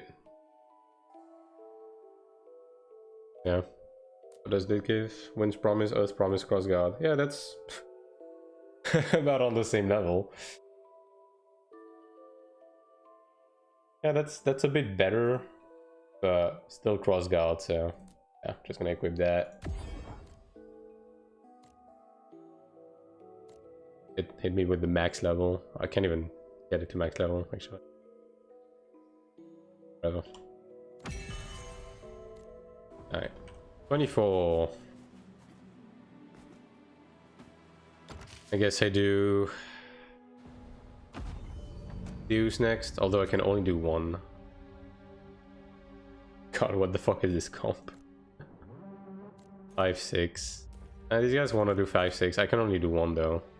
Well, actually, I need to do 5 and not open. And then do 6, right? I guess that's fine.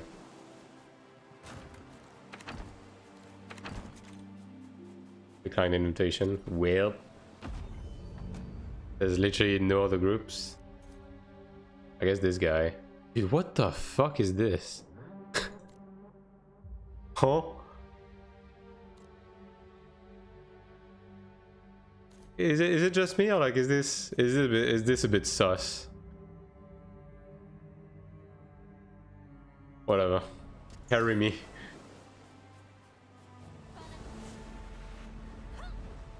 Someone really wants to play Glad. Yeah. This guy just bought all of the blue gear from their meta. And then he was like, you know what, fuck it, we bowl, and he just bought Ebony Dragon for everything else.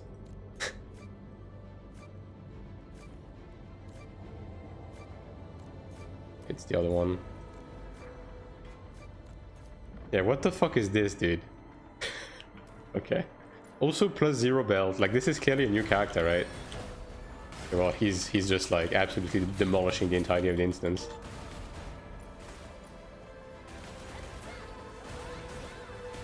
Not all eye level are built equal, guys. Like, this is the definite proof. Boosting service. I don't know. I feel like the boosters are like, you know, 4K and they just like rail through the entire fucking instance usually.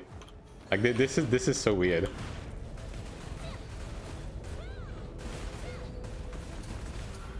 Like this reeks like new character, you know what I mean? For some reason.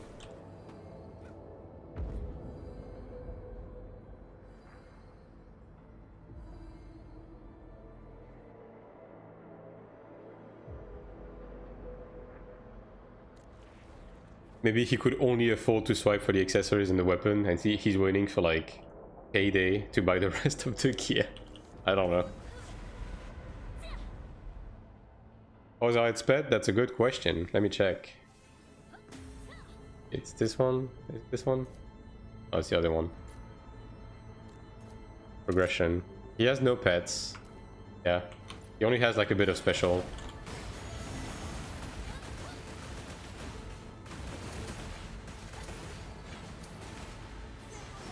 Yeah, no pets, no arcanas, nothing. This is like a fresh 45 that just bought his gear on the auction house.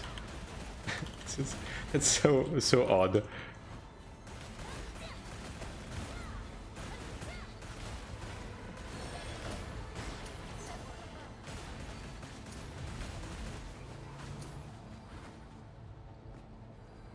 I mean, I did run into a Glad the other day that had full 25 Horn Dragon, but no bracelets, no pets, no Arcanas. So, you know, like these guys exist, I guess. They just like start playing the game and just like raid the auction house.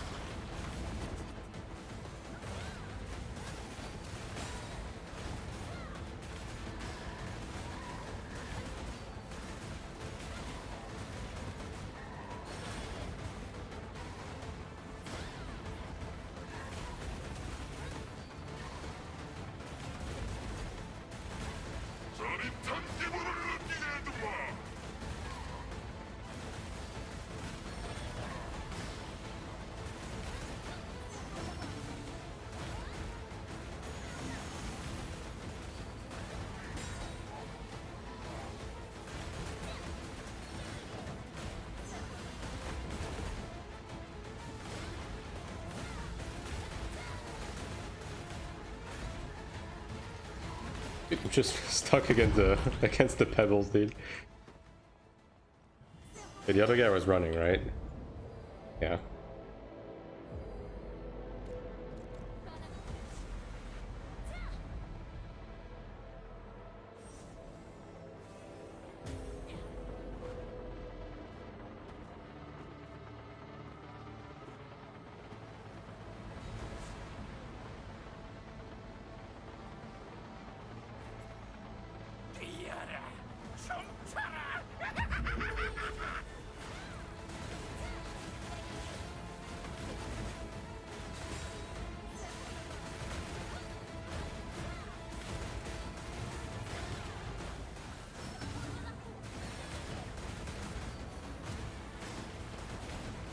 Dude, the AoEs on the ground are so hard to see in this fucking arena, actually.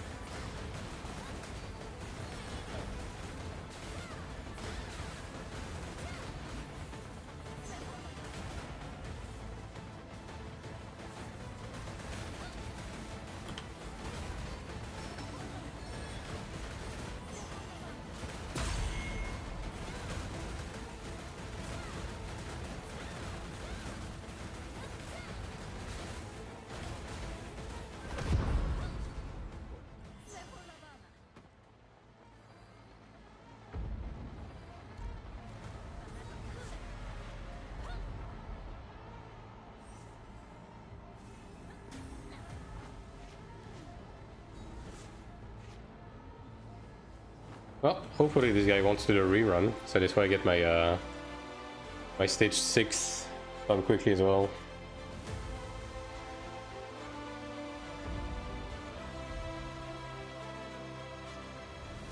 Man, why is this guy running?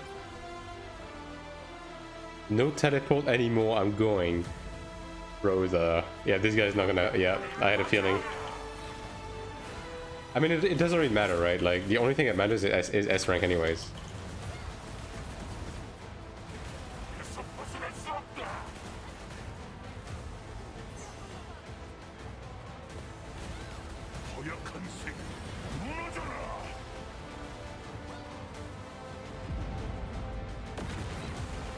I do the camera shift.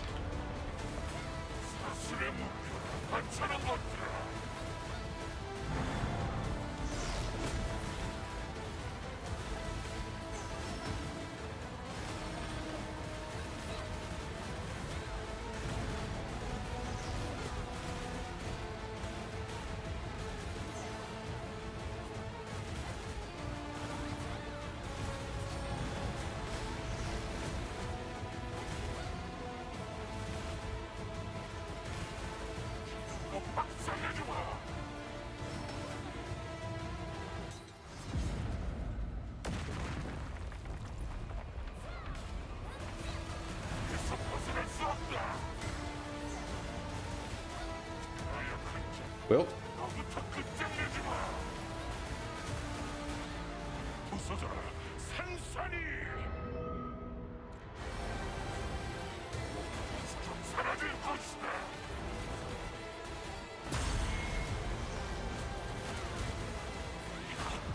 no, let's see if he challenges again. Let's see if we can get a freebie.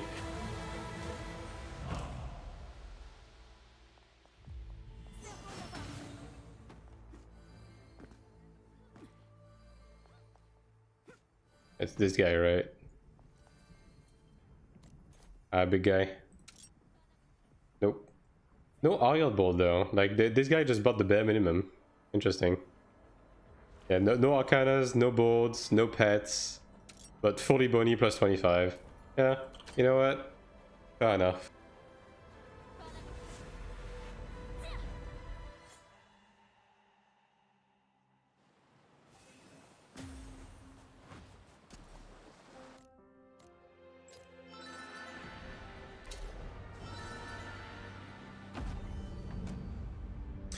Alright, let's see. A double Cleric. This guy is 2k flat, that's a bit... Yeah, that's a bit not good for this. 2.2k Cleric, I mean, whatever. Whatever.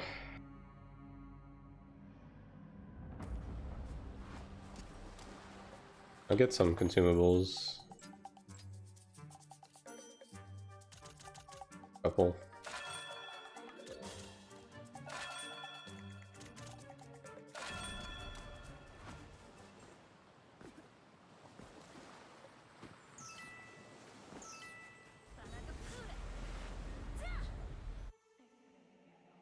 I mean, I guess I'm not struggling as much as I was the... It's funny because the last time I tried was like towards the back end of season 1 to climb on my ult, and I just couldn't find anyone. But it's okay right now. I don't know if there's just an influx of like ults on new players, but I guess that's fine.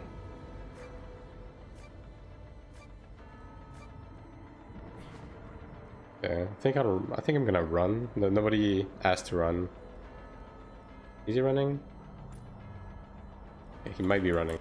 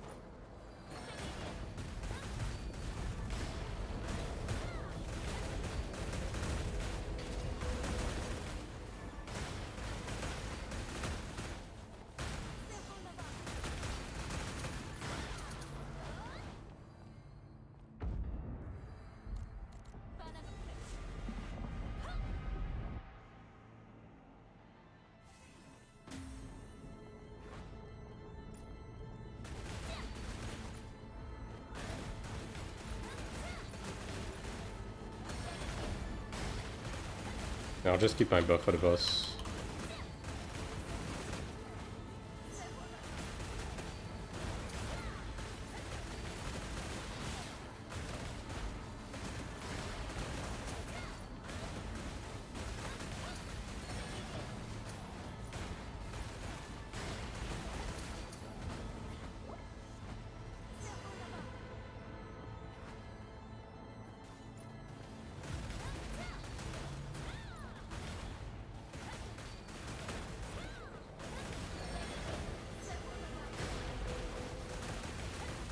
Yeah, not quite the same speed as with the Ebony Dragon guy, but it's not terrible.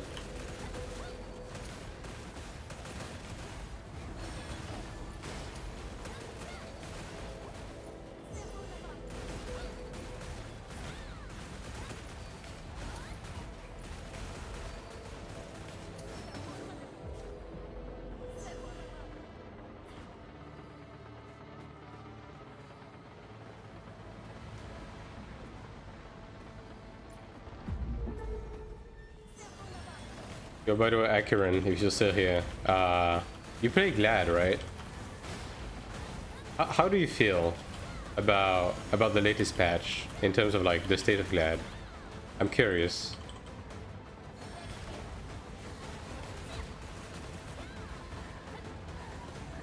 I'm very curious because I have some opinions, but you know, maybe it's just my skewed view on Cleric.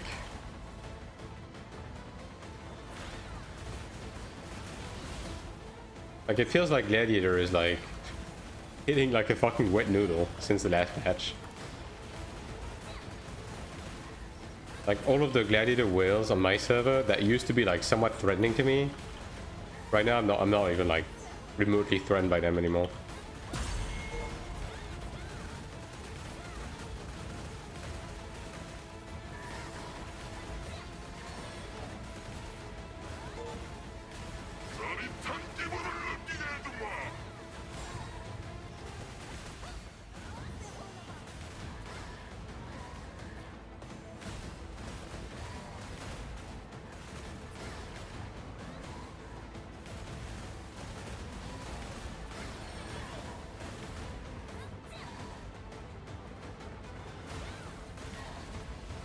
Yeah, it could just be like a typical wooden hands situation, because like dude, that Saitama guy is so weird. Like I was relooking the footage that I had of like me meeting him.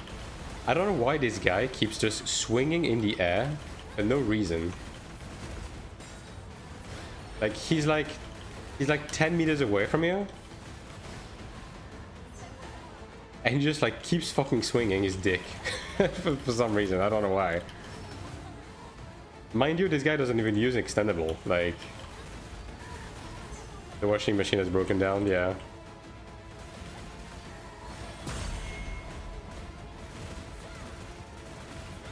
But it could just be that the guys I've been fighting are just like not the best to begin with, right? But it definitely feels like Glad is kind of in the gutter right now. More so than like Assassin and stuff.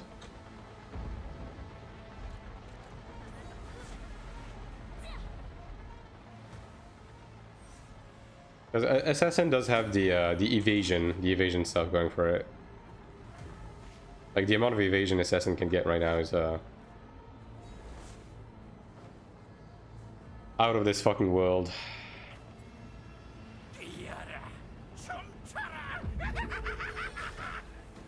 Do they actually want to pull it? I guess they do.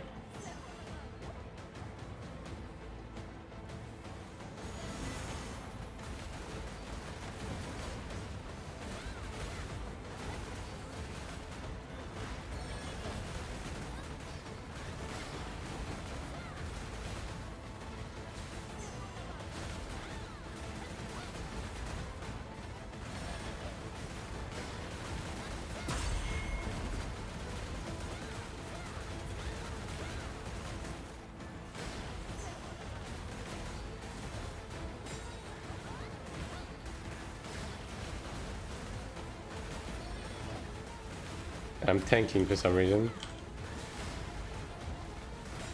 Not my favorite.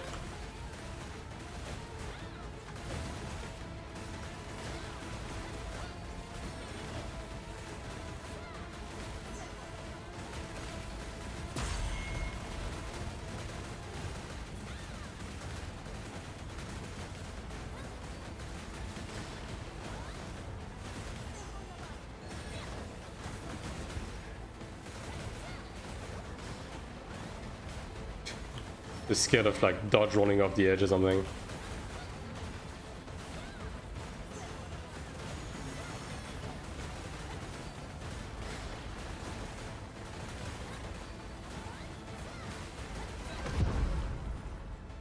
Alright.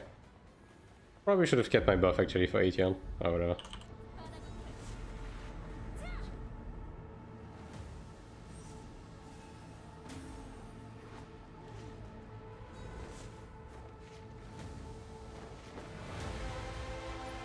Boss 2 to drill. What do you mean, the crystal boss? Oh yeah. When you have too much DPS, you're like spending more time waiting for mechanics to happen than actually hitting the boss.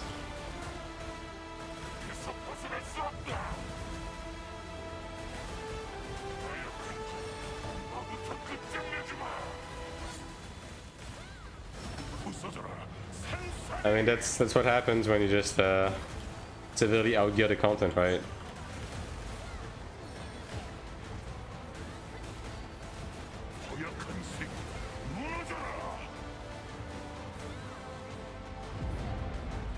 We had blue at 25% before the first tile. Yeah. Yeah. That sounds about right.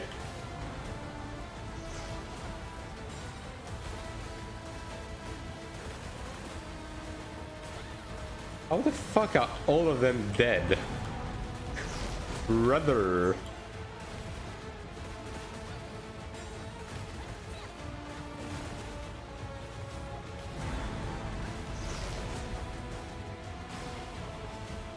Bruh.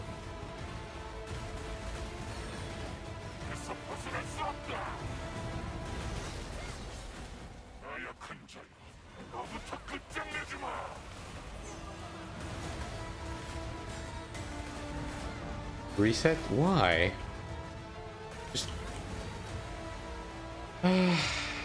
Nah.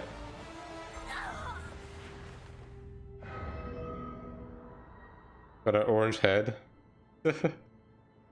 I actually got the orange head. Was it this week or last week as well?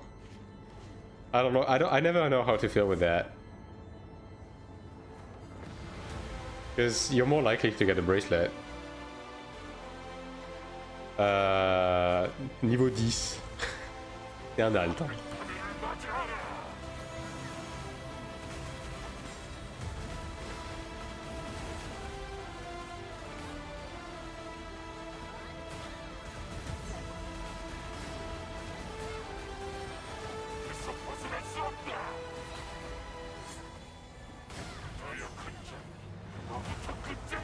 Oh my god, he's so far away, dude.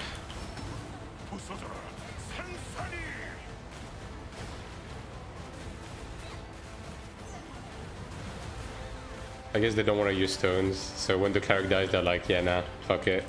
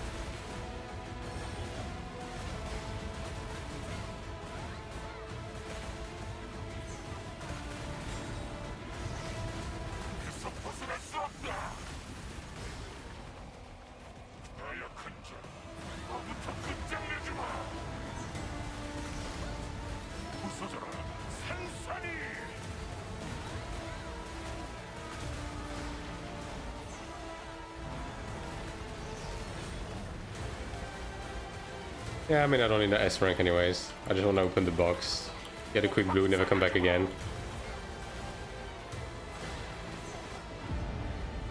Although I have a feeling I should probably keep my stagger stuff with these guys.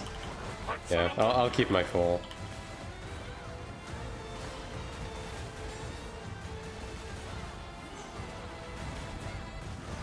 Yeah, I'll keep my impactful crush and my 4 from now on. Just in case.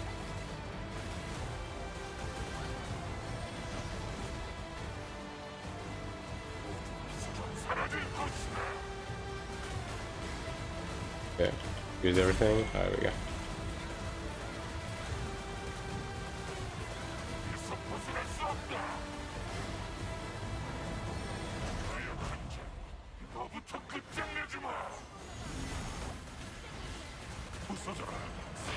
I kind of like this buff, Power of the Storm. I do like it. No, I'm not going again, brother. This is my last auto. Nice, bluebell. Very cool, that's what we needed.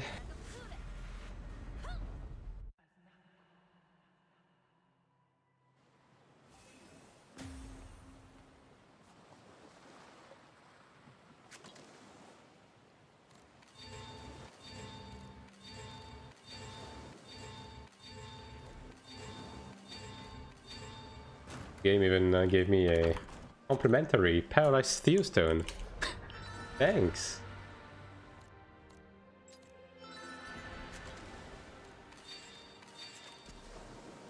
Alright. So what do we have here? Action circle, I mean that's not terrible. That as well is okay. Yeah, survival power. Yeah, I'd probably use this one. Yeah. Alright.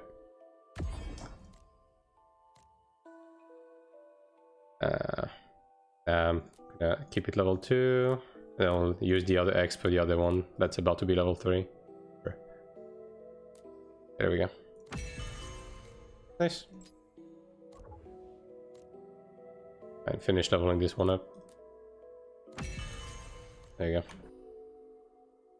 That brings us 2444. Now with that, I am missing one mysterious crystal to get a gold. Get a gold card. Gold chalice, as it may. We can't buy them from the season shop anymore, right? Yeah, they're gone. I guess the only way I get that is from do I still have even season missions? Like, give me those. Where would that be? Challenge?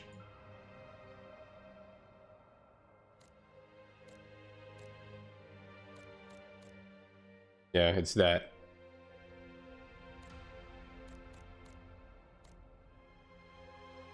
Score of 6,000 in the Ascension Trial. So I guess if I do the 2,500.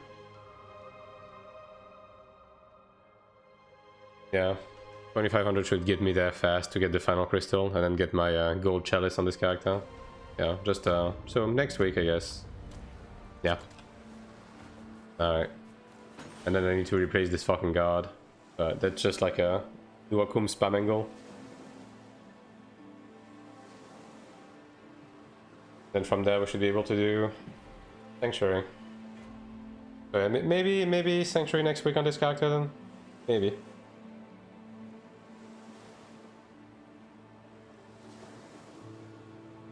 For the time being, I am done with the Chanter for now.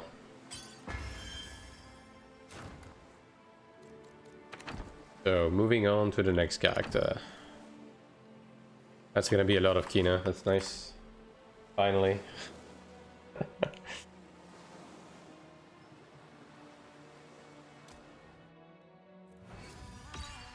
Finally out of Brookville.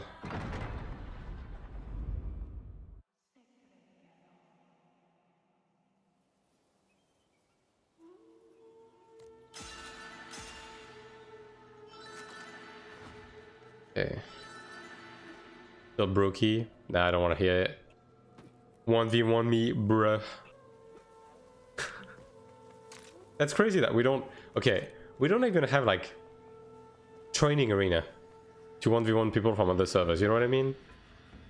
And like, I feel like the battleground structure in this game is, like... It has some nice sides to it, but it's missing a lot of the important stuff from the first game. I would die from a heart attack before we kill each other. You may be surprised. I could surprise you. Alright. Yeah, I do need to craft my shit on this character though. See. Yeah, I need to craft that. I mean, it is still a profit on this character, right? Yeah, I think it is. Yeah. Oh, dude, so expensive.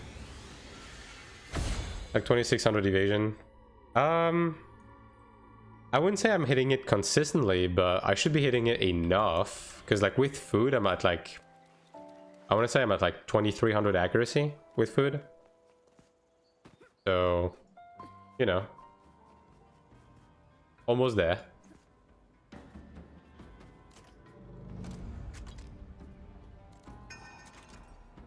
Okay, let me see if I bought my special ones as well. Not sure I did on this character. I didn't. Ooh, I have a lot of shit to do on this character. Yikes. Yikers, dude. Ugh, my god. Okay, well.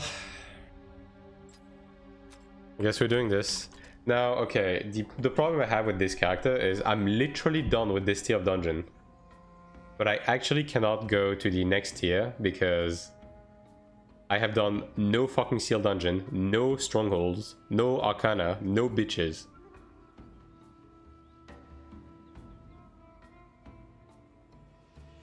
Say that Hawkfitting and just play Lost Ark instead.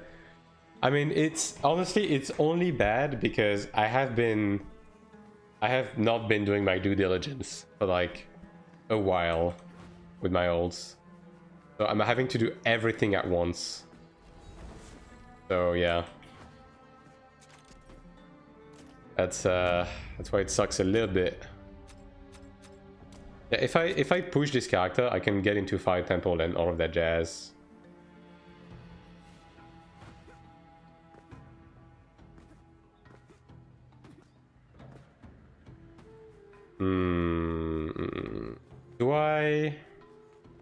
Do I spend a bit of time to like get this character up to snuff to actually push to Fire Temple? Like, do I do that? I have a lot of keys to use as well. I have a lot of random shit I have to do in my ults. Like, do we just do that today? Do we just do the boring shit? We probably should. Yeah. I think I'm doing it. Yeah, I think I'm doing it. PvE slop. It's even worse than that, dude. It's even worse. It's open world content slop.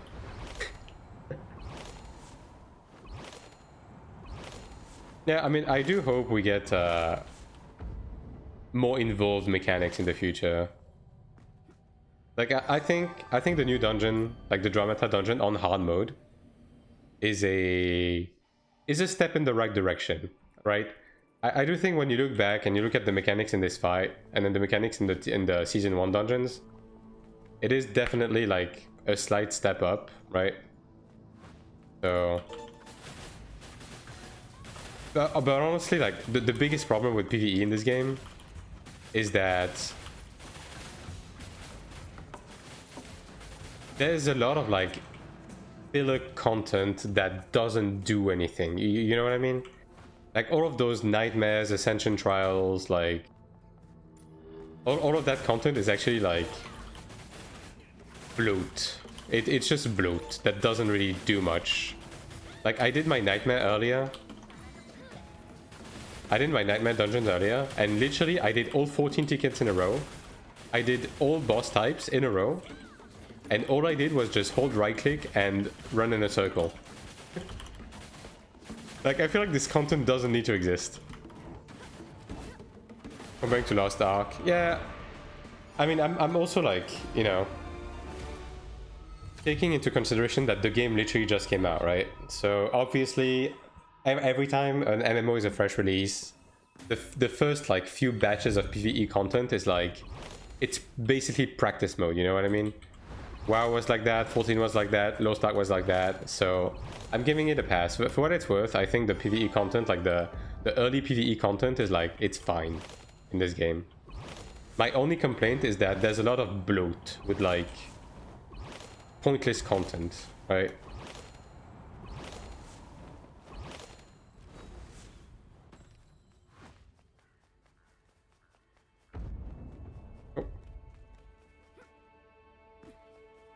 Yeah, I mean, I'm giving them the benefit of the doubt. We'll see like the next few dungeons we're getting in Season 2, because again, I think Dramata is a step in the right direction. And also the new Sanctuary, right? Sanctuary should be the level of mechanics in normal dungeons. Okay, I don't necessarily agree with that. I think day-to-day content... I think the levels of mechanics in the... In something like Dramata is fine for like day-to-day dungeon spam, right? But I do think there should be more involved PvE options. Yeah. Like we need an in-between, and we need to get rid of like all this shit. All of this is just terrible. Like I don't think anyone here. Okay. You know what? Let me poll chat. So people in chat, right? Does any of you give a shit about Nightmare, Ascension Trial, Daily Dungeon, and Raids? Does any of you give a shit about that content? If you forget about the rewards, right?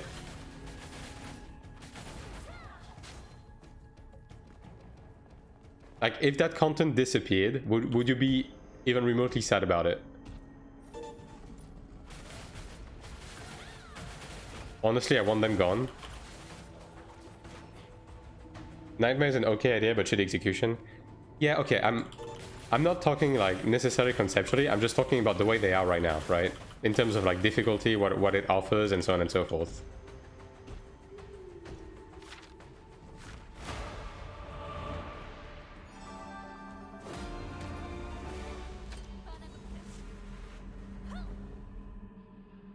Right now there's no difficulty, yeah. Like I think that's the problem. It's like there's just too much content that literally has no business in existing, right? It just adds nothing to the game, basically, other than just like being a thing to do on a checklist, right?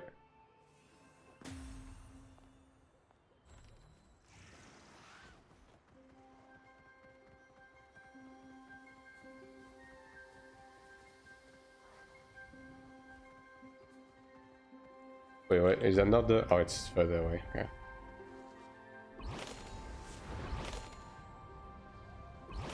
Yeah, I feel like this most of this content is shit that is gonna be phased out eventually. Like, I don't know. I just really don't see the value. I just really dislike Nightmare. Nightmare is the one I dislike the most out of them. But if I forget about the rewards, I also dislike Ascension Trial and Daily Dungeon. Again, if you forget about the rewards, because the rewards are actually pretty good in Ascension Trial and Daily Dungeon. But Nightmare is both boring and doesn't give you anything. Oh, it doesn't require me to kill anything. It's just a boss skill. Yeah, exactly. Like, I'm missing something like Trials from 14, right? More middle of the road PvE content with like involved mechanics, with no like trash mob bloat, you know.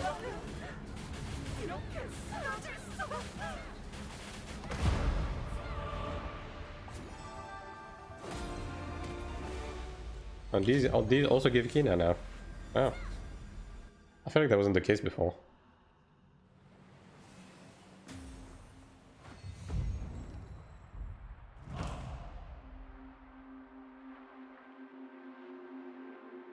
Is that a stronghold entrance? I guess we're about to find it out.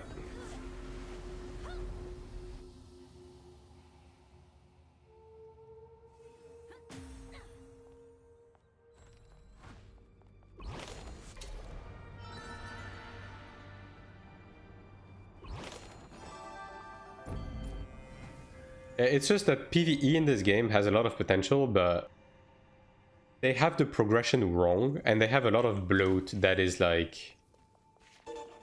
doesn't need to exist. Like, I think the dungeons are fine. I think like the 8-man raid is fine, but pretty much all of it is invalidated by the existence of crafted gear. And then on the flip side, the stuff that gives you currency to buy stuff that you can just buy on the auction house, like all of that is boring sort of content like Nightmare and stuff.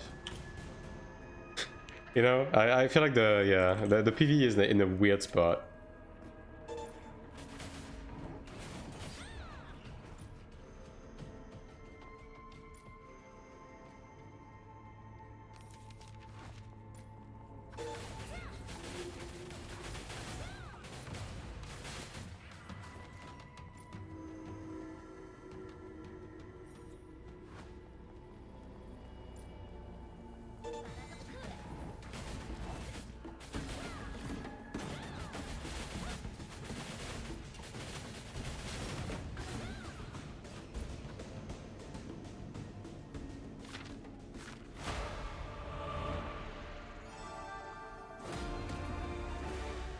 Okay.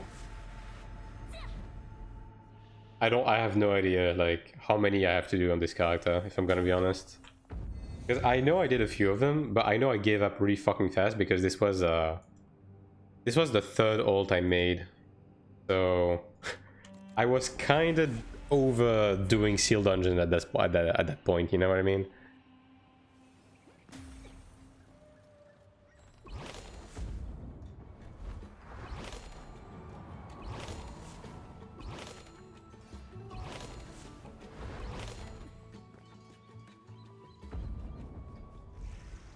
Biggest thing is the classes. What do you mean? I think the combat is like pretty fun. Like the classes feel fun to use. It's just the content in itself is I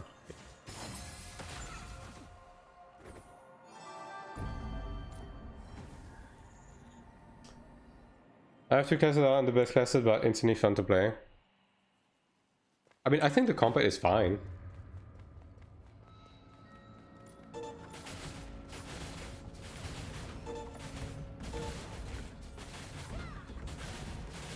Yeah, I mean the way the stats are in this game is like definitely like old school coded, you know what I mean? Like having accuracy requirements and so on and so forth. Now I don't necessarily have a problem with that, I guess. Like I don't necessarily have a problem with like stats requirements. I do have a problem with like straight up gear gating, like the stuff we had with Dramata at the beginning, right? Like that was a bit silly. I would much rather have content that is difficult because of the mechanics rather than content that is difficult because of the gear requirements. That, absolutely. For sure, for sure. Some classes feel like they lack a little something. I mean, I will agree that, you know, having dabbled with a bunch of different classes, it definitely feels like, especially on the ranged side, there's a lot of classes that are just like, hold one button in PvE. And I think we all know which ones I'm talking about.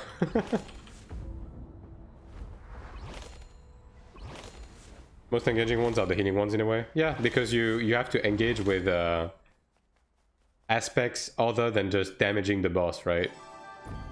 And it's a lot more like volatile because as soon as someone gets hit in your group, then you have to react differently, right? But it's not something that is unique to this game, right? It's just like in general the healer classes have like more to do in a fight. And that's one of the reasons why I do appreciate Cleric and PV in this game. Playing Mentalist, also I'm just wow, I was playing mouse click. Yeah.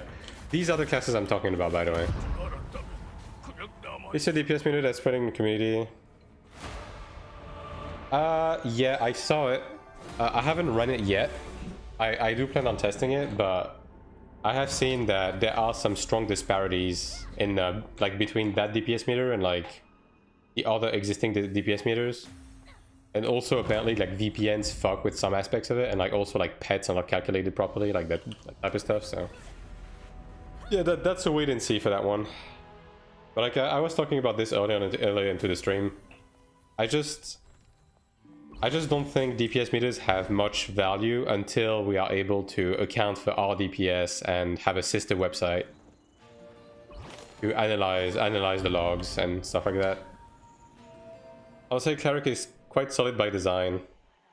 Yeah, I think Cleric is one of the more like well-designed classes when it comes to PvE, although they keep buffing it, so they are treading the line in terms of the balance with that class. I do feel like it's getting a little bit too powerful for its own britches, you know what I mean? Around 10% for the Chinese version, 10% difference. Yeah, sounds about right. I also heard there was like some strong disparity with their VPNs, and even like straight up doesn't work for some people. All these classes could use a gauge like 14 jobs and LOA classes. You know what I hope they do? I hope with the level 50 increase, I hope what we get is, number one, we get an additional stigma slot, and number two, we get the DP gauge, and then they could just use the DP gauge as a class gauge. You know what I mean?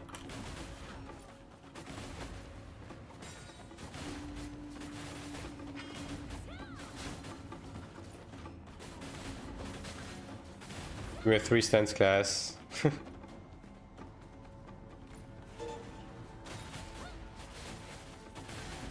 But in general, there's a bit too many similarities between certain classes, right? And some of the classes are like not involved enough in PvE. Like again, we just go back to the fact that I think classes like Gladiator and Assassin need a complete rework. Like Ranger is a bit of in a weird position as well. Like, yeah.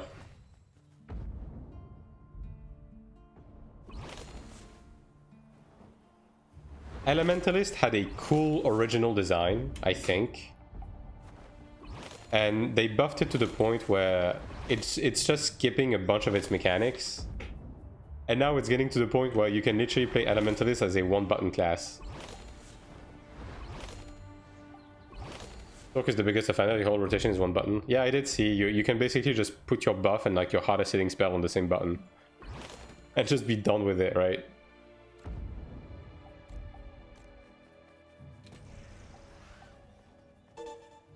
Ranger is good in PvP but sucks in PvE.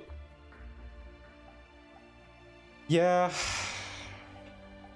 I mean, again, I don't have like exact DPS numbers, so I don't know, but Ranger doesn't look the most engaging in PvE, if that makes sense. My point with classes isn't geared towards the combat itself. Yeah, it's just class design, right? There's definitely a lot of classes that are like better, significantly better designed than others. Yeah.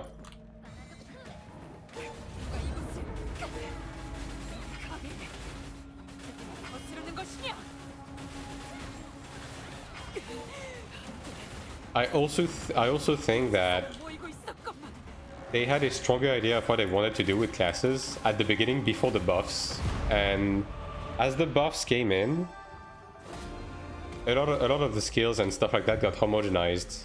As they were like, okay, we're gonna make that change for that class, and therefore it makes sense to also do that change for that class. And all of a sudden, there's a lot that was like lost in the sauce, you know. Like, I feel like the procs on meaties, for example, like stopped kind of making sense. I don't know, maybe that's just me, right? But I do feel like when I play like Chanta and Templar now, it's like the CC spells just like randomly fucking proc every time you press a skill. Instead, like there's not much like rhyme of reason or like control over what you're doing, right?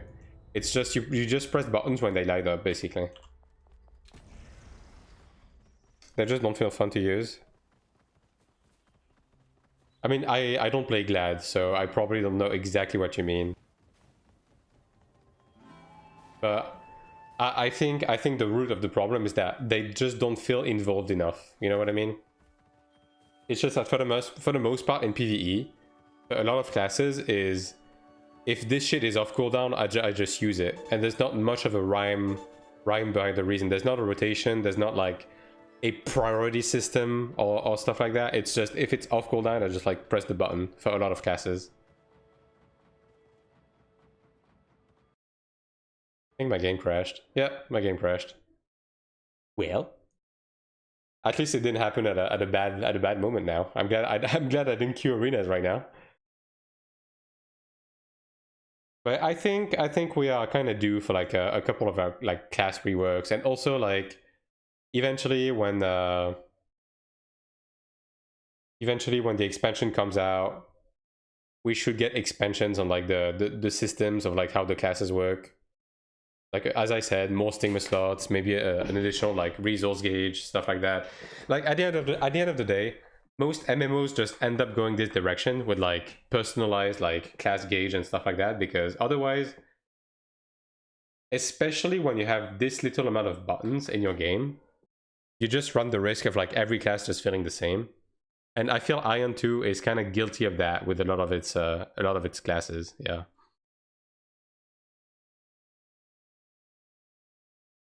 Especially in PvE, and to an extent in PvP as well. Like I think some classes like don't have a strong enough identity in this game.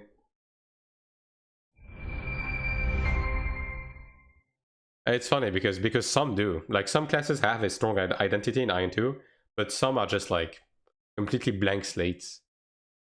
Elementalist is just a magical ranger. Yeah, I mean, I think we had this discussion the other day, right? Where I was saying that Elementalist is literally just sorcerer with a pet right now. Hey, Razvan. What up?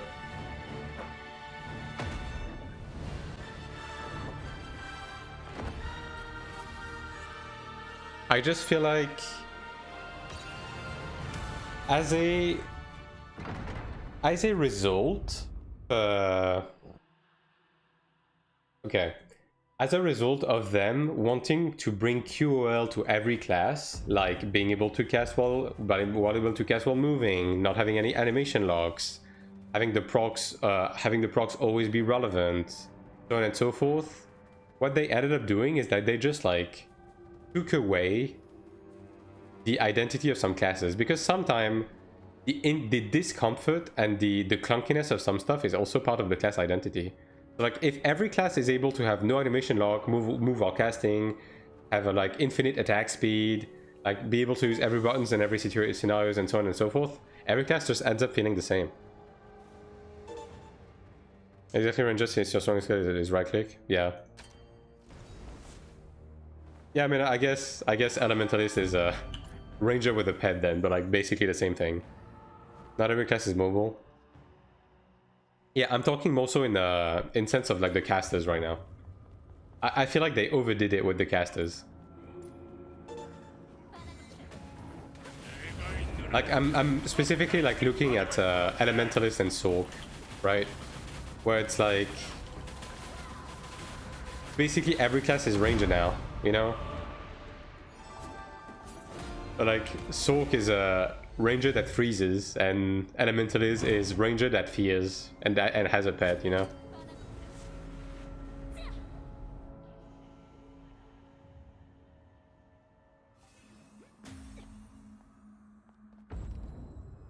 Alright. I mean, I guess I do need to do some strongholds as well, but I'm not gonna prioritize these for now. I just want to get most of the sealed dungeons out of the way with this character. This one is a stronghold. This one.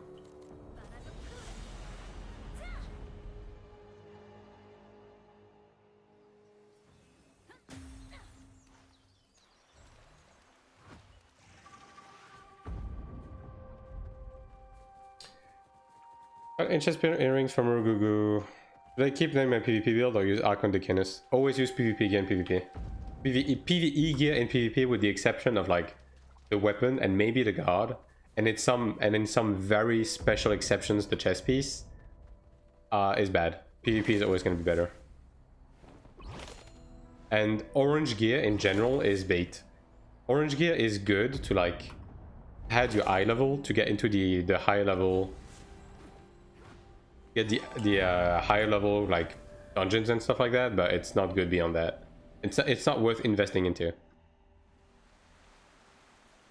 They put themselves in a corner with Elementalist. Yeah, Elementalist had a very specific vision when the game initially came out, but because every class in the game was so fast and mobile and everything, the vision ended up like not working out as well as they thought it would, and they just completely they just like revamped Elementalists towards a direction that I feel like is not gonna work long term, because Elementalist is just like talk with a pet, or like Ranger with a pet or whatever.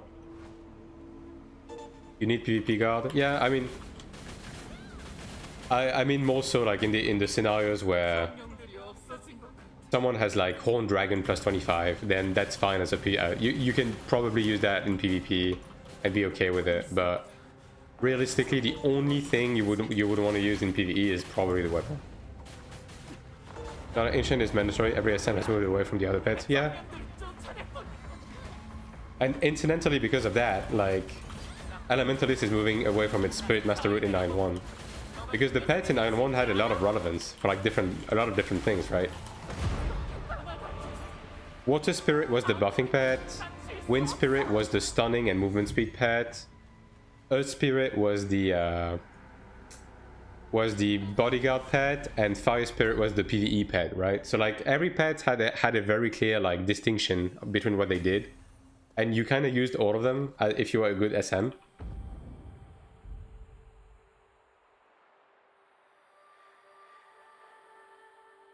Yeah, I'm just broadly speaking, right? PvE gear in general, outside of the weapon and in some scenarios the guard and the chest, like, is just strictly worse than PvP. This day and age.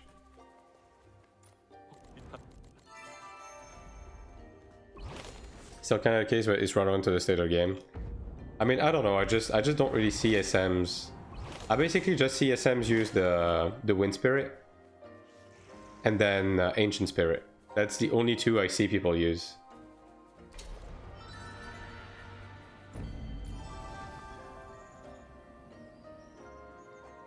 What's a spirit recovering MP when you weave? Yeah. Does Elementalist have like Spirit Wall of Protection in this game? Like, does Elementalist have a buff that does different things depending on the pet you have out?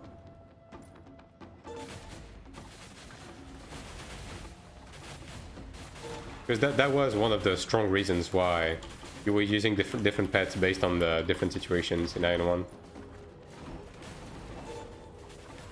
Also, you know, it's just like you have 4 different pets, it's 4 different buttons. You can't really afford to have 4 summoning buttons in a game where you have 12 buttons, you know? On an attack, yeah. See, that's the problem. That's the problem, because in Iron 1, like, all of your skills as SM did different stuff based on which pet you were using.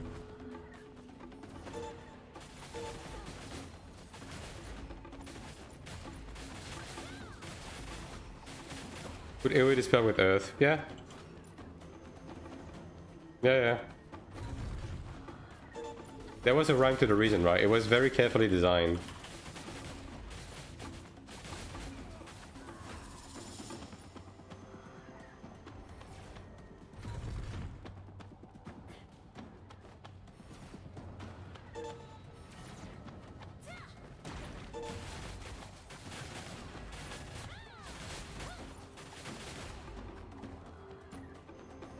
They're gonna have one in your base scale. Yeah, but I'm guessing it's nothing on the same scale as the pet skills in Iron 1, right? There's only about your weapon skin. I think this character don't have skin. I think it's just the rupture weapons, right? Yeah.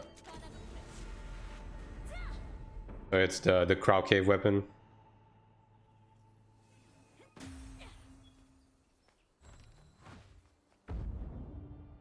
Okay.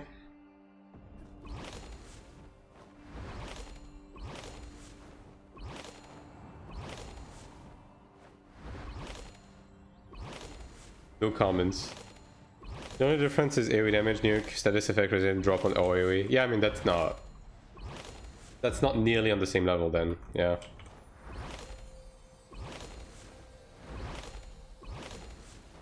I mean, the fact alone that...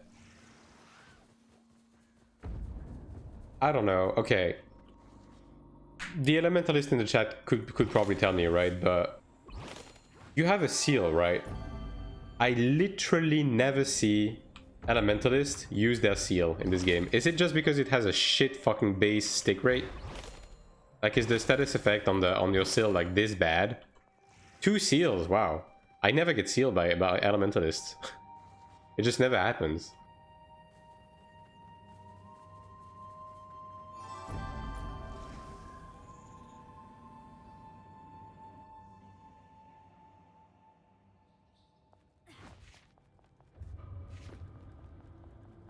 Magic Bro 75%.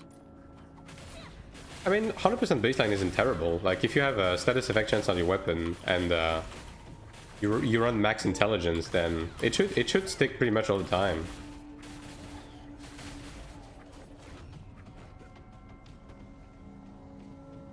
Rip. The other requires Earth Pet. Okay.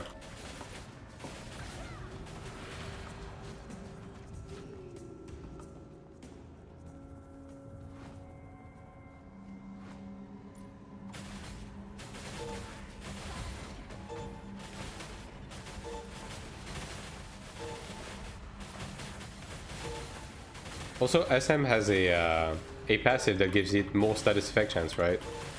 Dude, I just don't know. Okay, I'm gonna be honest.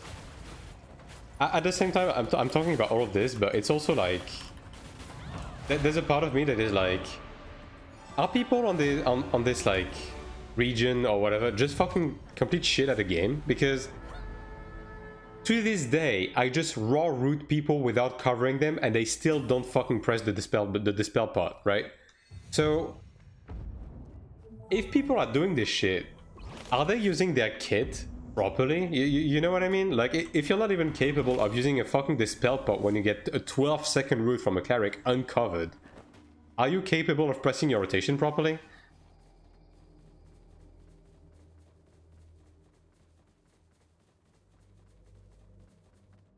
You know, like, is the reason why Elementalists feels the way it is right now because no one is building properly towards seal and just seal covering people? Like, is that what's going on? Like, do every Elementalist just suck at insta-fear, and if it doesn't work, they just kill themselves? You know, like, I just don't know. It's just like that soak I was against the other day in Arena. Like, that one guy that just had freeze on his skill bar, and he pressed it, and if it just resisted, he just gave up instead of just trying to one-shot me and seal me and stuff like that. Like, I just don't know. That's all that SM did. That's wrong. Like, Spirit Master in Iron 1 was incredibly fucking powerful even without fear. It was a fucking debuffing machine, you know? And every time I ask if the class has the same thing as Iron 1, I'm being told that yes, it has a dispel, yes, it has a seal. So why the fuck am I not playing it the same way as Iron 1 then? What is preventing you from doing it? I need an answer. I need it now.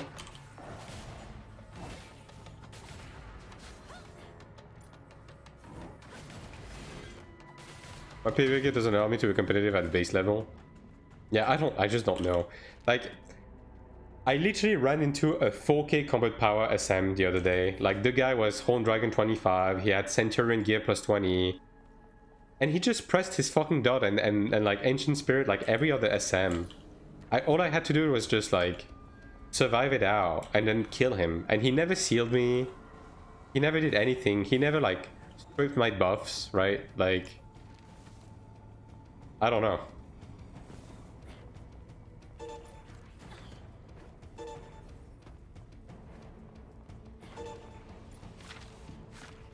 Just have joint strike curse, and if we don't want an additional one to cover, it costs a steamer slot. Do you though? I feel like, okay. I feel like every time I get attacked by an SM, I have like at least 4 to 5 debuffs.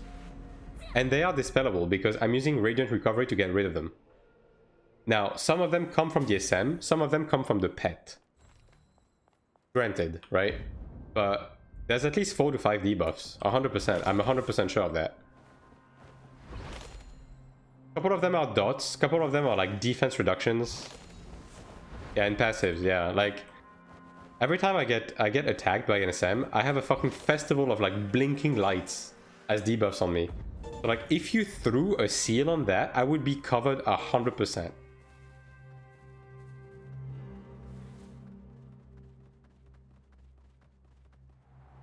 The dimensional control that slows. I mean, I'm guessing it's the equivalent of like Earth Chain, right? Yeah. So, again, my question is, what prevents people from playing SM the same way they did in Iron 1 if they have the same tools?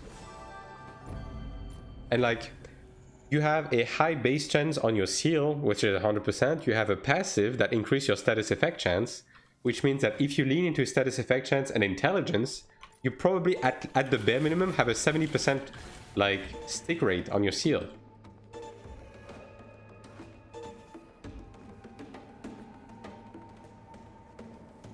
Far from the same tools. I mean, you have these spells, you have snares, you have dots, you have seal, which is the equivalent of silence and bind, right? I guess you don't have a root. Like that's the main thing. You don't have bodyguard, like you don't have a spirit sub either. But in terms of like purely debilitating skills, right? Because I'm telling you, I'm just never getting sealed or snared or anything by NSM in this game. They just like, every time I encounter NSM, they just bring out the Ancient Spirit and they just Unga Boonga and try to one-shot me, you know what I mean? It's either that or they try to insta-fear me, but you know, it's... Also, SM is incredibly tanky. It keeps healing itself. It has an insane damage tolerance buff. Like, SM is almost as self-sustaining as me as a cleric. That's RNG, Dispel Stigma, nobody got.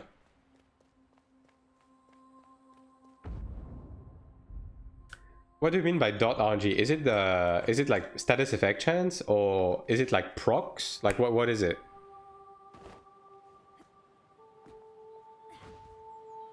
Is it below? I guess it's below. Yeah. Passives. So it's chance procs, I guess. Okay. I personally use seal.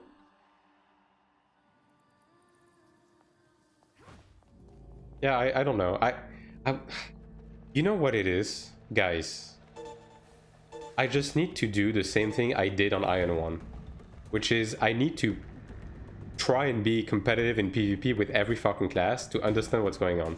The only problem is that... The only problem that I have with that is that... Dude. The game changes too much too often. So even if I get an understanding of a class that I start playing, if I don't keep playing it, it's gonna change. And then we're gonna have to do it again. And then also like the baseline amount of effort you need to invest into a character to like be able to properly PvP with it is like, I don't know if I can invest that right now. I'm already struggling on my cleric, you know. There are roots, but gotta spec it. Usually come on top of Seal and Fear. Okay. Yeah, I've never gotten rooted by an SM. I've never gotten sealed. You know. So that's why I'm wondering about all this stuff. Like basically SM, the way it feels, the way I'm having to fight SM is basically very similar to the way I'm having to fight Soak, right? Which is just I need to soak and dispel the first wave of damage. I need to put down my dots, and then I need to play distance, right? But I'm never having to like really look at the amount of debuffs I have, or like pay attention to a seal or anything like that. Drone Trying Curse puts 2 debuffs. Well, there you go. That's enough to cover, right? You just put that and then seal, and then bam.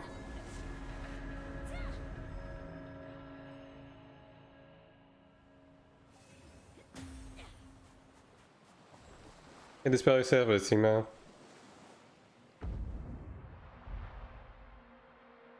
Yeah, basically you're saying there's like a crisis of stigma space, right? Like that's the problem if you want to do all of that.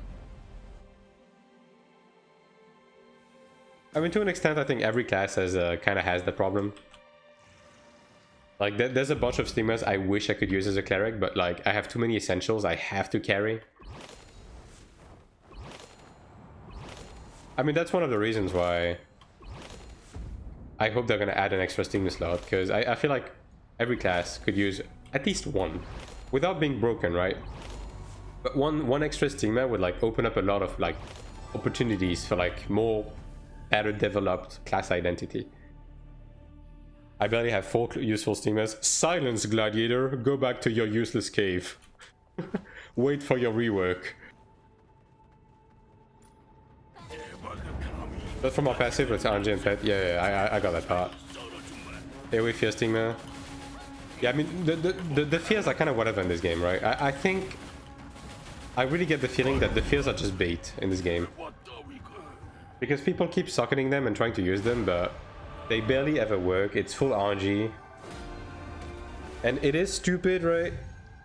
Yeah, it is stupid, but I feel like maybe you could build around a different strategy.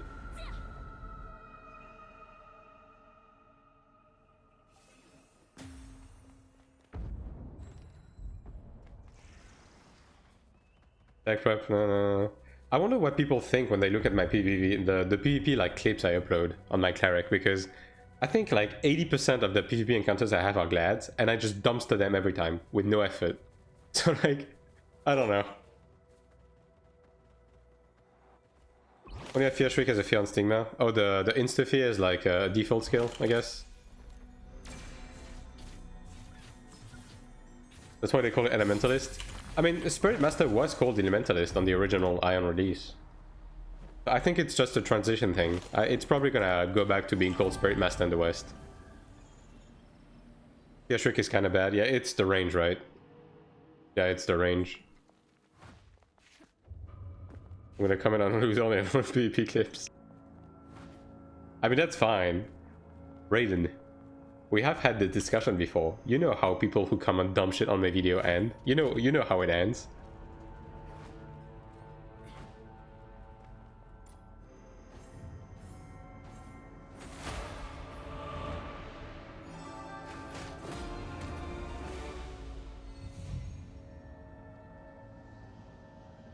Not to mention, Elementary wants to use Insta-Fear because you can start a defense drop on top of it. I see, yeah. Yeah, I mean, Insta-Fear is basically your Gamba button. It's like the Sork freeze. It's like, do I just insta-win the fight, right? So you just kind of press it. -1 YouTube sub if you shadowban me. That's the thing, you will never know.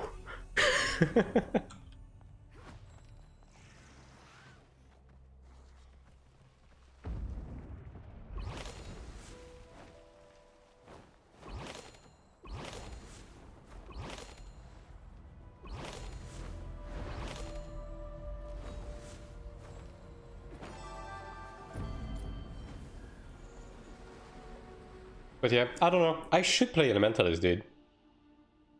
I should. I want to play so many classes, dude. I wanna test everything in PvP, but man, I'm already struggling to keep up on my Cleric, dude. I don't know. Like, give me a couple of years, guys. Okay, how about that? How about that? Here's a deal. If you keep watching the stream for a couple of years, I will get to trying out more classes. Okay, you're just gonna bear with me. All right, just bear with me.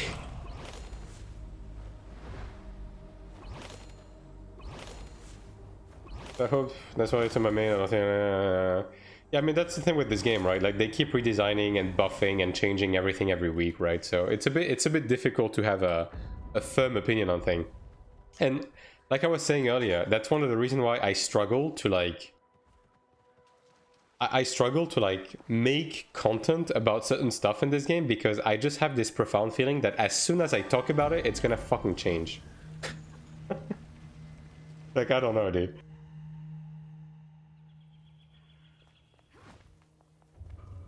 It's one of these. The funny tile minigame. We just do that. Alright.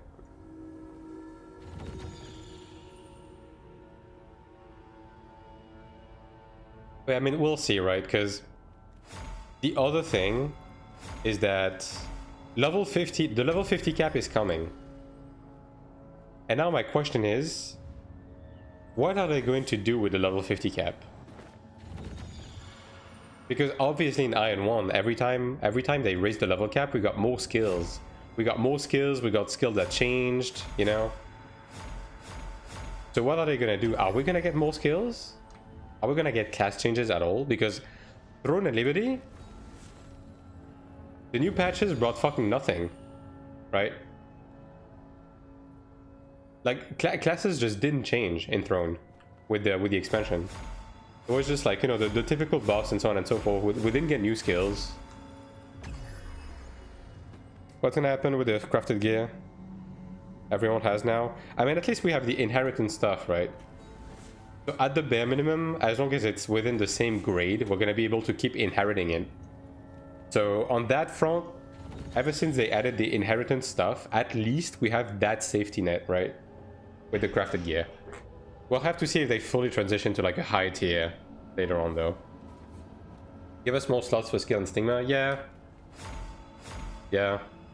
as I said, at the bare minimum, like I want one more stainless skill, and maybe give us like a little bit more, little bit more skills, right? Like 1 or 2 more extra skills, and like make it so it's not skills that we can literally just put on the same button to press the same button, because that's one of the problems that Elementalist and Sorc have. You can literally have a 1 button rotation with the way that the skills work, right? That means you can never look from yellow to orange. Yeah, that's the thing, right? It's entirely gonna depend on how they keep doing the gear. Like, if they keep having simultaneously like a gold progression and an orange progression, we're gonna be able to keep going with the inheritance, right? If they fully transition to orange, we're gonna have to go start from scratch, basically. So yeah, that's the risk at hand, because they did add a new gold crafted gear like set. Yeah, but you can never get the best gear. I mean, it doesn't matter. As long as nothing in the game requires you to have the best gear, it doesn't matter. Mythical is coming at some point. I mean, probably, yeah. Like, I think that's a given, right? Who plays an MMO and goes, I want to use not the best gear I can? I do. Dude. I played fucking 15 years of Iron 1. Being 1 tier of gear below everyone else. Did that stop me? Did that stop me from like absolutely demolishing everyone? No, it never did. It never did. As long as the game doesn't do stupid shit with the gear scaling, or like requires you to have the latest gear to enter a dungeon, like it doesn't matter.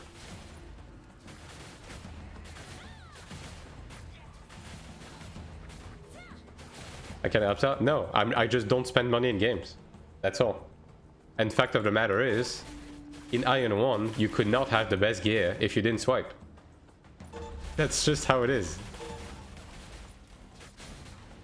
You just kind of had to settle for like lower end stuff.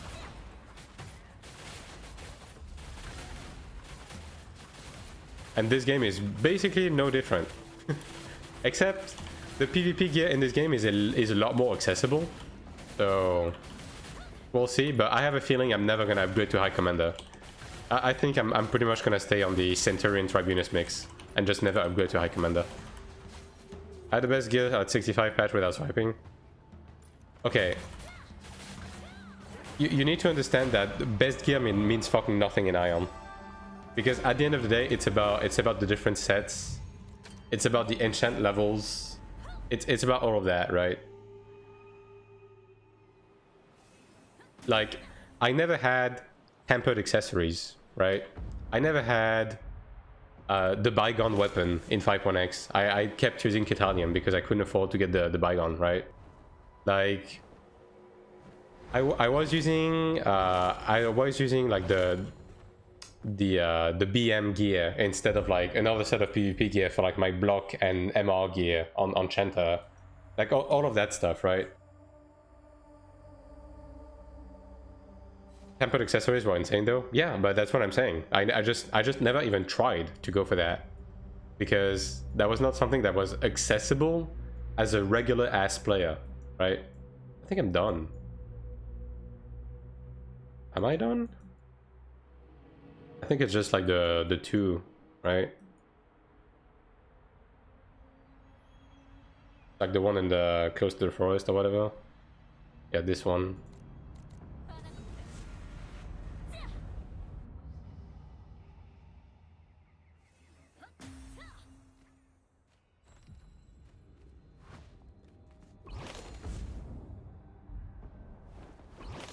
And like in Ion Classic, right, for example, which was the last time I played Iron 1.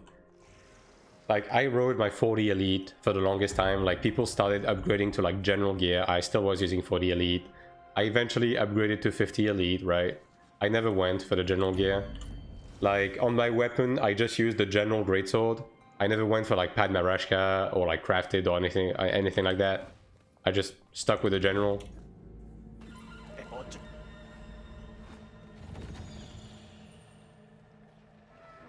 And I also always settled with +10. I never went for like plus 15. Even plus 12, 13, I just didn't go for that.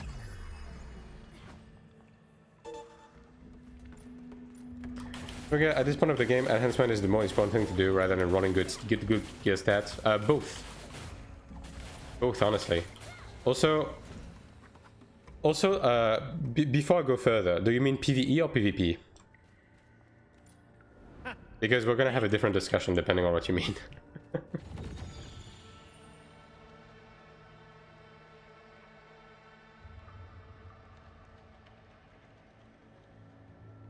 Yeah, I'm asking J-Cake, right? Yeah. You know, the guy who asked the question. Not everything is about you, Raiden.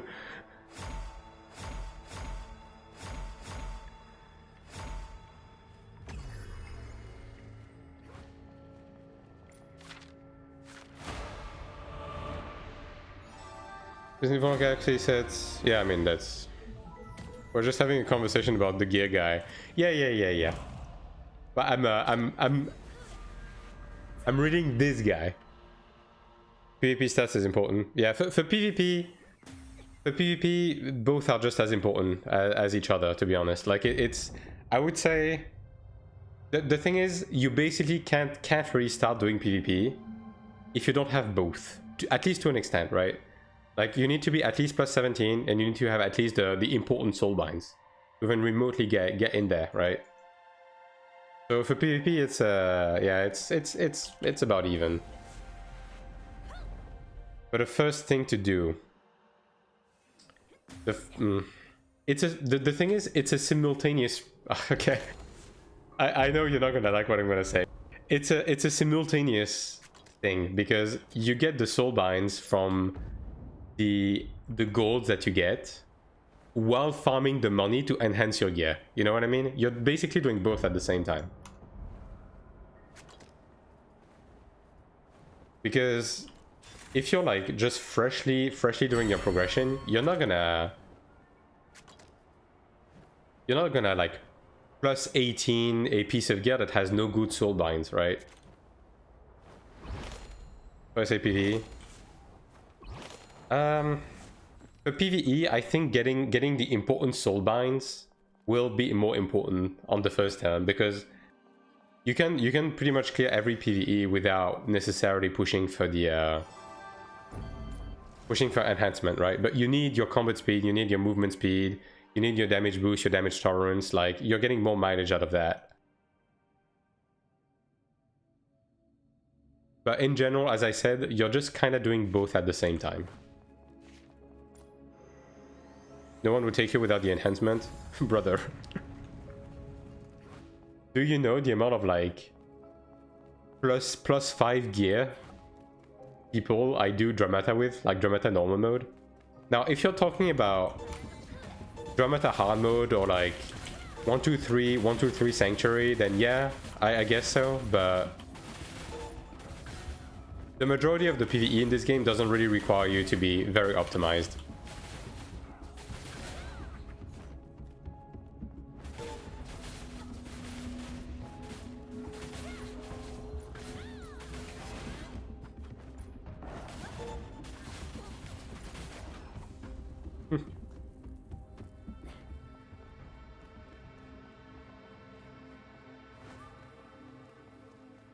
Like, the thing is, with the PvE progression... Okay. PvE progression is fucked because of the crafted gear. That's the bottom line. The thing is, you don't really want to invest into literally anything, both enhancement and soulbinds, unless it's a piece of crafted equipment. That's just the fact, right? Now, when you get dungeon gear... The only thing I would do with dungeon gear, literally, is getting the baseline soulbind. So in that sense, I guess, that answers your question in the sense that soulbind maybe comes before enchantment. Because soulbind is a... lower barrier of entry to get at least the bare minimum for the piece to not be completely useless. Like, just getting movement speed on your boots and just getting damage boost on your chest isn't too bad, right? And that's at least the baseline you would require out of any piece for it to be useful. Whereas enhancement, you would not really do it unless it's a more definitive piece, like a piece of crafted equipment. Yeah.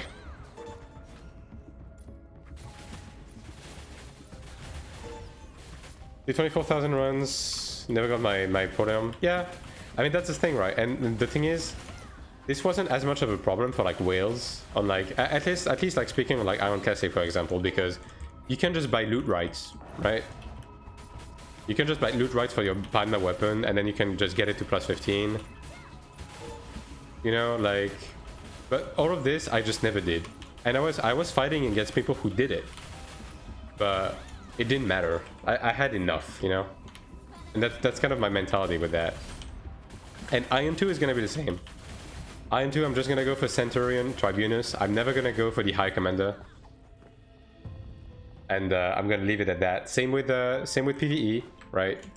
In PvE, I'm only going to go for the gold Bailey shit. I'm never going to upgrade to Eternal, because Eternal is just stupid in the current state.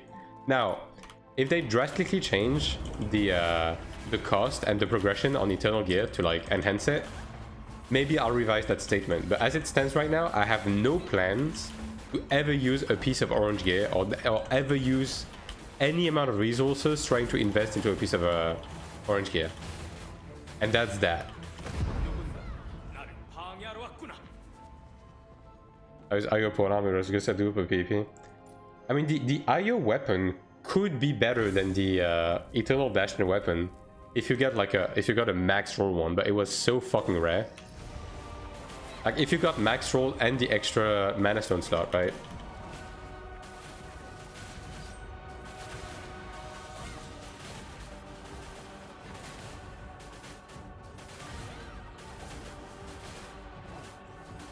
Actually, wait. Is IO the tower, or is IO Hyperion? I don't remember the NA name. Because I'm talking about the tower weapon, like the tower defense one.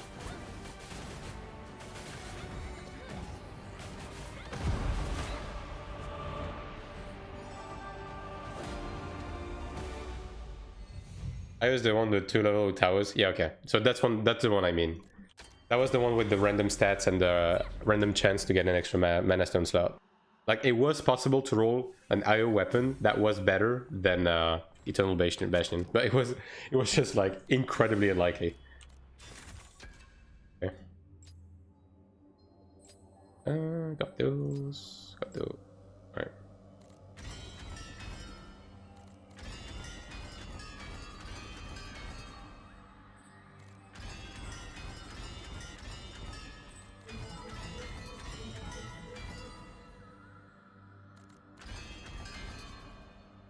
That's all. I still have the Ilios one to do, yeah. Yeah, that was already 50 eye level. XD. Tower was a horrible instance. I have very mixed feeling about Tower. The thing with Tower is that conceptually it was cool, but the way it was executed, the only way you failed is because you got so bored you fell asleep at the wheel, and then you lost one side, right? The end boss was alright though. The end boss was alright. I don't know how to do it, so people knew me to do it. I mean, it wasn't that difficult, but then again, PvE in Iron 1 wasn't very difficult. It was just like purely objective knowledge, right? And a lot of people just never learned. Yeah. Yo, what up, Larry? Today is the boring shit stream, Larry, so welcome. Welcome. We are doing PvE and Seal Dungeons. And you better say that you enjoy it, because otherwise I will be upset and sad.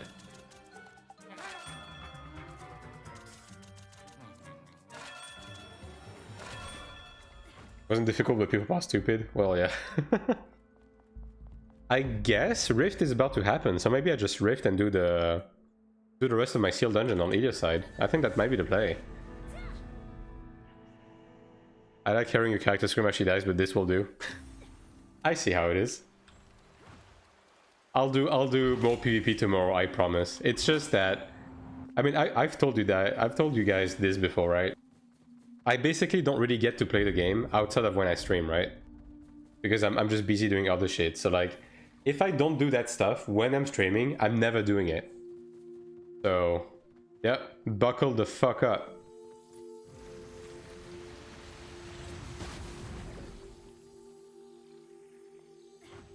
I'm losing motivation to push more PvP.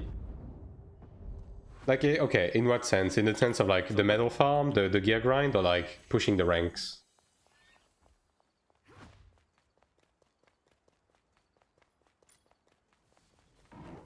Haven't touched season 2 PvP, couldn't be happier.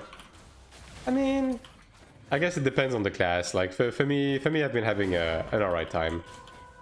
Arena? Oh, well, I mean, Arena is just a different beast altogether, to be honest. I'm taking it one step at a time. Doesn't it make it more challenging? What's telling you that I'm using both hands right now, Kegi? To begin with.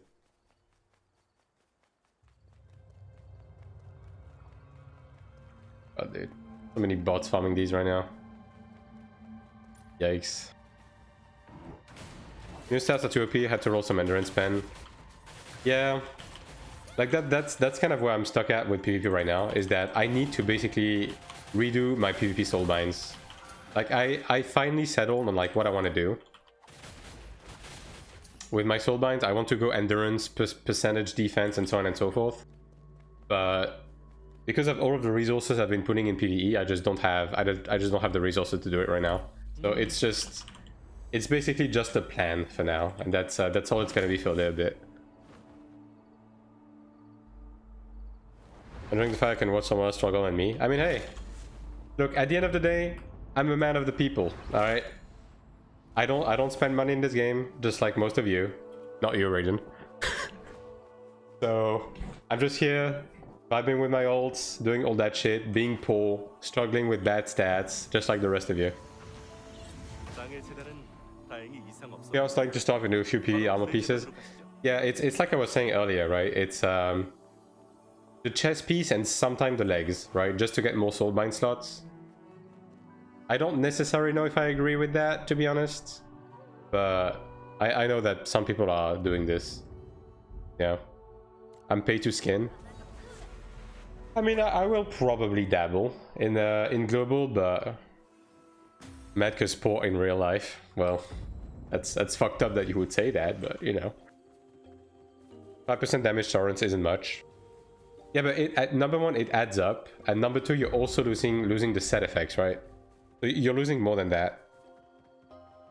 Now, obviously, right now, it's okay because no one is able to do the Centurion Tribunus mix, right? But once you're able to do the mix, then obviously full PvP will be better. You get Endurance and Smite. Yeah. I mean, the thing is, right, I'm gonna be honest, I have fought some of the people who are doing the hybrid stuff to get more stats, and I'm not really feeling the difference when I hit them. I don't know. Like, my opinion is still that PvE gear is, like, outside of the weapon, pretty meh in PvP, honestly. Even if you get the extra stats, like... The eye level scaling, because you get more eye level, kinda cocks you, and then you lose a lot of defense.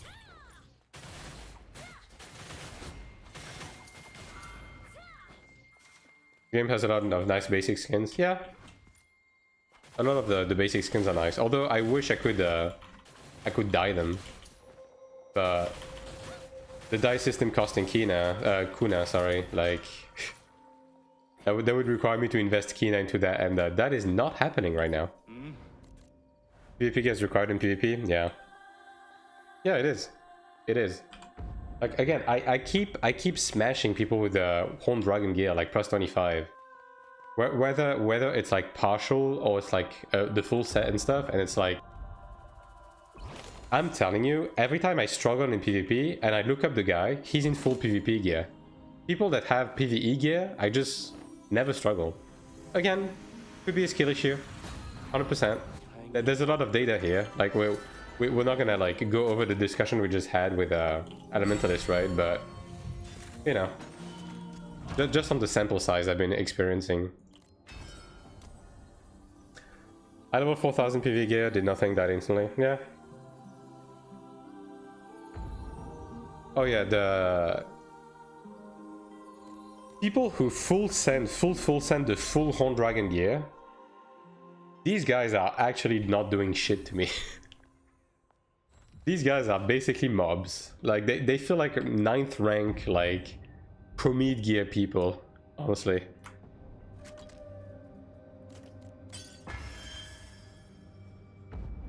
And like that's another thing, right? Like I want to make a video about PvP gear progression, the stats, like how to get AP, how to get medals, like so on and so forth. And I also want to have a segment in it that debunks the use of like PvE gear in PvP. But every time I try to have this discussion with people, they tell me I'm a dickhead that doesn't know what he's talking about.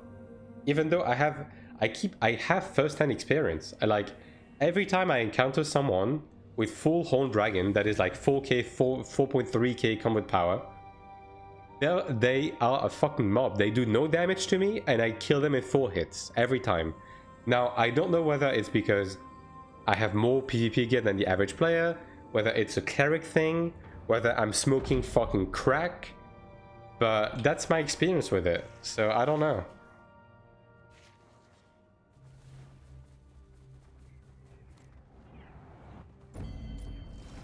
But like,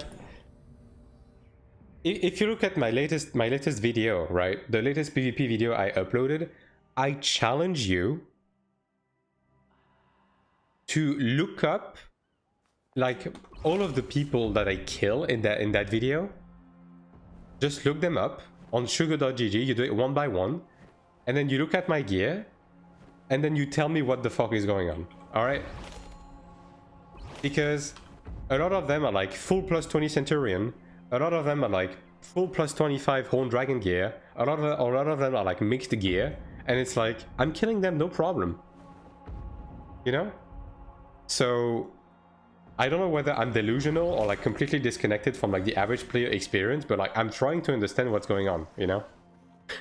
Like I'm trying to understand why people are bitching so much about PvE gear in PvP right now, because ever since they nerfed the eye level scaling in PvP, PvE gear people have felt weak to me. Cleric is ST and PvP. I still think... Okay, I think Cleric is in a very good spot since the TTK change. I still think Templar and Chanter are probably better.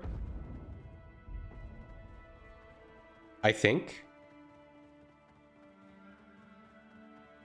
But obviously I don't disagree with you. Like, I think one of the main aspects of Cleric, specifically in open world PvP, is that you have the tools to cheese just about anyone as long as you can hit them. Because basically you can use the first stage of the fight, you use your survival willpower proc, right? You are giga tanky with that. And then your Defiance and survival willpower expire, you use your invuln, right? And then your invuln expire, you still have your root. And then you have your anti-heal to make up for the fact that maybe you lack DPS. You have your damage tolerance debuff. Like, Cleric is like extremely high potential, right? You can kill just about anything as long as you can hit them. That is 100% fact, right? And I do think there is a lot to it. There's a lot of it to that. But I still feel like PvE gear just isn't good compared to PvP gear in PvP right now. Outside of the weapon. Question is, can Cleric survive without defense?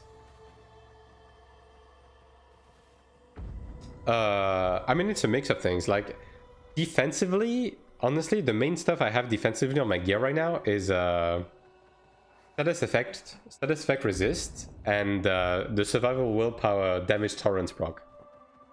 Because defensively, I'm in the middle of transitioning away from evasion into like endurance and defense, and I have none of it right now. But I'm still pretty tanky, just with those, right?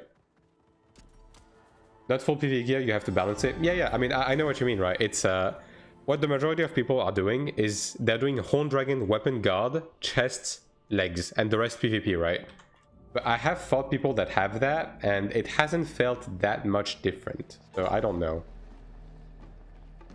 Cleric is a third tankiest class? Yeah, it's behind Templar and Enchanter, right?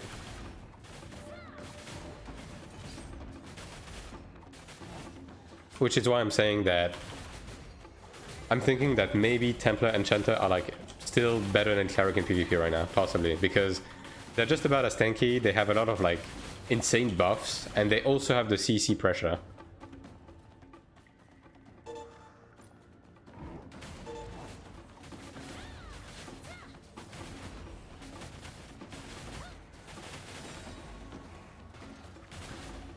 I prefer my Cleric mate any day of the day over Templar or Enchanter. Yeah, okay. I'm not talking about getting pocketed by someone, because if you're getting pocketed by someone, Cleric is insane right now, right? You have Salvation, you have Usteel, you have Light. Like, all of that makes Cleric the ultimate, like, pocket class, right? I'm talking about strictly, like, individual strength. Like, let's say in a 1v1 arena, which class is the strongest right now? I think Templar and Enchanter probably edge out Cleric a little bit. I think the whole PvP, PvE gear is class dependent. Possibly, yeah.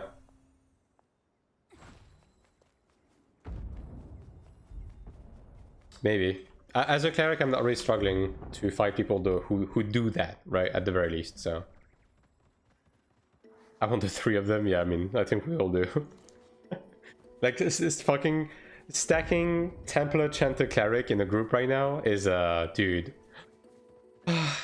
I kind of wish I had like teammates that sent the game as hard as I do right now to like experiment with it. You know what?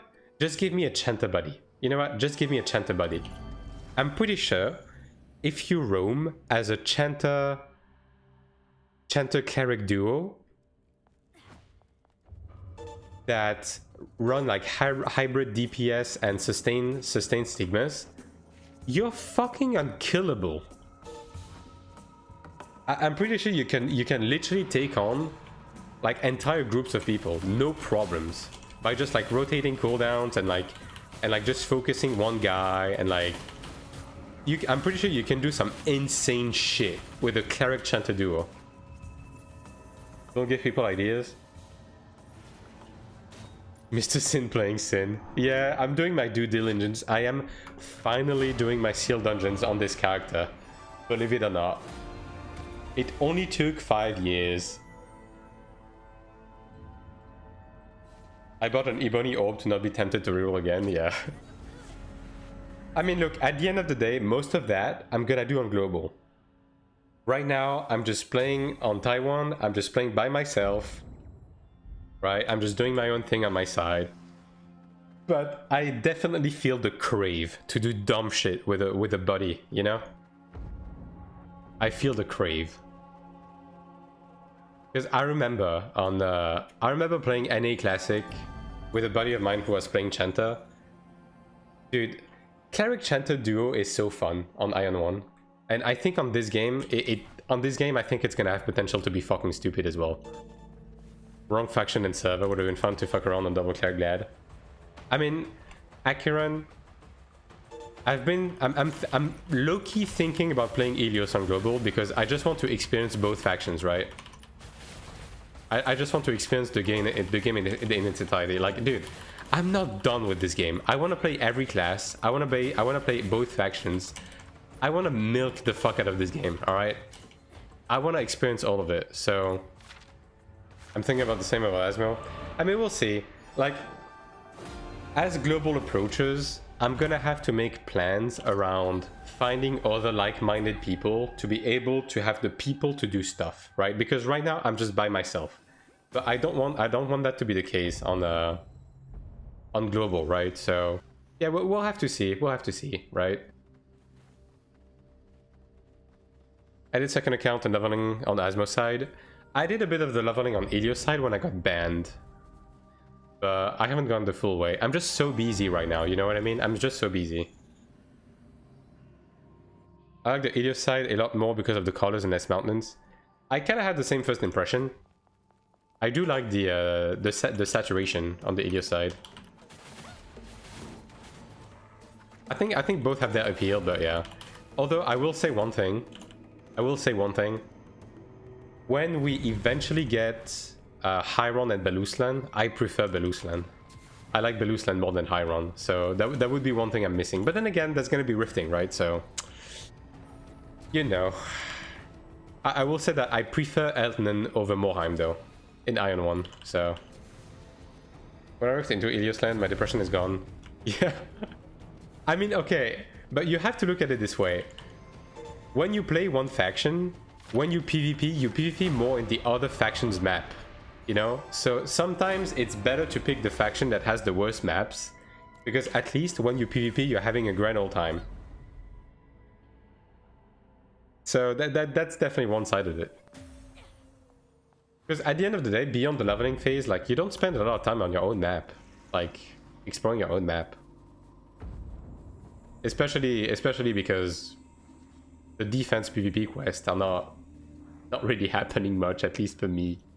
I guess if I played Ilios, it would be a lot better in that sense, because there's so many Asmos rifting.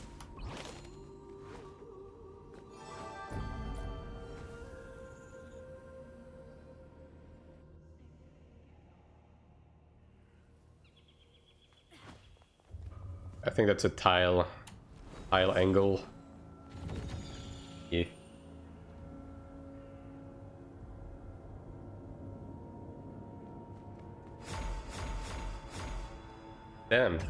Damn, Grom. Thanks for pointing people towards the bot message that tells them to follow.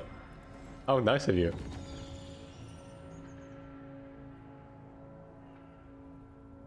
That's why I tried Ilios on Iron 2. Yeah. I'm really looking forward to the Eltnan Desert. I really like the Eltnan Desert.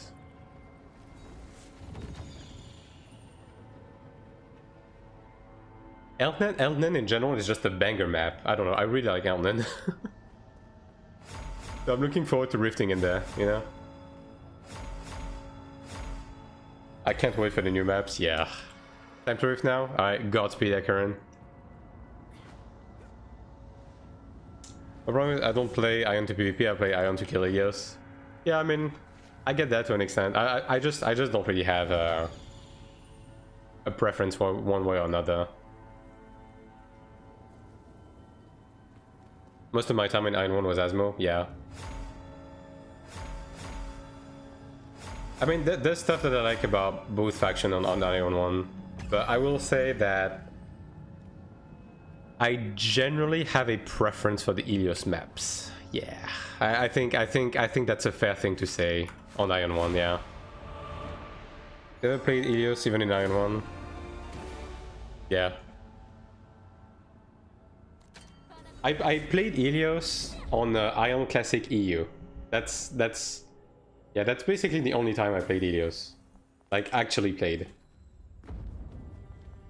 I think it was fun. It was a nice change of pace. Sanctum OST, yeah.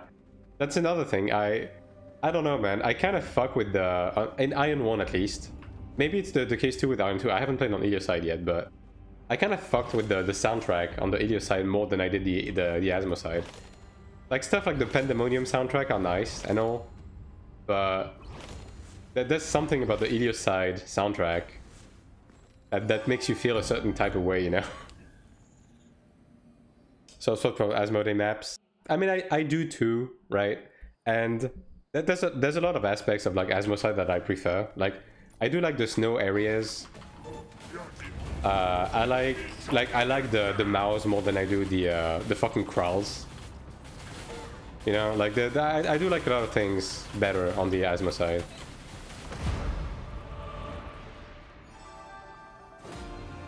I played Iron 1 without music. Yo, ban that guy. Fucking ban that guy.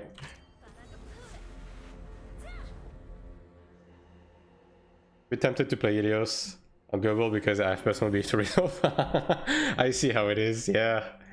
I understand.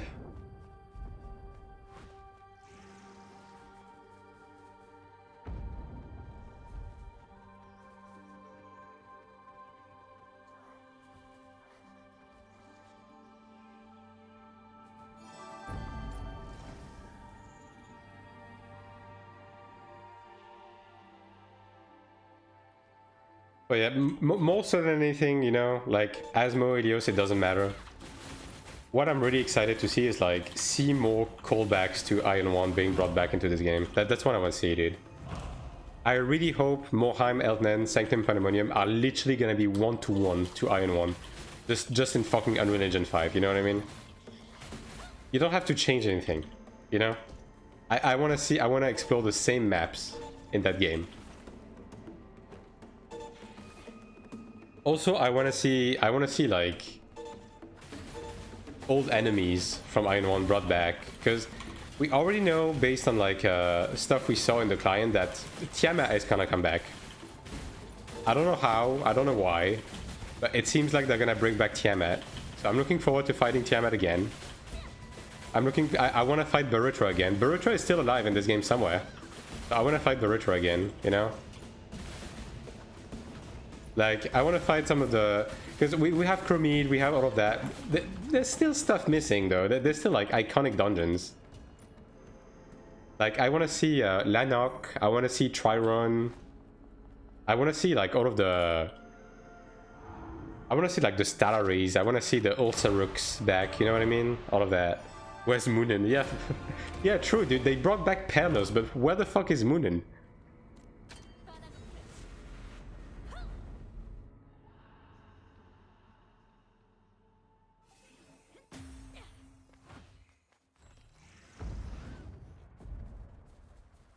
Dude, I have the fucking default mount on this character.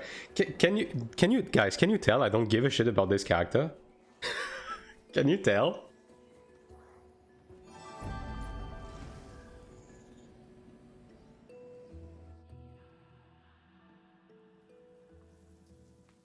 They locked him back in the cage. Wait, really? I want Stormwing and yeah, Stormwing and Jotun, like Diddle Karim, like yeah. I want to see all of these guys come back, you know. Like the new bosses are cool and all. Like I like Ludra, I like the new Akum, I like all of that. I want to see the old guys. Bring back some of the old guys.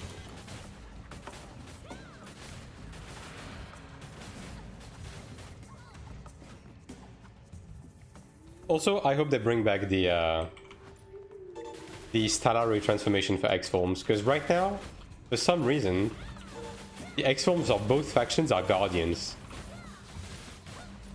I don't know why. Like the Ducks, right? For some reason, like even Asmos are transforming into the Ducks. I don't know why.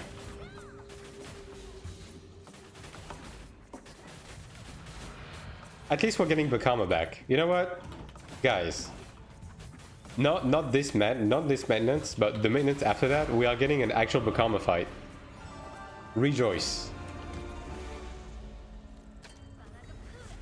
And once again, if you haven't seen the data mine of the Bakama fight, we saw a bunch of shit. We have the soundtrack for the fight, and we got some a teaser for like a few things on the Discord. Exclamation mark Discord. Like he's gonna whip out like different weapon, like a spear, a greatsword. Yeah, I'm looking forward to that fight.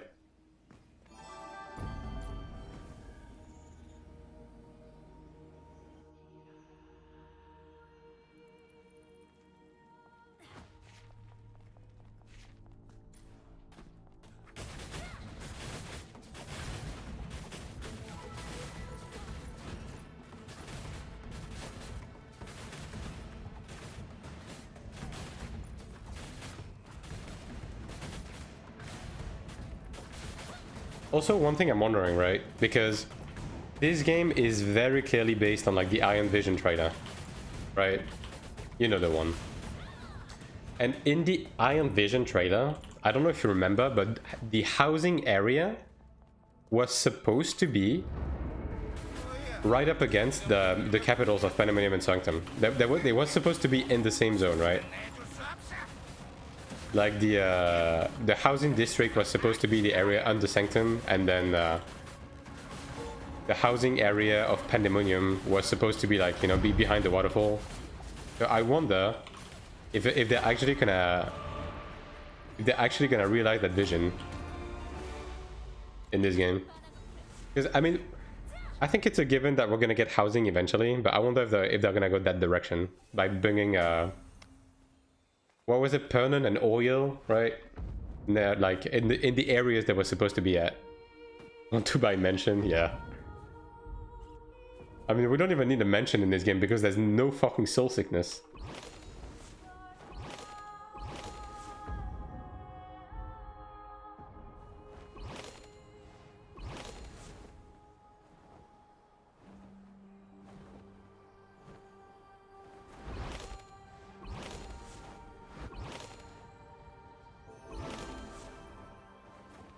It's probably in the water.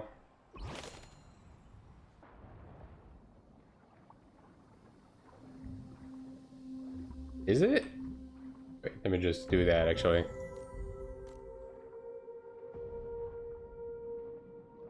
Don't tell him. I can just use autopathing. Oh, there we go. Nice. Yo, by the way, I have a question for you guys. Completely unrelated, alright? Like, how did you guys come to find this stream, by the way? Like, is it from like a host? Is it from YouTube? Is it because you followed me from Iron One? Like, I'm just curious. I just want to check something.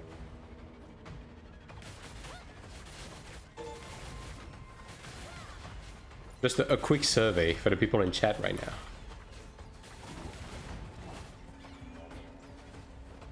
Okay, guide, YouTube. Okay, okay. The YouTube gambit is paying off. Stalking, fair enough.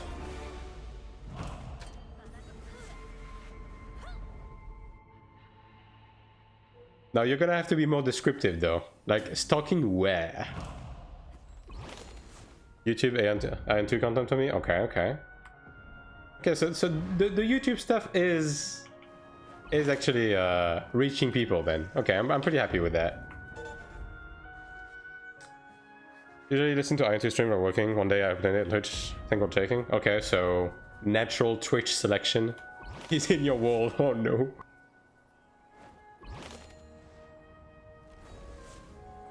Everywhere, okay.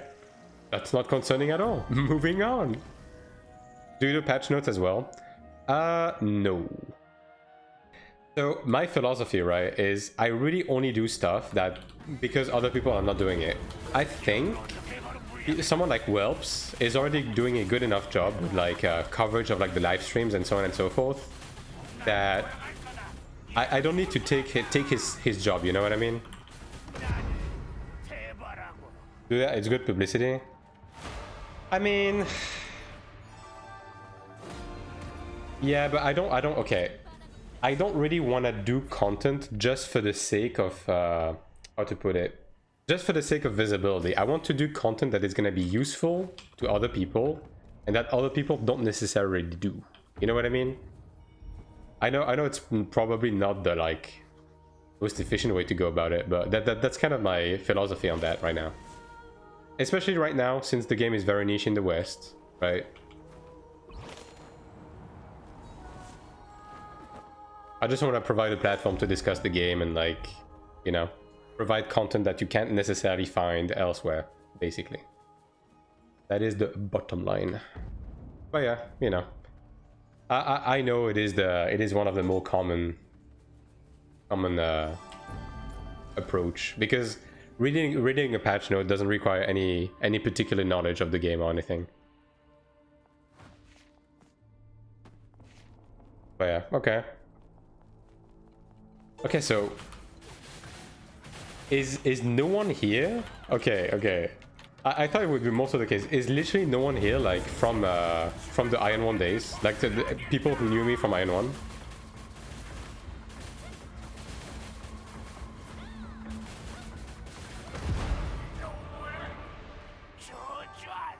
Why is big the room for everyone to get foreign subs? Yeah, I mean, I'll see. Maybe as global approaches, maybe I'll take a more how to put it, classic path of content creation. I don't know, we'll see. I played a different region than Iron 1. I mean, doesn't prevent anyone from watching YouTube videos. Wait, who are you again? Yeah, that's what I thought. Unfortunate.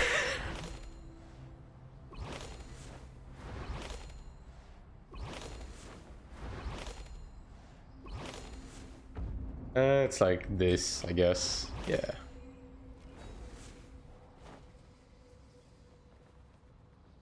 I didn't watch anyone in Iron 1. Wow.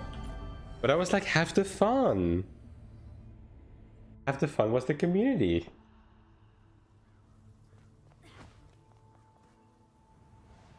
I have so many stories about the Iron 1 community, dude. Some of them, some of the stuff I witnessed on Iron 1 is stuff that I probably would not be able to talk about on stream without getting banned. Iron 1 was a wild place. Yeah. It was the Wild West.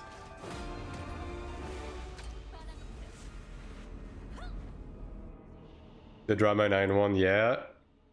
It was, yeah. It was something else. I wish to forget some of the stuff I saw.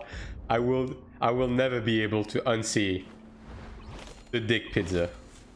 That is something that that is something that is probably buried into my mind until the rest of time, amongst other stuff.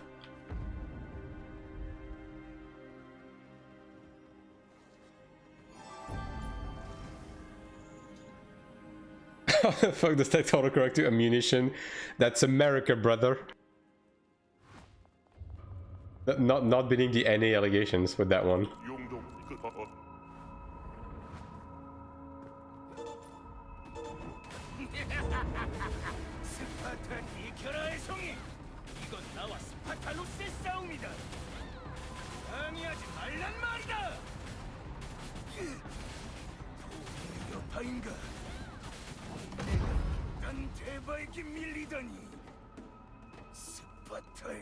What a Legion name.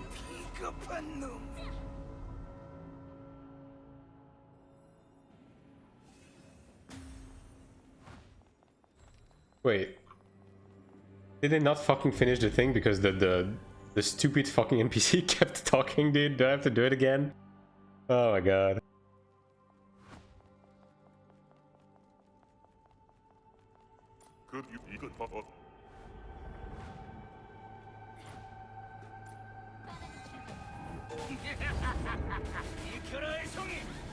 I mean, I agree with that, but I do think there's also a room for like keeping some amount of integrity. You know what I mean? Even if you want to do what you love, the financial like support, right?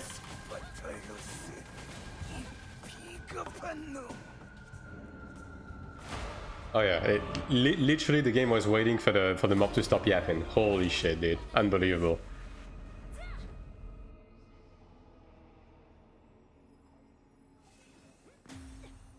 Get that Raid Shadow Legend sponsor. Holy dude.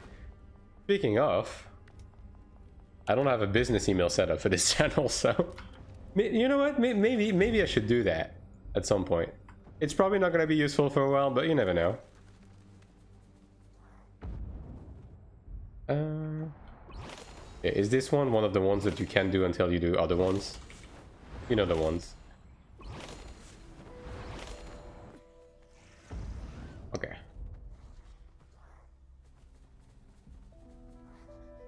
Fucking Raid Shadow Legends, dude. I did enough of that working for authors. I don't know.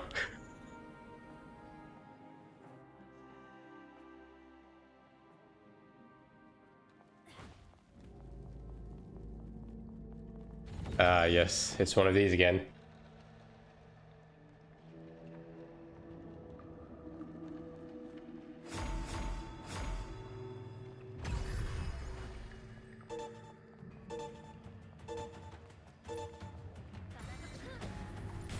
Yeah. I mean, we'll see. Right now, I'm pretty fucking early in all that jazz. I'll see. We'll see down the line how it is. Got to be all that. Yeah.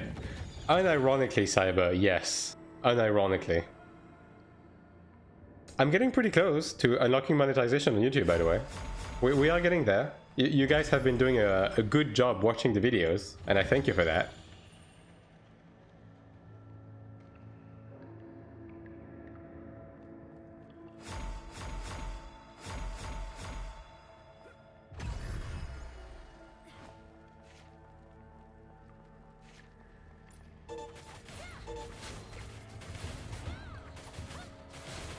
I bet people would sponsor that.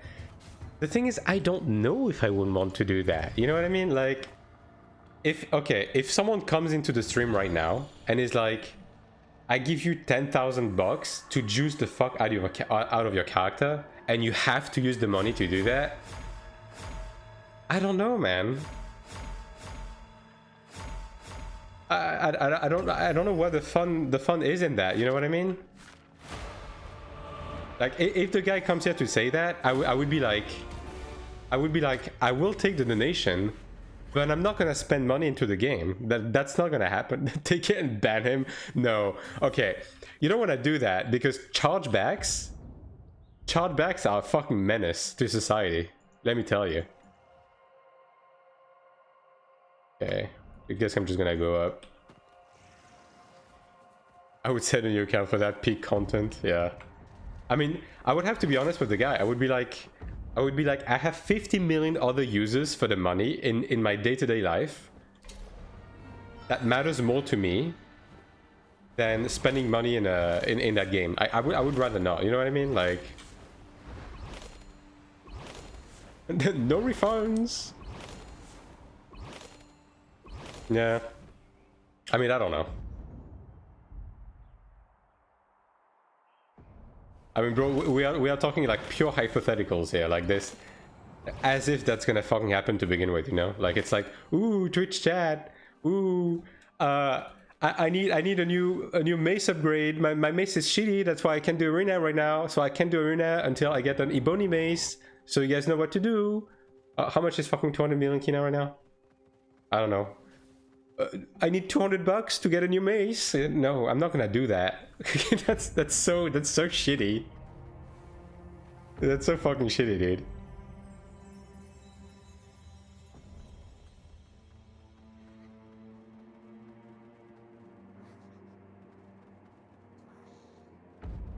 Like, I know some people do that, but nah, I would never be able to bring myself to do that shit. There's no way.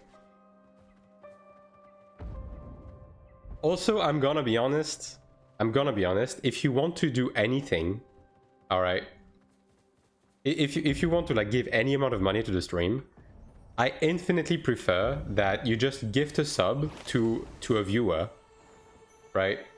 Just for the sake of like building a community, even though I barely get anything from subs right now, right?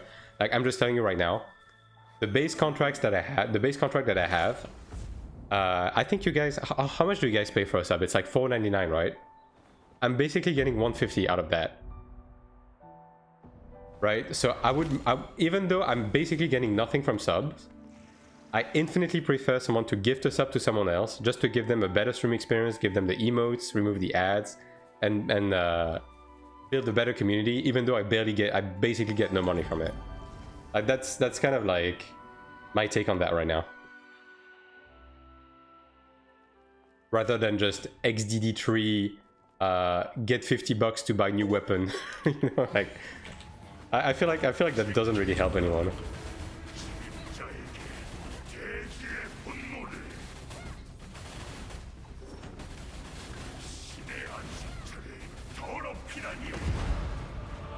Speaking of free, chills. Get rid of those effing ads. Yeah, exactly. Look, I'm gonna be honest, I have most of the ads turned off on this stream because I'm not making money out of ads anyways with this, with both these contracts and with like 10-20 people being here anyways, so I'd much rather people have a better experience. So like, I have pre-rolls turned off and I have ads on the minimum amount that I can put them.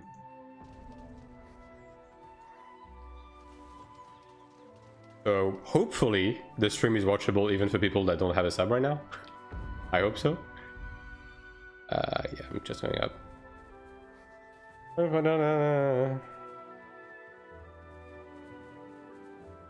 Yeah, I mean, in general, I would say that the content space for Iron 2 is just in its infancy, and a lot of it is like throwaway content, right?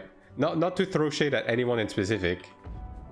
It's just very typical to like a game that hasn't come out to the West yet, right? And that's not really what I'm trying to provide, I guess. Haven't seen a single ad? Yeah, there you go. See, I'm not lying, guys. This guy is definitely not using just an ad blocker.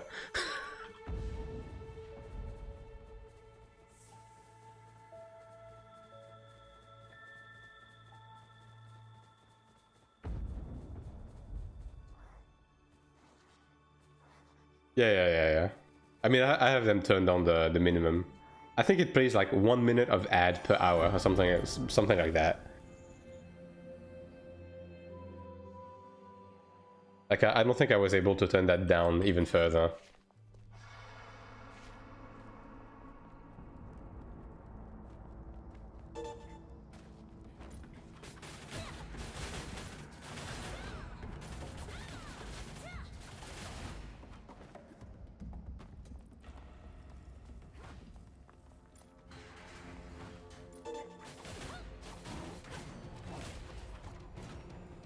Man, I get everything in there? Jesus fucking Christ, dude. At least, you know what? You know what? Doing this on stream isn't so bad, because at least we're having like conversations and stuff, and it is making this a lot more stomachable. I will say that. So good job, guys. This is all you.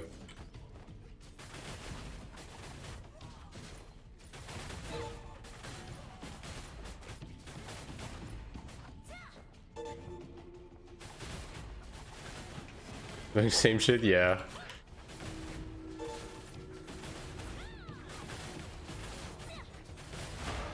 Like, I've been thinking of opening an extra like ult slot just to get one more ult.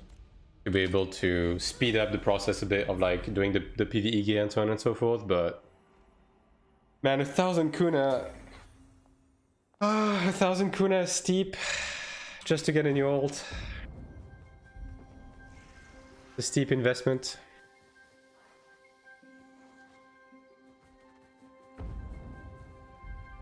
I haven't even bought the battle passes yet. Fuck me, right?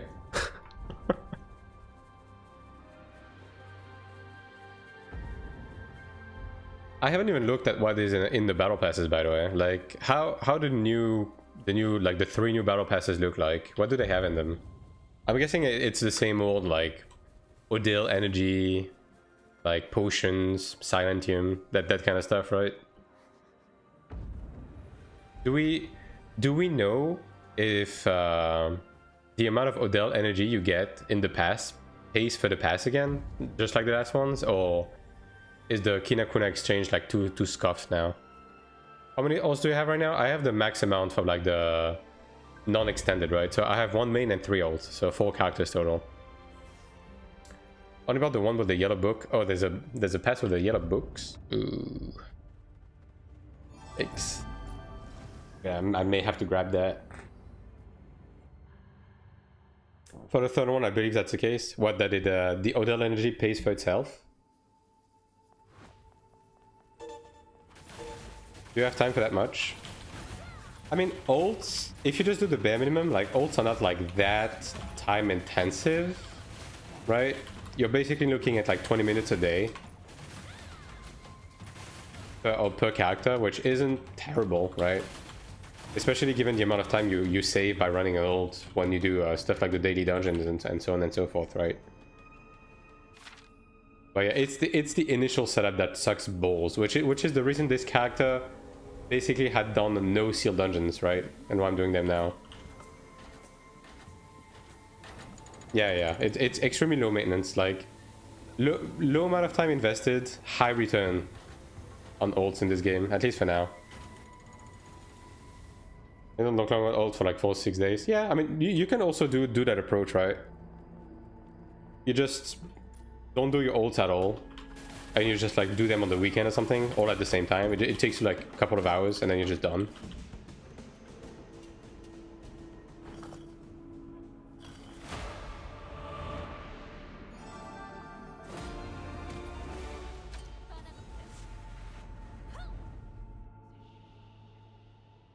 Like, I do try to keep up with my old stuff to a certain extent, a bit every day, so this way I don't have like too much to do at the same time. Although I've been doing a bad job at that the last few days, like, because I've been doing PvP so much on my Cleric, I kinda didn't do anything on my ults for like a couple of days, which is why today's stream is brought to you by I'm Desperate for Kina. And this is why this was a purely PvE stream. Sorry.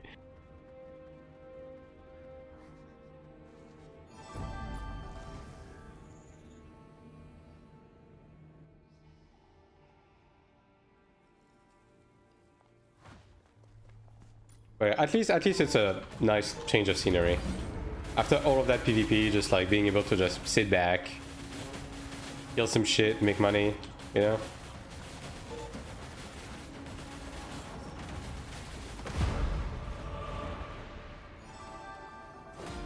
And I also sincerely need to do chores on my ults because I need to push them to the next step. Like, I need to get my Chanter to Sanctuary, I need to get my Templar into Fire Temple, all of that, because I've been like stagnant with those for a little bit too long.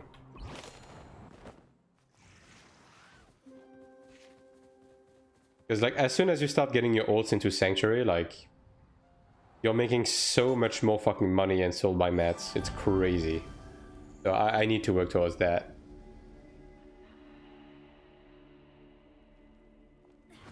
Really bad.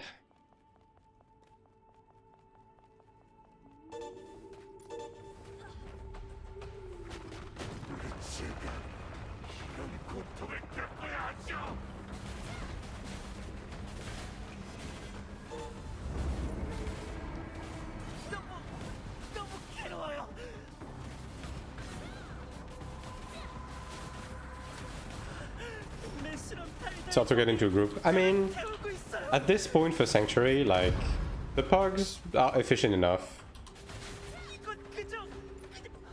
And if you play a support class that's needed, like, the character I'm trying to get into Sanctuary is a Chanter, so as long as I have like baseline Nuakum Fire Temple gear, and I'm like 2.8 or something, I'm gonna get into groups without much problem. My Templar is really nice gear and I don't get in. I don't know. I mean, I've done some pug runs and I've had some absolute fucking stinkers in those groups, so I don't know. I mean, maybe you just have to make your own groups, I guess.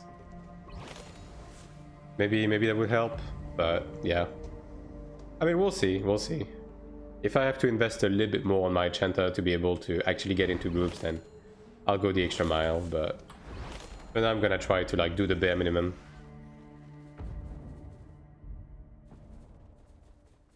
Also, having an ult that can do Sanctuary means more Sanctuary pug memes on stream. Isn't that fun?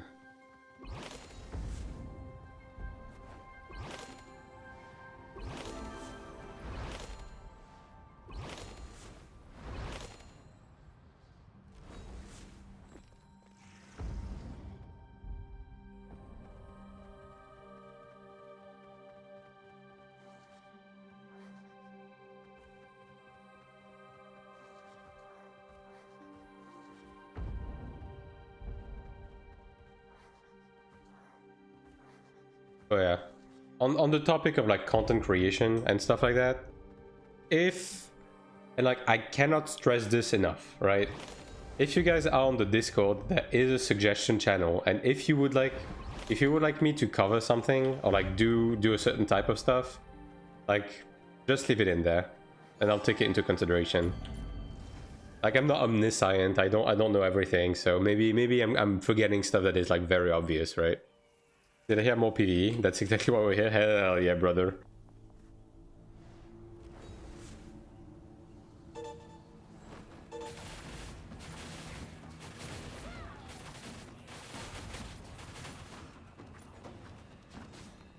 Yeah, people are too focused on the gear score. That's also a problem, right? Because technically, like, my ults are like shitty geared and stuff like that, but at the end of the day, Like I have farmed pets, I have all of that like shared progression, right? So my ults are like powerful enough. This stuff.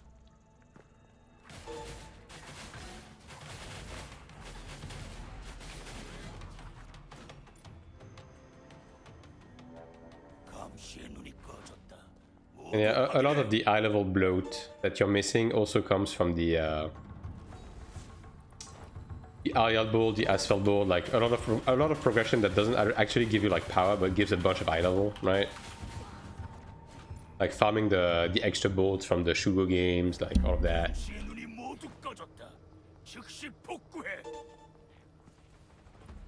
Like getting those MP plus 50 nodes, very important.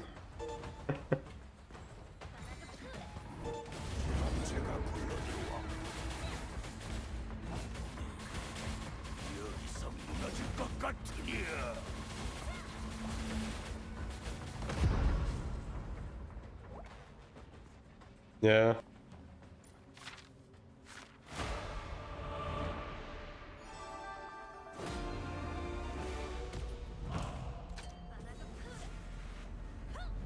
At least I should get pretty close to 2100 with this session on this character, so I'm getting closer to being able to do Chromede with it. Because the problem I have with this character is I'm literally stuck on progression. I literally have all of the gear I can get from Vakron and Urugugu. Like, that's it. I can't get more eye level for this character. So I have to do the other shit to be able to do Chromede with it.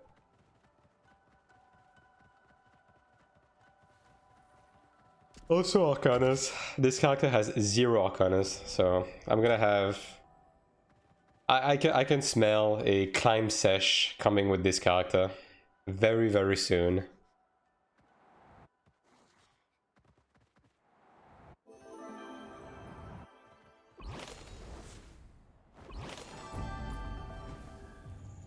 So please look forward to it.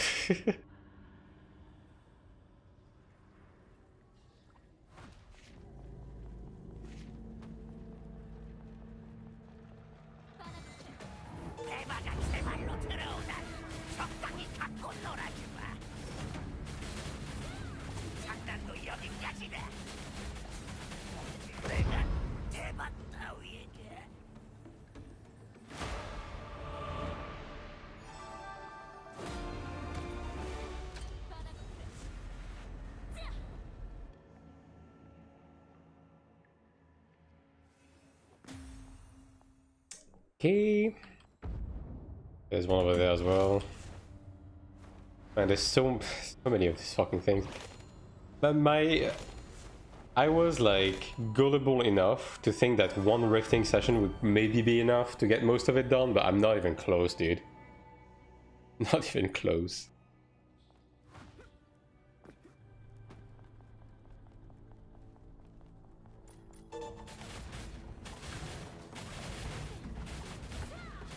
Even though this character is overgeared as fuck for this. Usually 3? Yeah, that seems to be what it's gonna take, yeah.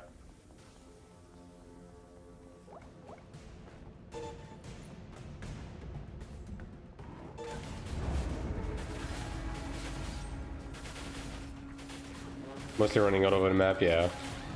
Also, I'm not flying with this character because I have no flight pods, so I'm kind of taking the long route as well.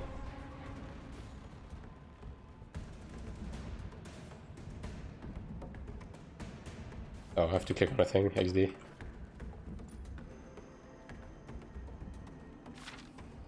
Give it 2 stars, buy the level 74 gear from auction house. The new Dramata blue gear, like what level is it? Is it 74? Is the blue Dramata gear 74?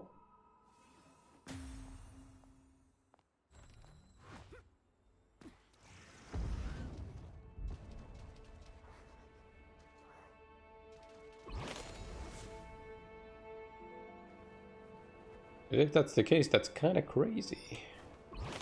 Guessing I have to go in there. I'll just do like auto run. You do have to go around. All right.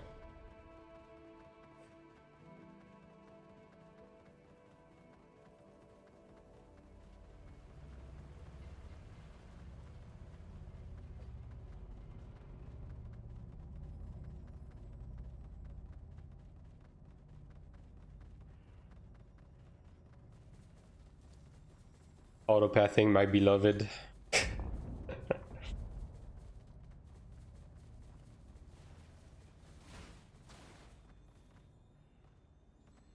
I think I'm good. I think I can do the rest of the way by myself. Thanks.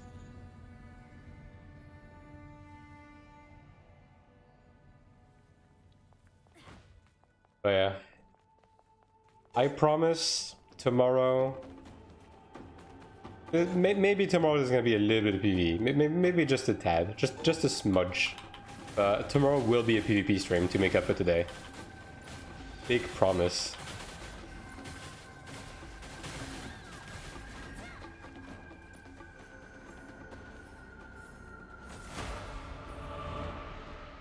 At least I finally got my head out of the water with the Kina situation. Like, I'm gonna have enough money to inherit my chess piece once I get enough medals. So that's good.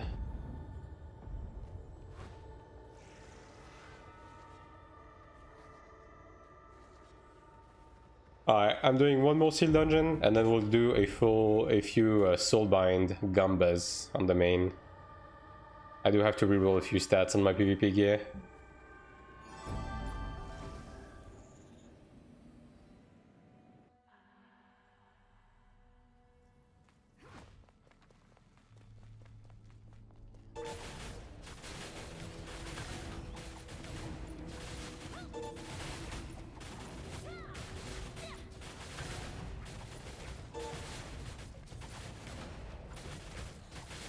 Yo Grom, you liking that assassin gameplay, dude? Left click, right click, left click, right click, left click, right click.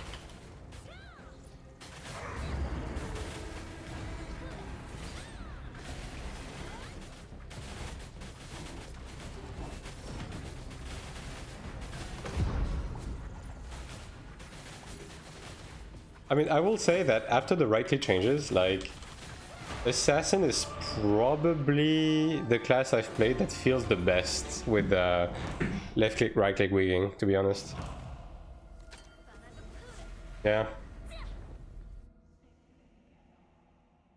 Feels very smooth. Smoother than Chanta. Before I was a bit dubious at times because of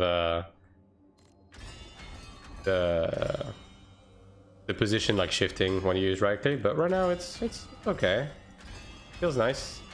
It's fast, doesn't lock you. Pretty good.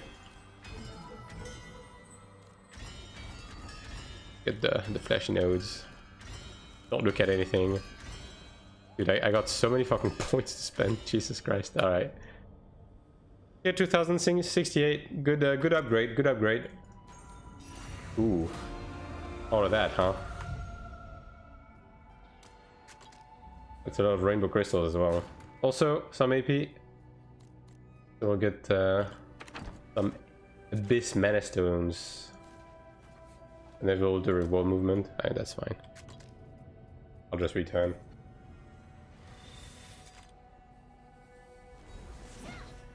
I'll do another rifting sesh, probably off stream, as to not bore you guys too much. Maybe, if I have time. Perhaps. Definitely.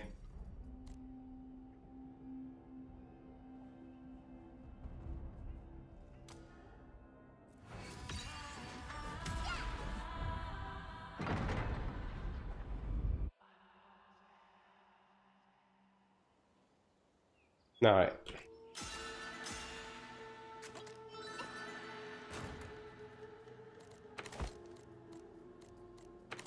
Okay, so we have 4, I guess? Yeah.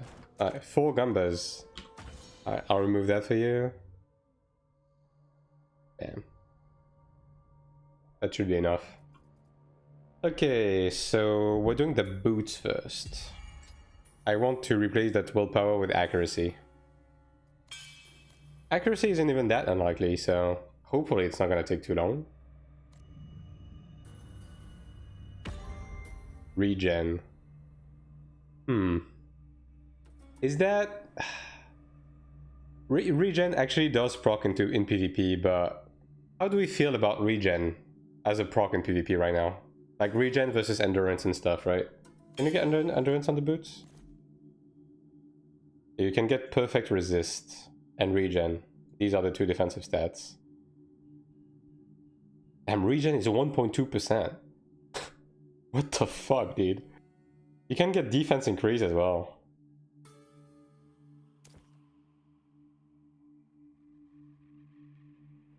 What do you think, chat, about regen? Let me check my regen versus regen pen, actually. I think I've had regen procs in PvP, but... Let me switch to PvP. What does regeneration stat does? Every time you get hit, it heals you back a little bit. Or a portion of the damage you took. So it's just another defensive stat, right? Basically. Okay. Regen actually has like a decent amount of like percentage. So it's not a terrible stat, I guess, defensively.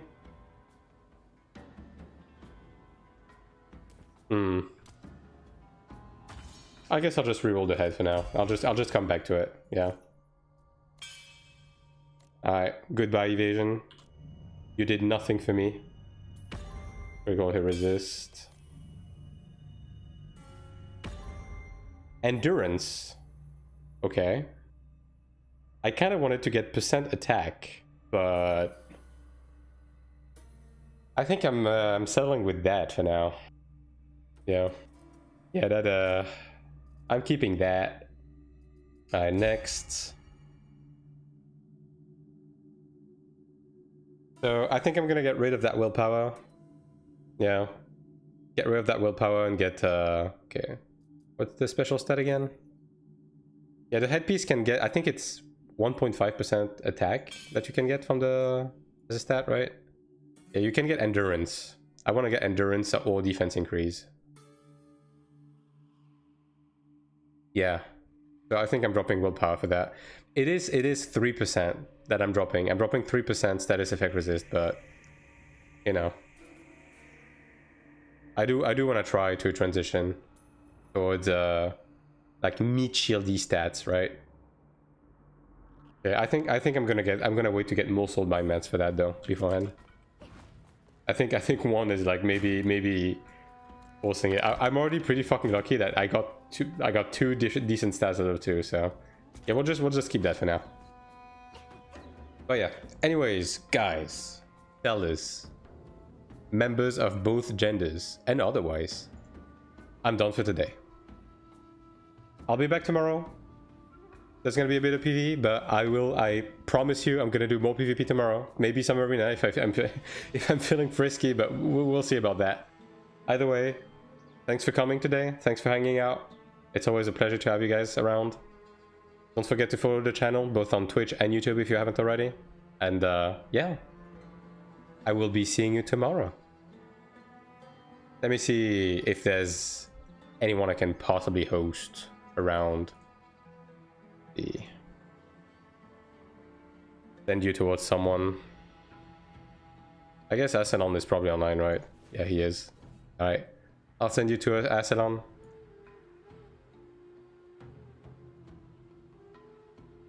Alright, let's see. There we go. Go say hi, and I'll be seeing you guys tomorrow. Thanks for hanging out.